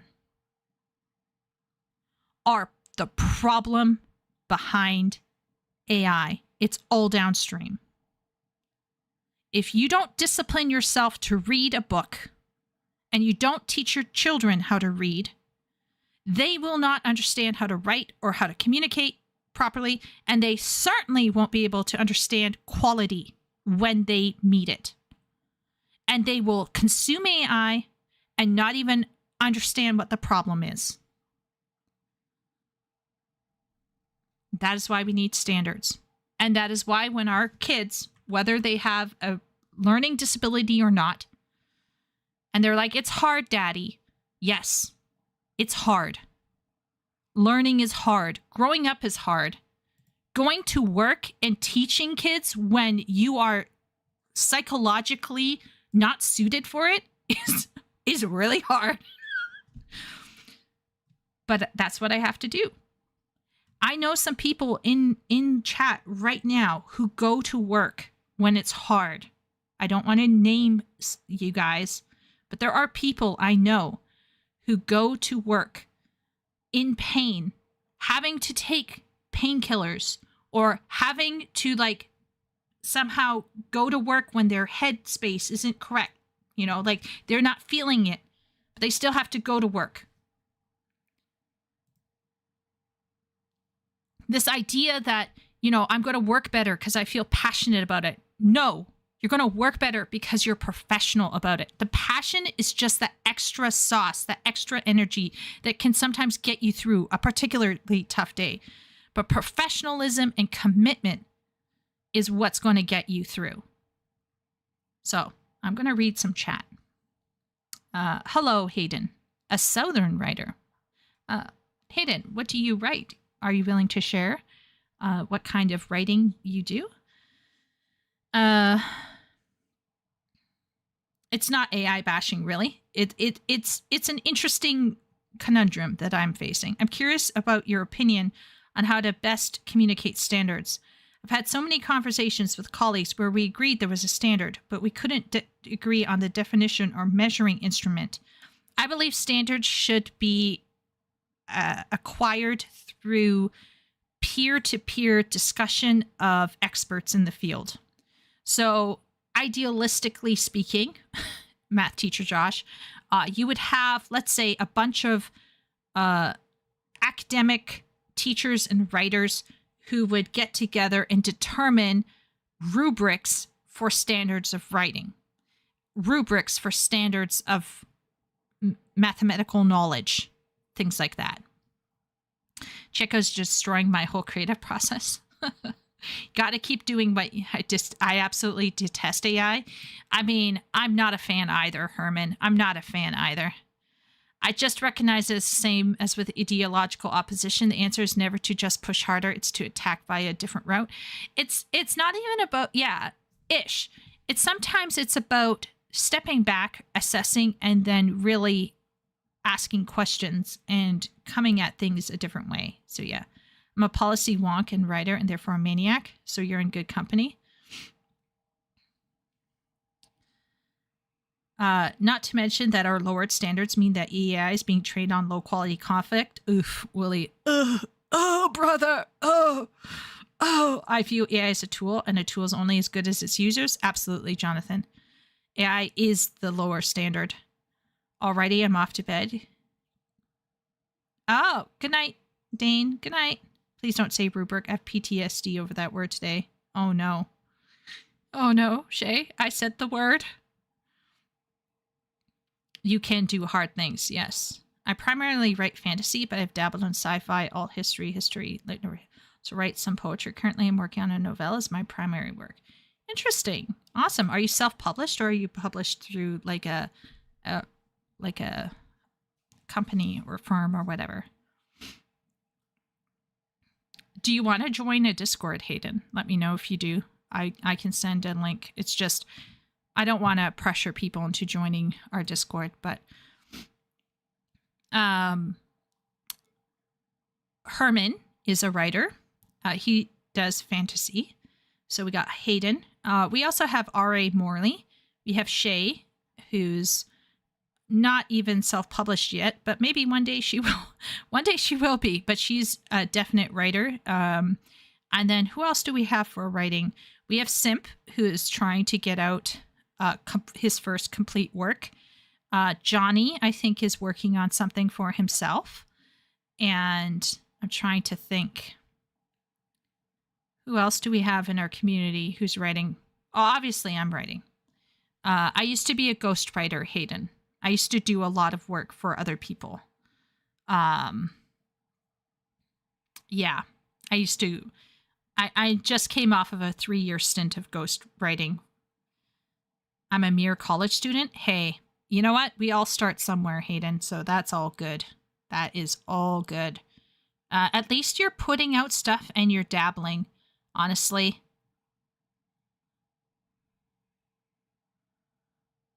What's one more Discord, says Hayden. Okay, let's invite Hayden in, folks. I will go get the link.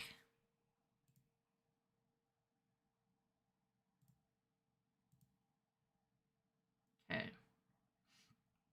Once again, Hayden, I just want to I just want to say you don't need to feel like you have to join, but we do have if you click on the writing role when it's presented to you, you can enter our writer chats and rants, and we do share stuff and we encourage each other in our writing.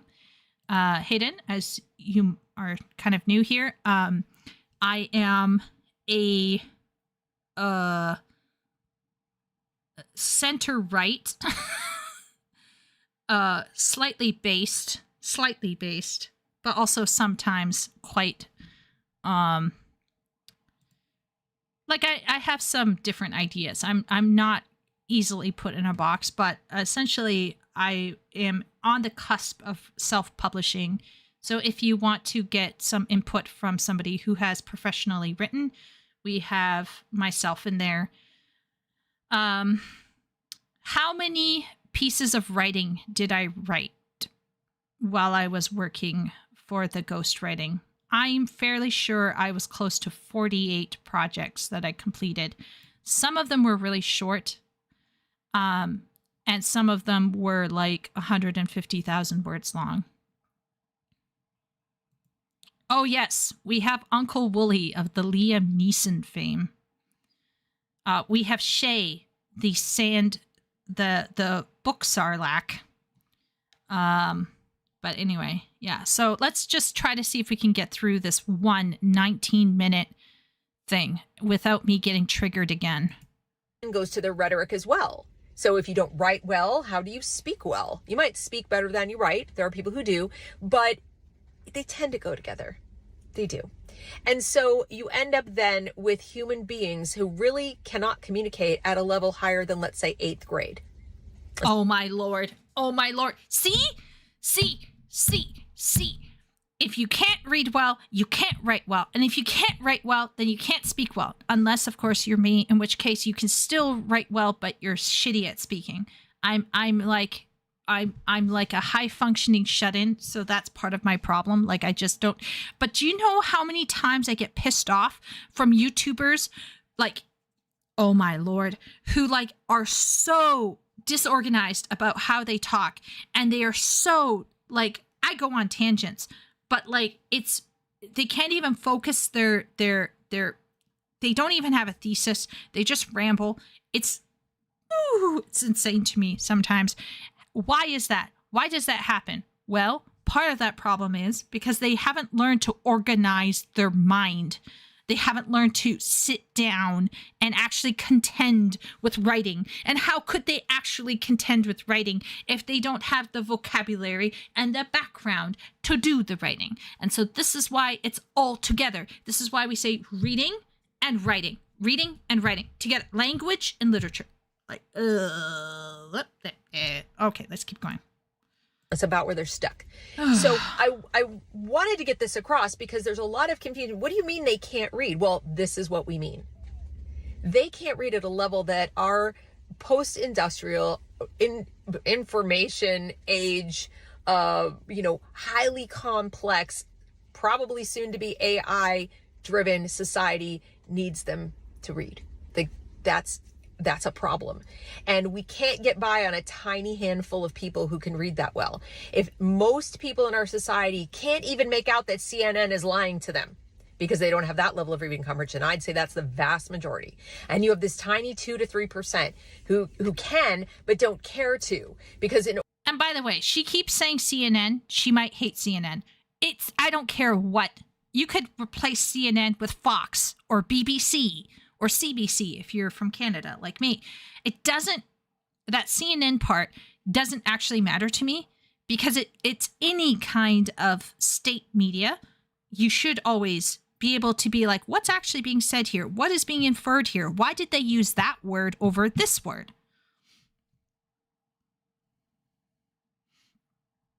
You're working yourself up again? Yeah. In order to care to, they would have had to read material that doesn't necessarily seem to interest them right out of the gate, but contains a lot of vital, important information or life lessons like great literature, like the Iliad, that will help them develop a little thing called ethics. We are not going to have an ethical society if we don't have a reading society. You need to be able to think at a level beyond pragmatism. Right now, our best readers are only best because they read at a pragmatic level where they can accomplish tasks in the workplace. And that was... Do you remember when I went off on that dude bro? Because he was approaching education and the literature degree with that heavy pragmatism? I think part of the issue is that I am, to a certain degree, highly efficient, focused, and pragmatic. And I'm highly pragmatic. I am very much, I'm going to get into the female personality pop psychology thing. I'm technically typing as an INTJ. And what that means is my direction of growth is called efficiency. It's extroverted thinking. Okay, so I lead with introverted intuition and I move toward extroverted thinking. My position of growth is asking, what can I do with this? What is the long-term thing that can work long term? So when I'm teaching as an ESL teacher, I teach as an ESL for Hayden, who's new here. When I teach ESL, I am very much interested in getting people to a place where they are empowered to achieve tasks. But the difference between my pragmatism and the pragmatism of the dude bro life hack, this kind of short-term thinking, is the short-term versus long-term. So my pragmatism is designed to push people through longer periods of study, because I know that long-term, the self-discipline that comes from disciplining your mind, like Severus Snape telling Harry Potter, control your mind, discipline your mind. I recognize that long term, that has much greater benefits than the short term achievement of ding ding, I got this standardized testing done well. But yeah, you were just talking pragmatic reading today. Short-sighted pragmatism is damaging. Yes. Yes, that's exactly. Yeah. Yeah. I think that so many people go for this short-term nonsense, and it is so damaging. And I'm a pragmatic person. I do think writing has been obfuscated by weird, gatekeepy, feel your core, navel-gazing gardeners. I'm sorry to the gardeners in chat. But there has been a proliferation of handling creative writing that has been so damaging and disempowering, and it's not helpful. And it, like math teacher Josh is asking, how can we have standards? How can we ascertain these rubrics?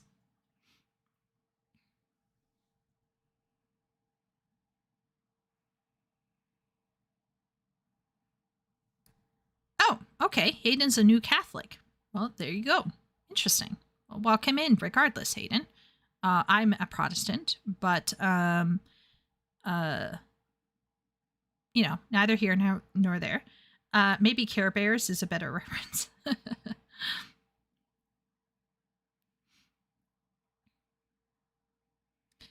And that's another thing I want to talk about. When she referenced the Iliad and is talking about ethics, she is not suggesting that you sit down and the Iliad tells you this is how you should act. This is how you should be. The point of reading classics and contending with the experiences of what is happening within that classic is not to be taught, clearly taught.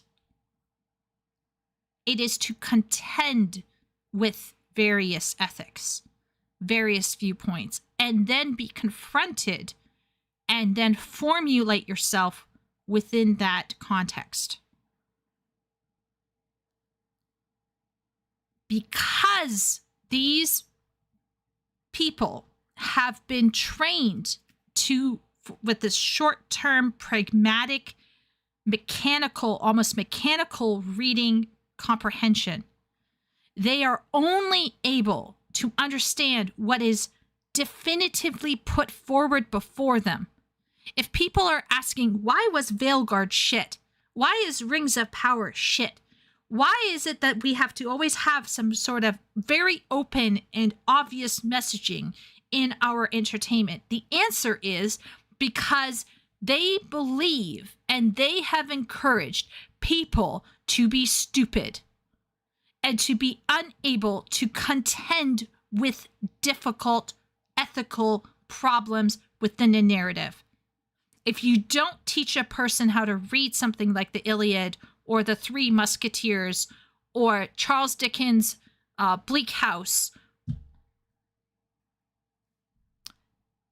then you're not going to be facing situations where you might see something that you don't agree with and you have to formulate your conscience and your opinions on it. Instead, you're going to need little moral lessons spoon-fed you like you're still, raised on Disney. So when she's talking here about ethics, she did in my opinion, she could talk about it some more on how that actually works. But when you are truly contending with a work, a great work, you are able to actually formulate why you believe what you believe. And you are challenged intellectually, psychologically, emotionally, theologically, ideologically. And if you are still stuck in that grade 8 comprehension level, of course you're going to need to be preached at, because you will not get anything else more subtle. And that is another reason why we have the kind of woke messaging has always been there since the 90s. The only reason why it's become worse is because it's become more obvious and it is less subtle. And why is it less subtle? Because people aren't getting it in their head. They feel like, oh, we got to make sure it's really like, it's got to be really clear. So we're going to have our black female protagonist say this thing because it has to be absolutely clear that she doesn't need no white man. That's what I'm talking about. The masses no longer recognize subtle messages. Exactly, Hayden.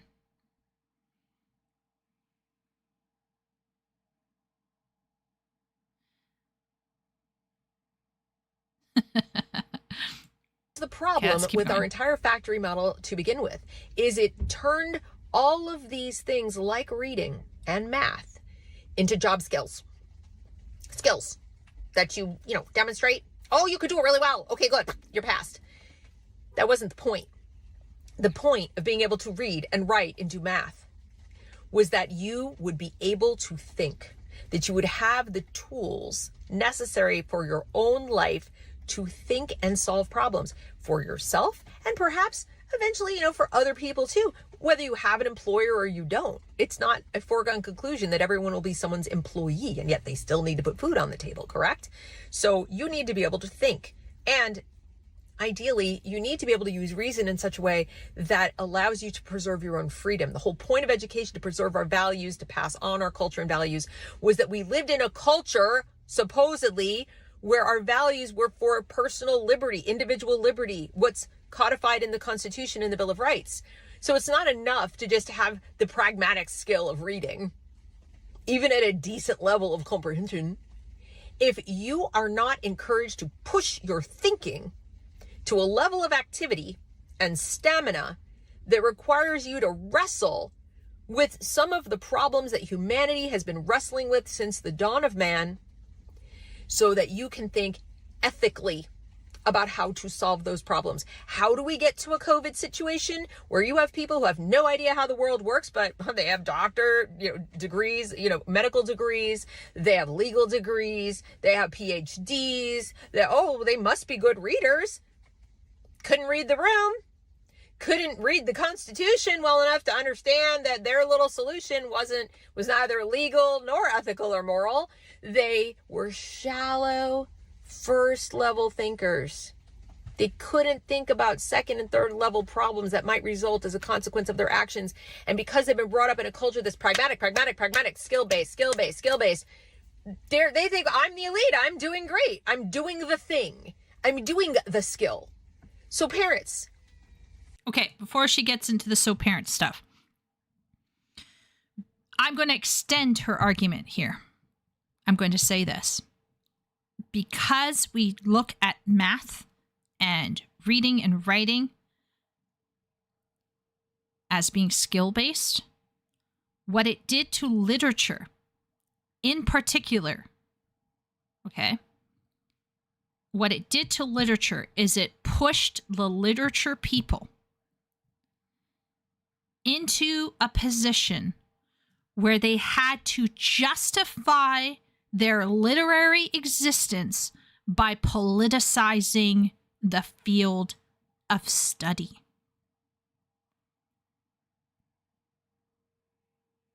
And so I went away to China for 9 years, and it was bad when I left. But I thought, hey, it is what it is. And then I returned to finish my 4th year. Holy shit. Within 9 years, it was like the rock was poised on the edge of the slope. And when I came back in enough time to get run over by the fucking rock, because things had gotten to such a state with Pomo, which I love. I actually am not anti-Pomo, but things got to such a state because of Pomo, because Pomo was used to batter down given cultural beliefs and then replace it with their own shit. And Pomo was kind of left back up at the top of the hill. And this new ideology that was pushed down the hill was now wrecking my entire field of study. And I came back with the intention of getting a master's degree in English. And I looked at the master's degree courses for the university that I could conceivably afford. And I realized I'm fucked now. I'm stuck. What am I going to do?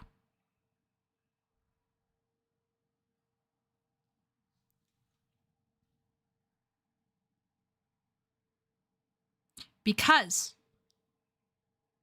they became so focused and they bought into the false binary of useful versus not useful, not understanding that there are levels, spiritual, psychological, personal, related to character building. There are different levels of usefulness for different things, and not all things should be judged by the same skill-based metric.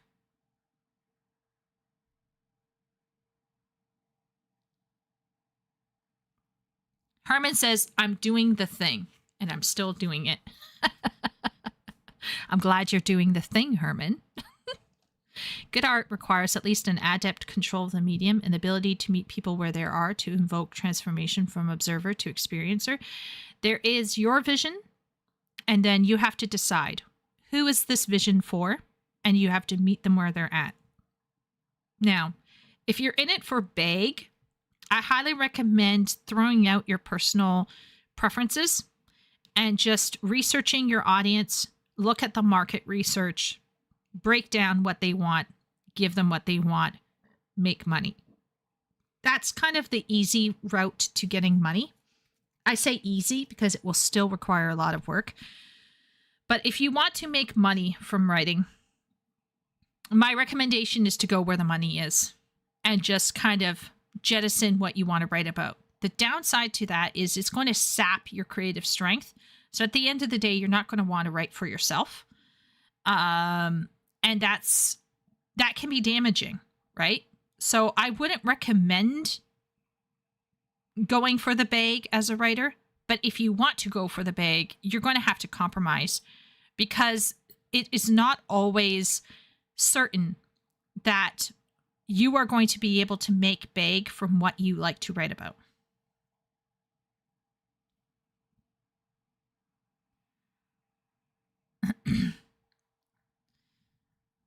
The dopamine engines that the youth have in their heads have predisposed them to reconsider what success actually means. The number one response to what do you want to be when you grow up is famous. Yeah, that's also very sad.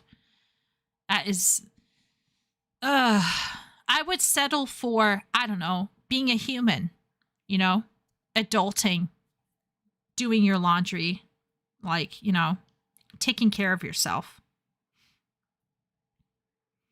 That perhaps sets the bar low for certain eras, regions, cultural identities, but change takes time. But if nothing else, it's a place to start.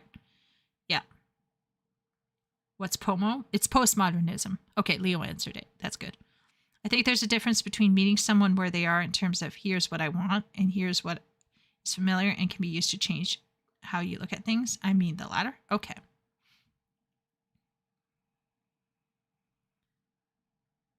Yeah. And once again, it depends on why you're writing. Are you writing because you love writing and you want to share your stories? In which case, you may or may not be able to make money from that writing, but you could try. We don't have role models anymore. No one to aspire to becoming. They've all been replaced with influencers. I think we do have role models. They are in the past, though, Jonathan. And in order to engage with those lives, you have to be able to read. And that is another reason why. I have a whole tinfoil hat theory as to why Jung was sidelined in favor of Freud and postmodern critical theory. I think Jung is weird. Okay, don't get me wrong. He's not perfect. But at his fundamental level, Jung believed that people had the power to change themselves on an individual level, irrespective of macro situations. So although he did believe in society as a whole being an organism, there is still an individual responsibility that Jung represents.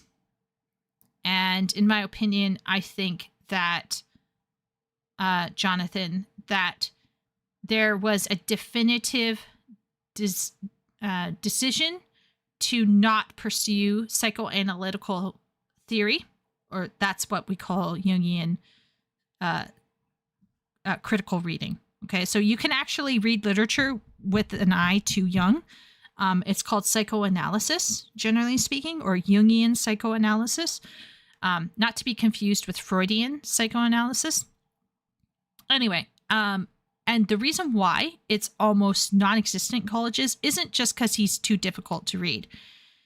I also think it's because he is fundamentally opposed to the snowflake ideology.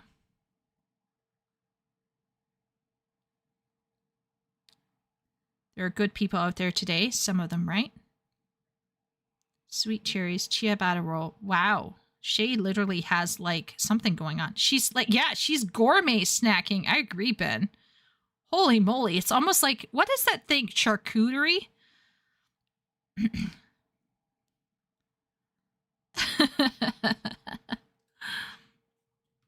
Shay says there's too many carbs to be healthy. But I'm a huge proponent for people putting out their writing. Hayden, if you do put out some writing, let us know in Discord. Teach people about life and morals. That's cool, Hayden. I really support people in my Discord who want to put out their stuff. I encourage you to share your stuff. If you end up putting something out or want feedback, we got a whole bunch of readers as well. But yeah, I want to support Herman.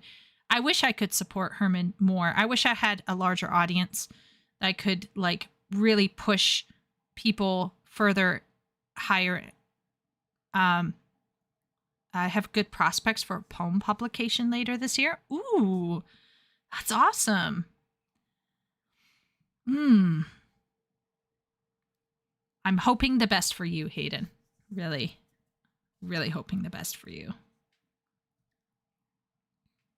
It's tough. It's tough to make money from your writing. If you can find an audience, that's great. But oftentimes you will have to compromise. And even if you have a great idea, you have to think about how you share that idea with those people. So you have to think about your audience and then tailor yourself toward them while not compromising your own vision. It's a tough one.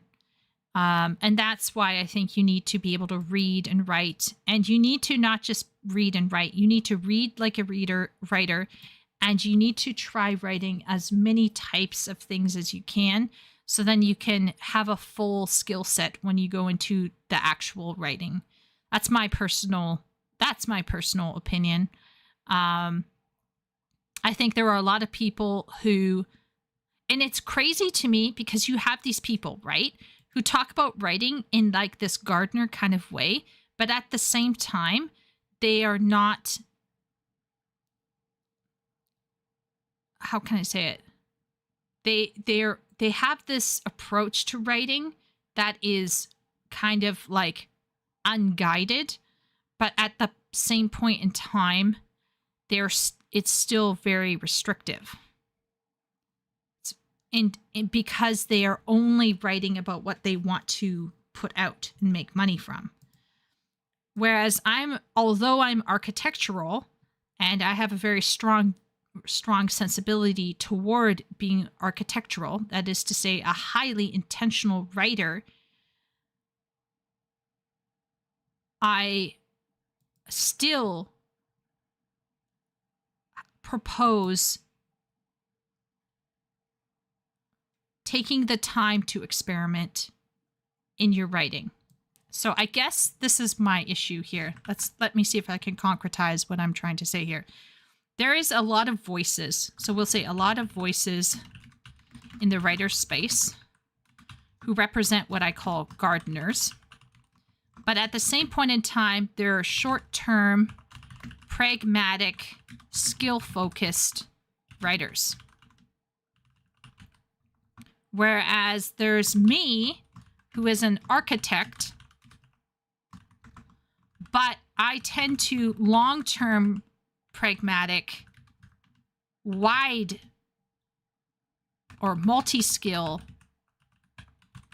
focused writing. So when someone comes to me and says, I want to write a book, okay, the first thing I'll ask them is, what have you written? Did you notice that, Hayden? When you came in and you said you're a writer, I was like, what did you write? Anytime someone says to me, I want to make a book or I want to write a book, my first question always is, what have you written? And if you admit to me, well, I never finished a project, that's a red flag. That's when internally I start laughing. I'm like, you're gonna write your great American novel, eh? Without like completing one thing. Okay, cool. Yeah.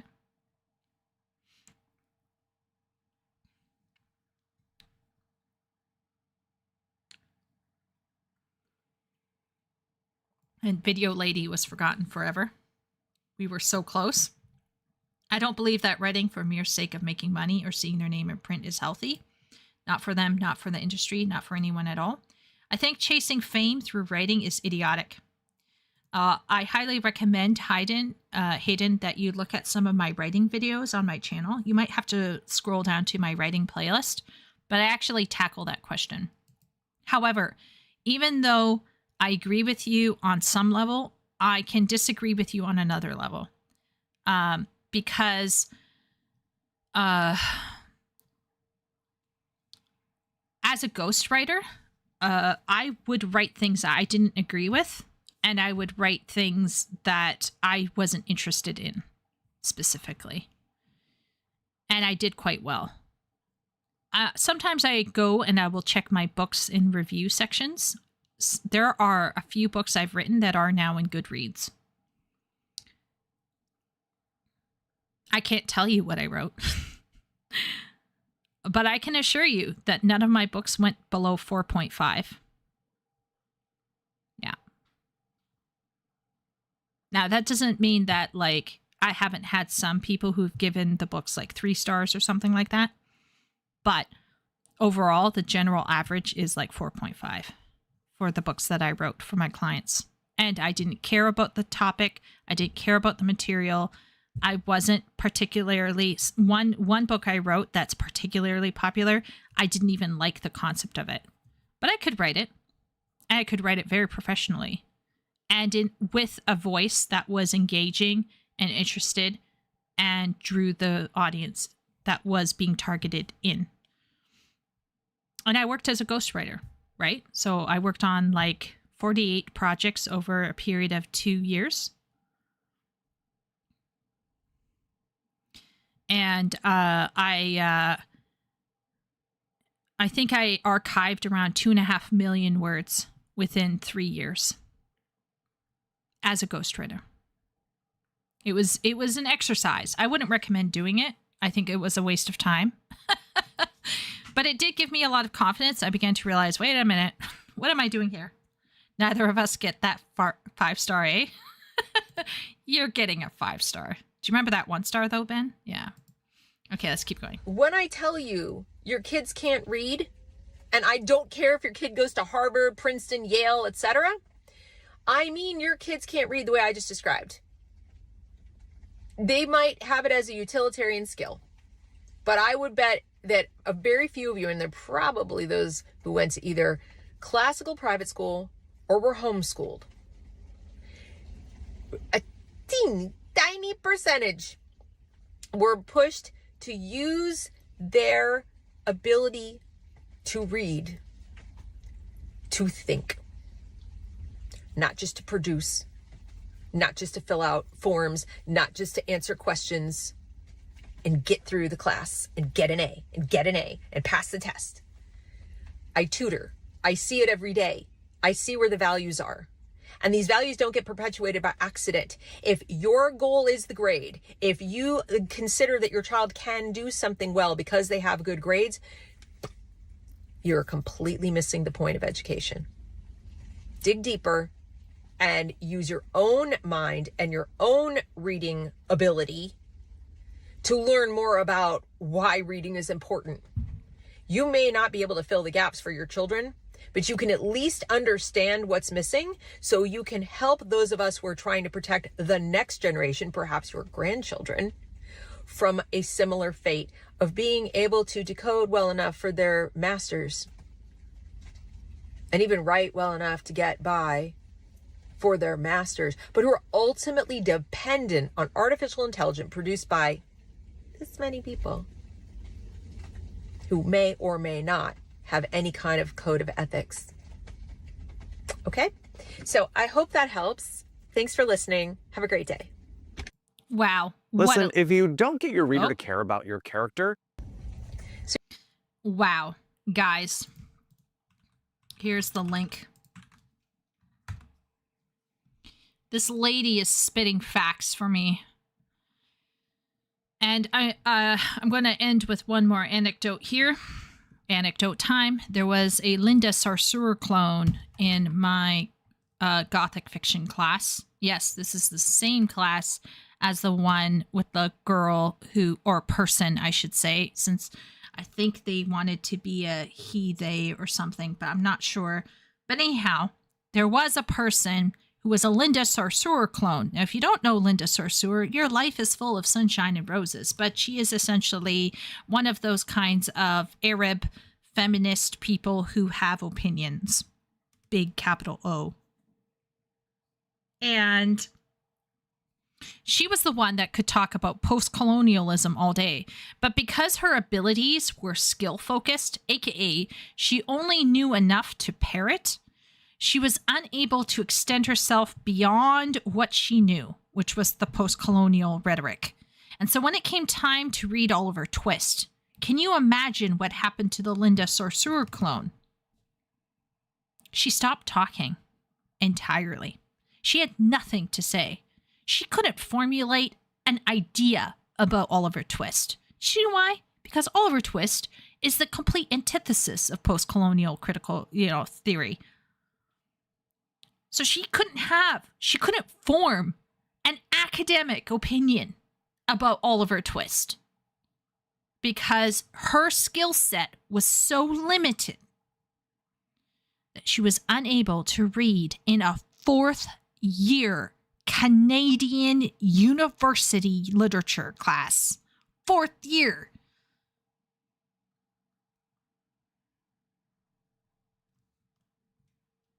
And that's where we're at now.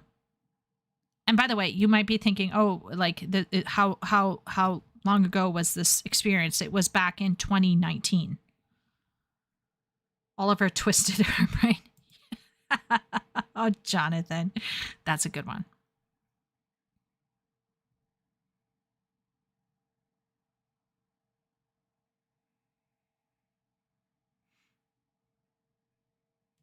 I'm confused by this because if I'm tasked to read something very boring, it will take me a long time to comprehend what I'm reading.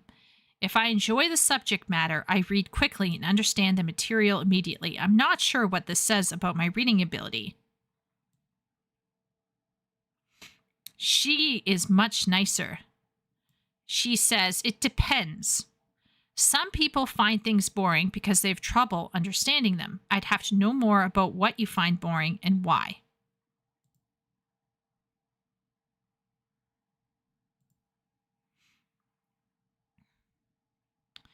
Is reading ability more about being able to comprehend anything you read, no matter how boring? If so, that's strange, because there are people who are interested in a wide range of topics but read and understand info poorly.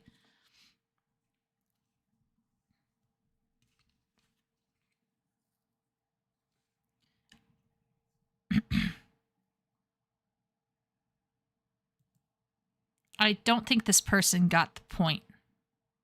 I honestly don't think this person got the point. Oh, my Lord. See? You literally have someone who's listening and doesn't even get the point. Holy shit. Oh, that's sad. I can't even. Oh, man. Oh, Lord. Yep. Well, we got a case in point. See, the thing about it is like there's two reasons why you might struggle to comprehend what you're reading. If you're struggling to comprehend what you're reading because something is boring to you, that's a self-discipline issue. If you're struggling to read because it's boring, that's a self-discipline issue. If it's boring because you're struggling to read, that's a technical or mechanical issue. And there are lots and lots of people who will be interested in a range of topics, but being interested in a range of topics has nothing whatsoever to do with it. Your interest or your curiosity does not define how well you read.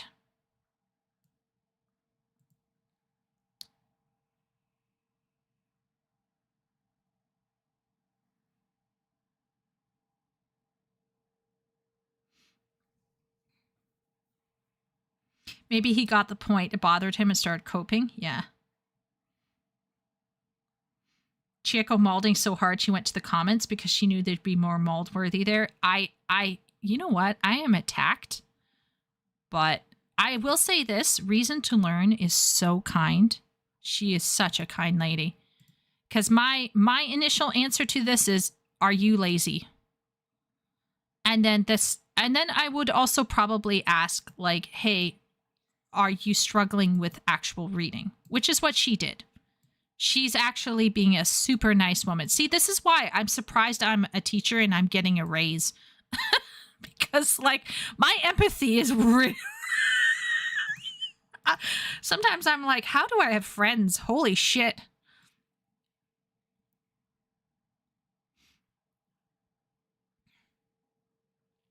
Oh, this is one of the COVID people.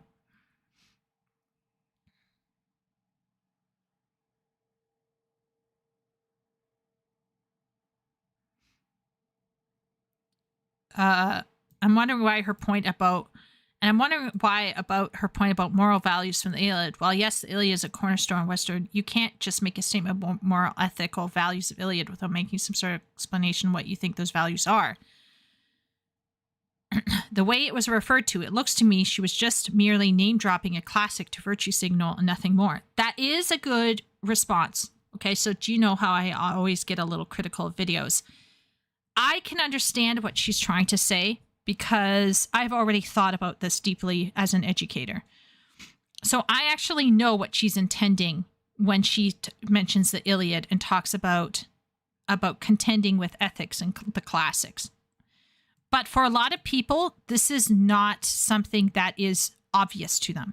So I would hope that she would read something like this and this would instigate her to make a video about this question, because what she did is not apparent to everybody because not everyone gets it, I guess. You know what I mean? They didn't like the COVID thing. So in fact, most likely, most of them probably got their education before this decline in reading took place. But much of the resistance to those mandates, especially due to anti-vaxxers, were due to some sort of illiteracy and poor reasoning. Wow. So as an anti-vaxxer for COVID anti-vaxxing, not anti-vaxxing in general, I am some sort of illiterate or have poor reasoning. Interesting.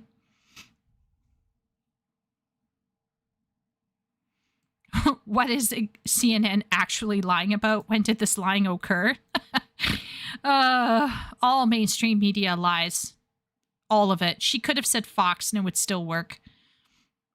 But because she said CNN, you started getting riled up. Stamina is a valued issue. Yeah.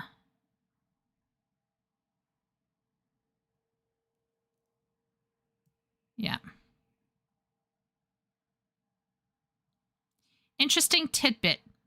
My 8th grader is profoundly dyslexic, 4th grade reading level, but excellent at making connections between texts, discerning fact from opinion, picking out logical fallacies, understanding theme, pulling out the moral of the story, etc. I've yet to figure out why exactly his comprehension far outweighs his fluency, but I don't worry as much anymore about the deficit when his ability to analyze is so strong.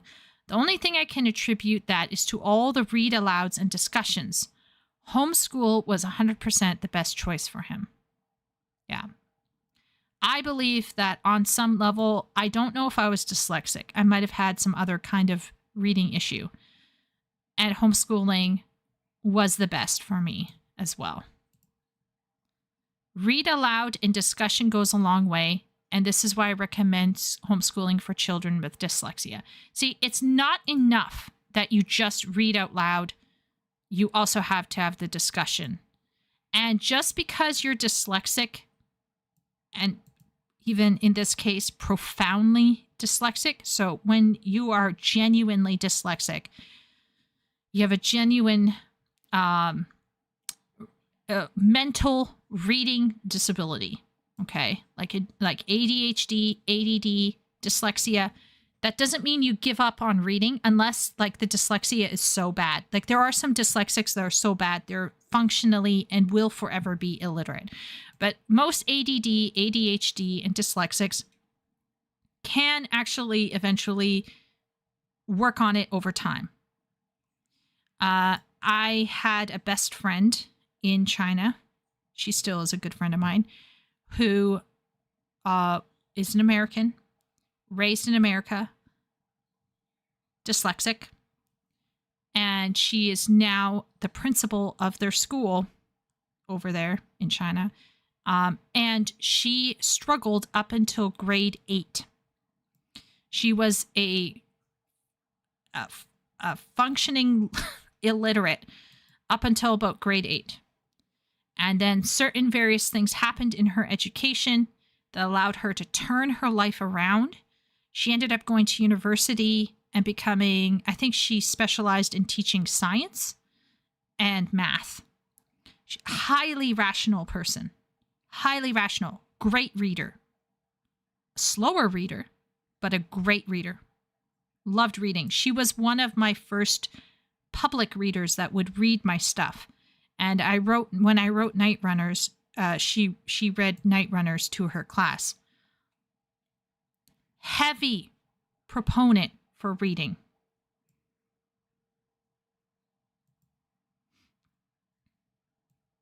So just because you have dyslexia or something like that, she was always a huge person to work with dyslexics who came into the school to ensure that they were still challenged and that they were still meeting some form of standard.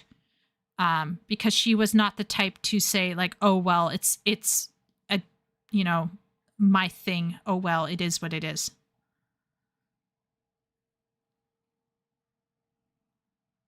And once again, I also don't like it when we kind of valorize readers who read fast and read a lot. So Shay and I, we can read fast, we can read a lot. But I think that when you overhype those students, you are shitting on students who are still trying their best and are just reading slower. So I don't like shouting out people who have a natural gift in reading all the time. When I have a class of students, I'm not always going to be piling the praise on the obviously very good student, because the other students might be struggling. They don't need to be reminded that that student is great. And so I try to cheer on even the slower readers because they are doing the best that they can do. The students I go after are the ones who give up trying. And I remember telling when I was teaching English at university, I remember telling my Chinese students, I remember telling them, I don't care if you don't speak English correctly. I care when you don't try to speak it at all. So, yeah.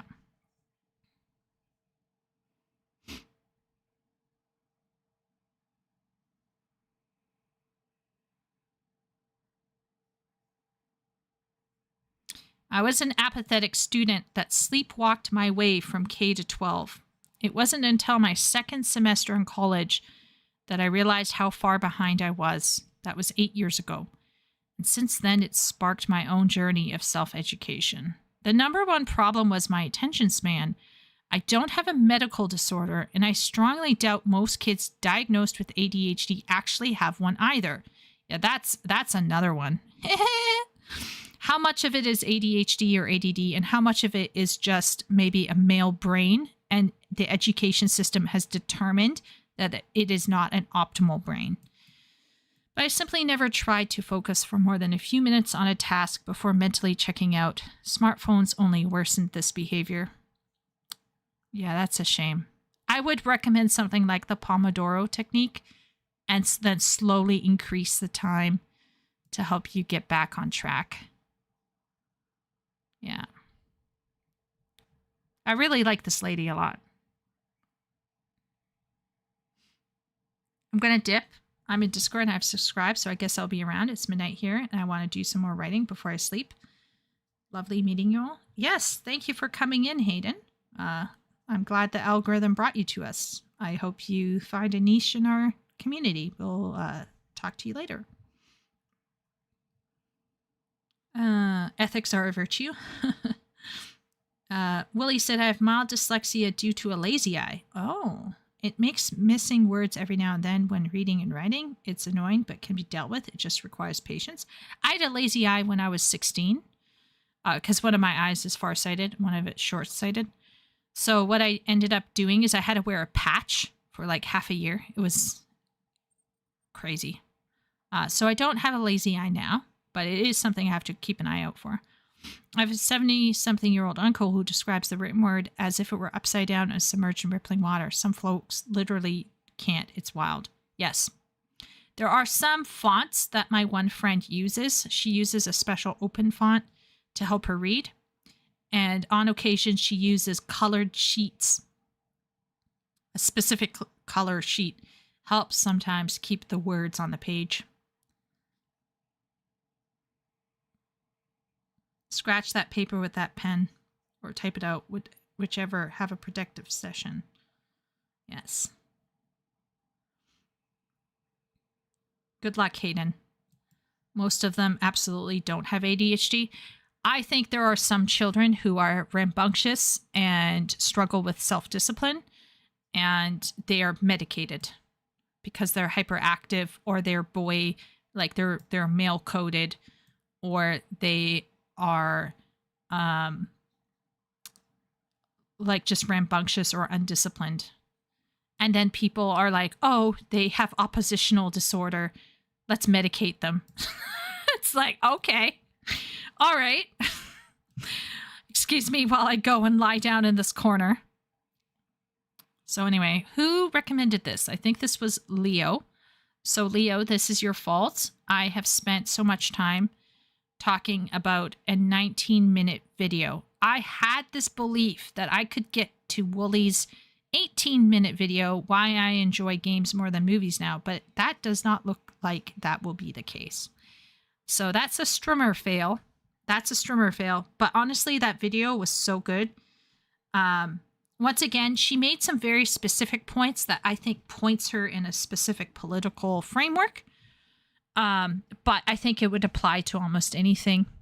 And I appreciate that she said a lot of things that I would agree with.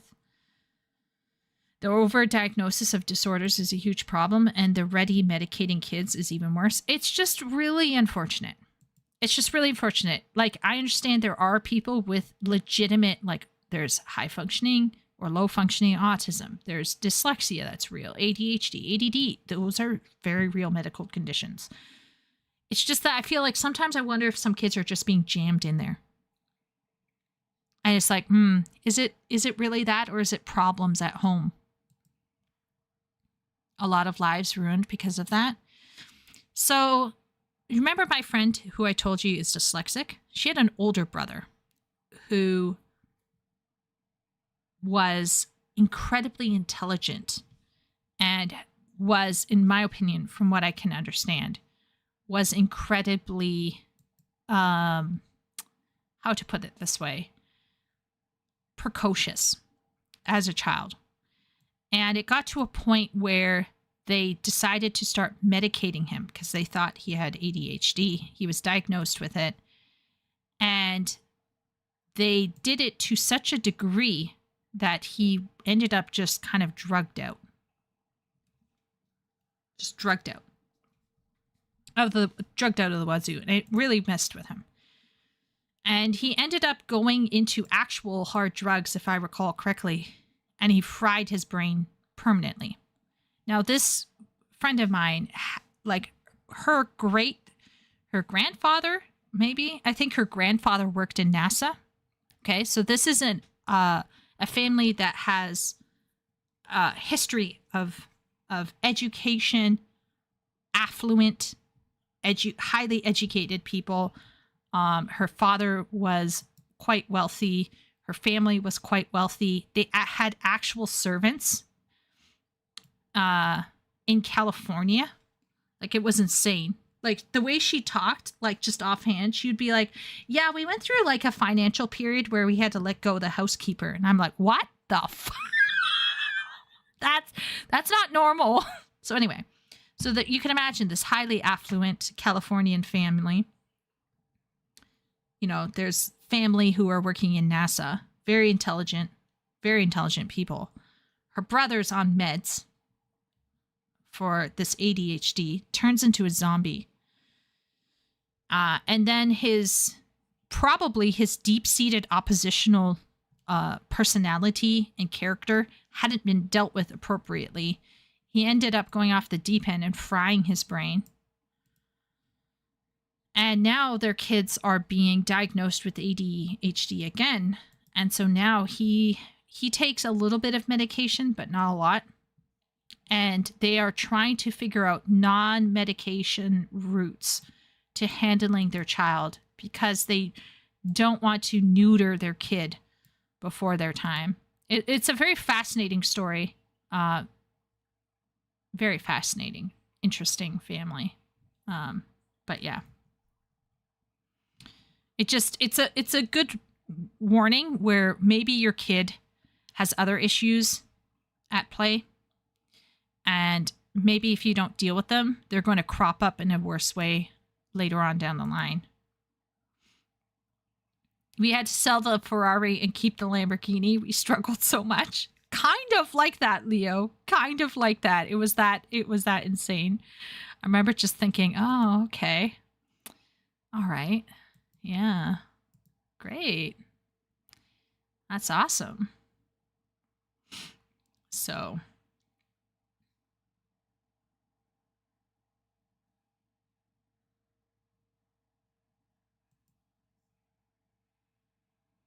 Leo is number 1. How do you feel about the crown, Leo?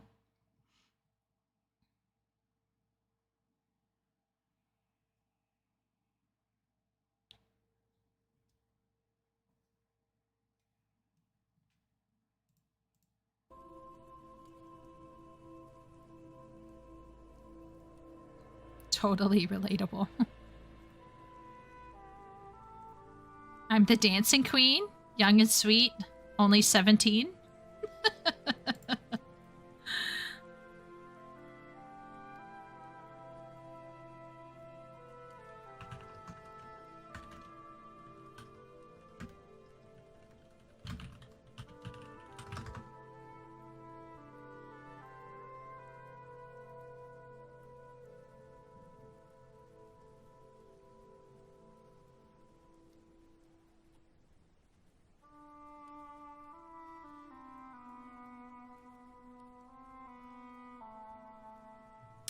Okay, well, I think starting another video at this time would probably be suicide, would be madness.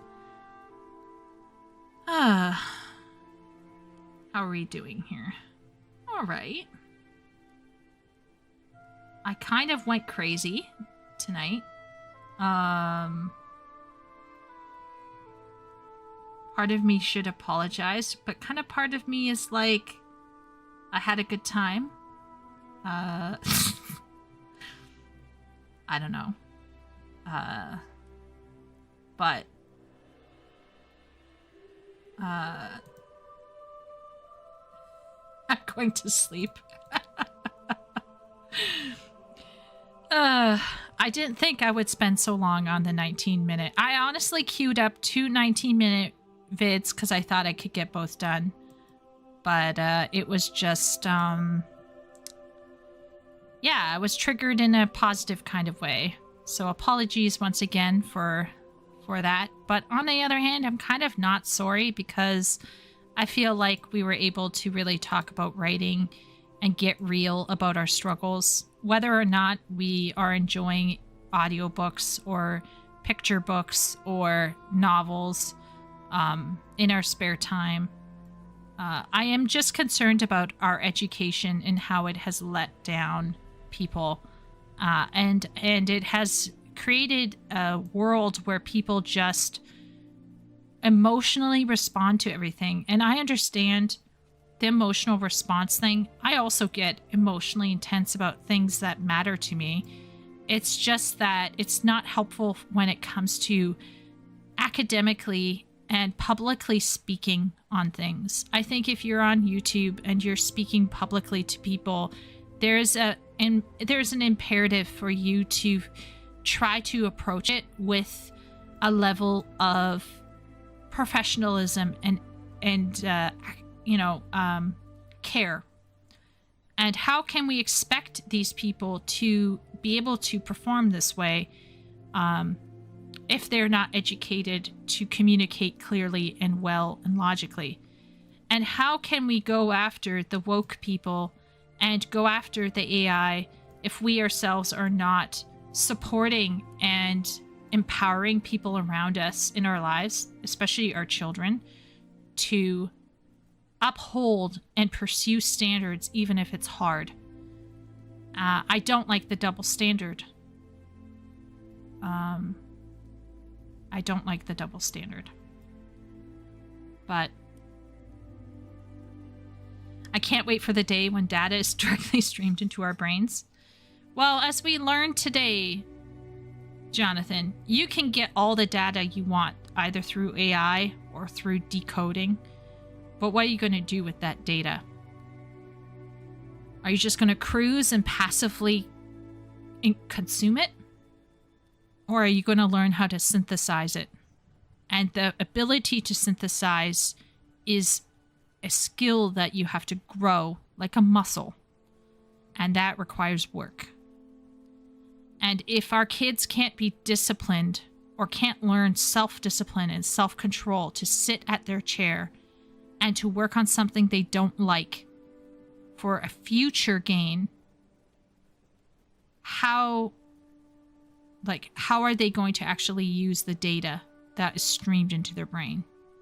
Because education is more than gathering information. Reading is more than gathering information. And that is why I have a severe bone to pick with the dude bros who have literally min-maxed this experience of reading to such a degree. Yeah. So we got 20%, so I'm going to guess 2 people probably voted in the yes category. One of them is probably Herman. But for the most part, most of us will agree that listening is not the same as reading. Yeah. No, our AI overlords will tell us what to do. Oh, Jonathan. Oh, Jonathan. Nice to be optimistic. You scandalized household members when you mauled it into profanity and they wandered into the kitchen. It was a moment. Oh, I'm so sorry, Shay. I'll try to watch my language. I really did lose it at one point, didn't I? Damn it. Ooh, there is a tie-in here between this topic and the authorial versus emergent gameplay from last time. Yeah. Yeah, there is tangentially a couple things. Right? Yeah. And on that note, I will say that I did make a video, and I will be it will be published on Tuesday. It will be about WoW, and it's going to talk about. So it's this one right here. Wait 1 second. We're gonna listen to myself. It's gonna be cringe. Hey everyone, today I'm gonna talk about WoW and my experiences with the story so far. This is going to be the short version format of what will be a longer video coming out soonish.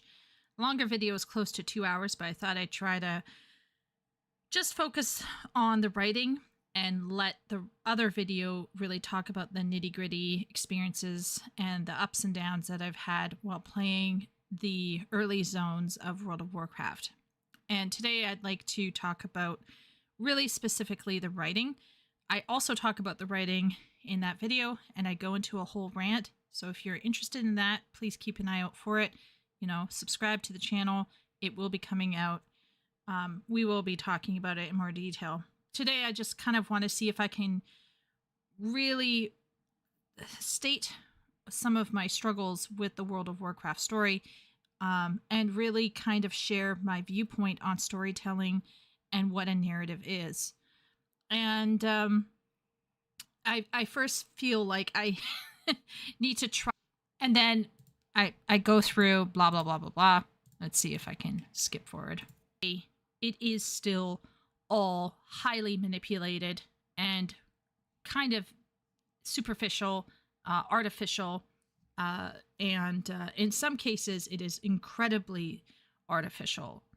And in one game, so I'm talking about levels of agency within story building and story making. But essentially, I go from there and I talk about, wait a minute, I'm in pain right now. I am in pain. I'm actually exiting out because I can only take so much of my voice, and then I'm like, I can't handle it anymore. Where's my thing here? So here, the technical level, the lore level, and the story level. And so I actually go into sideline to explain defining experiential, emergent, and authoritative narratives. And then I talk about Elden Ring and World of Warcraft. And I said it was going to be a short video, but if you noticed, it's still going to be close to an hour long. That was me trying, and I cut stuff out as well. I try to cut it down. I wanted to get it down to 45 minutes. I couldn't. I tried, guys. I tried so hard. I wanted to get it down to like half an hour to 45 minutes. I can't help it. Anyway. A pre-WoW video. Yeah. I normally have headphones, so no big deal, but phone was dead and plugged in. Oh. We don't get credit reading. We don't get reading credit for listening to 5 hours. Herman's welcoming our robot overlords. No! People have an innate sense of when the spoon feeding is too much. They do. They do, Josh. I think they do. I absolutely think they do.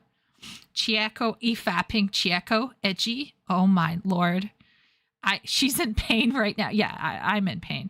So anyway, so Tuesday, I'm going to put out the first video, and then probably Friday or Saturday, I'll have the 2-hour WoW response to the first five sections.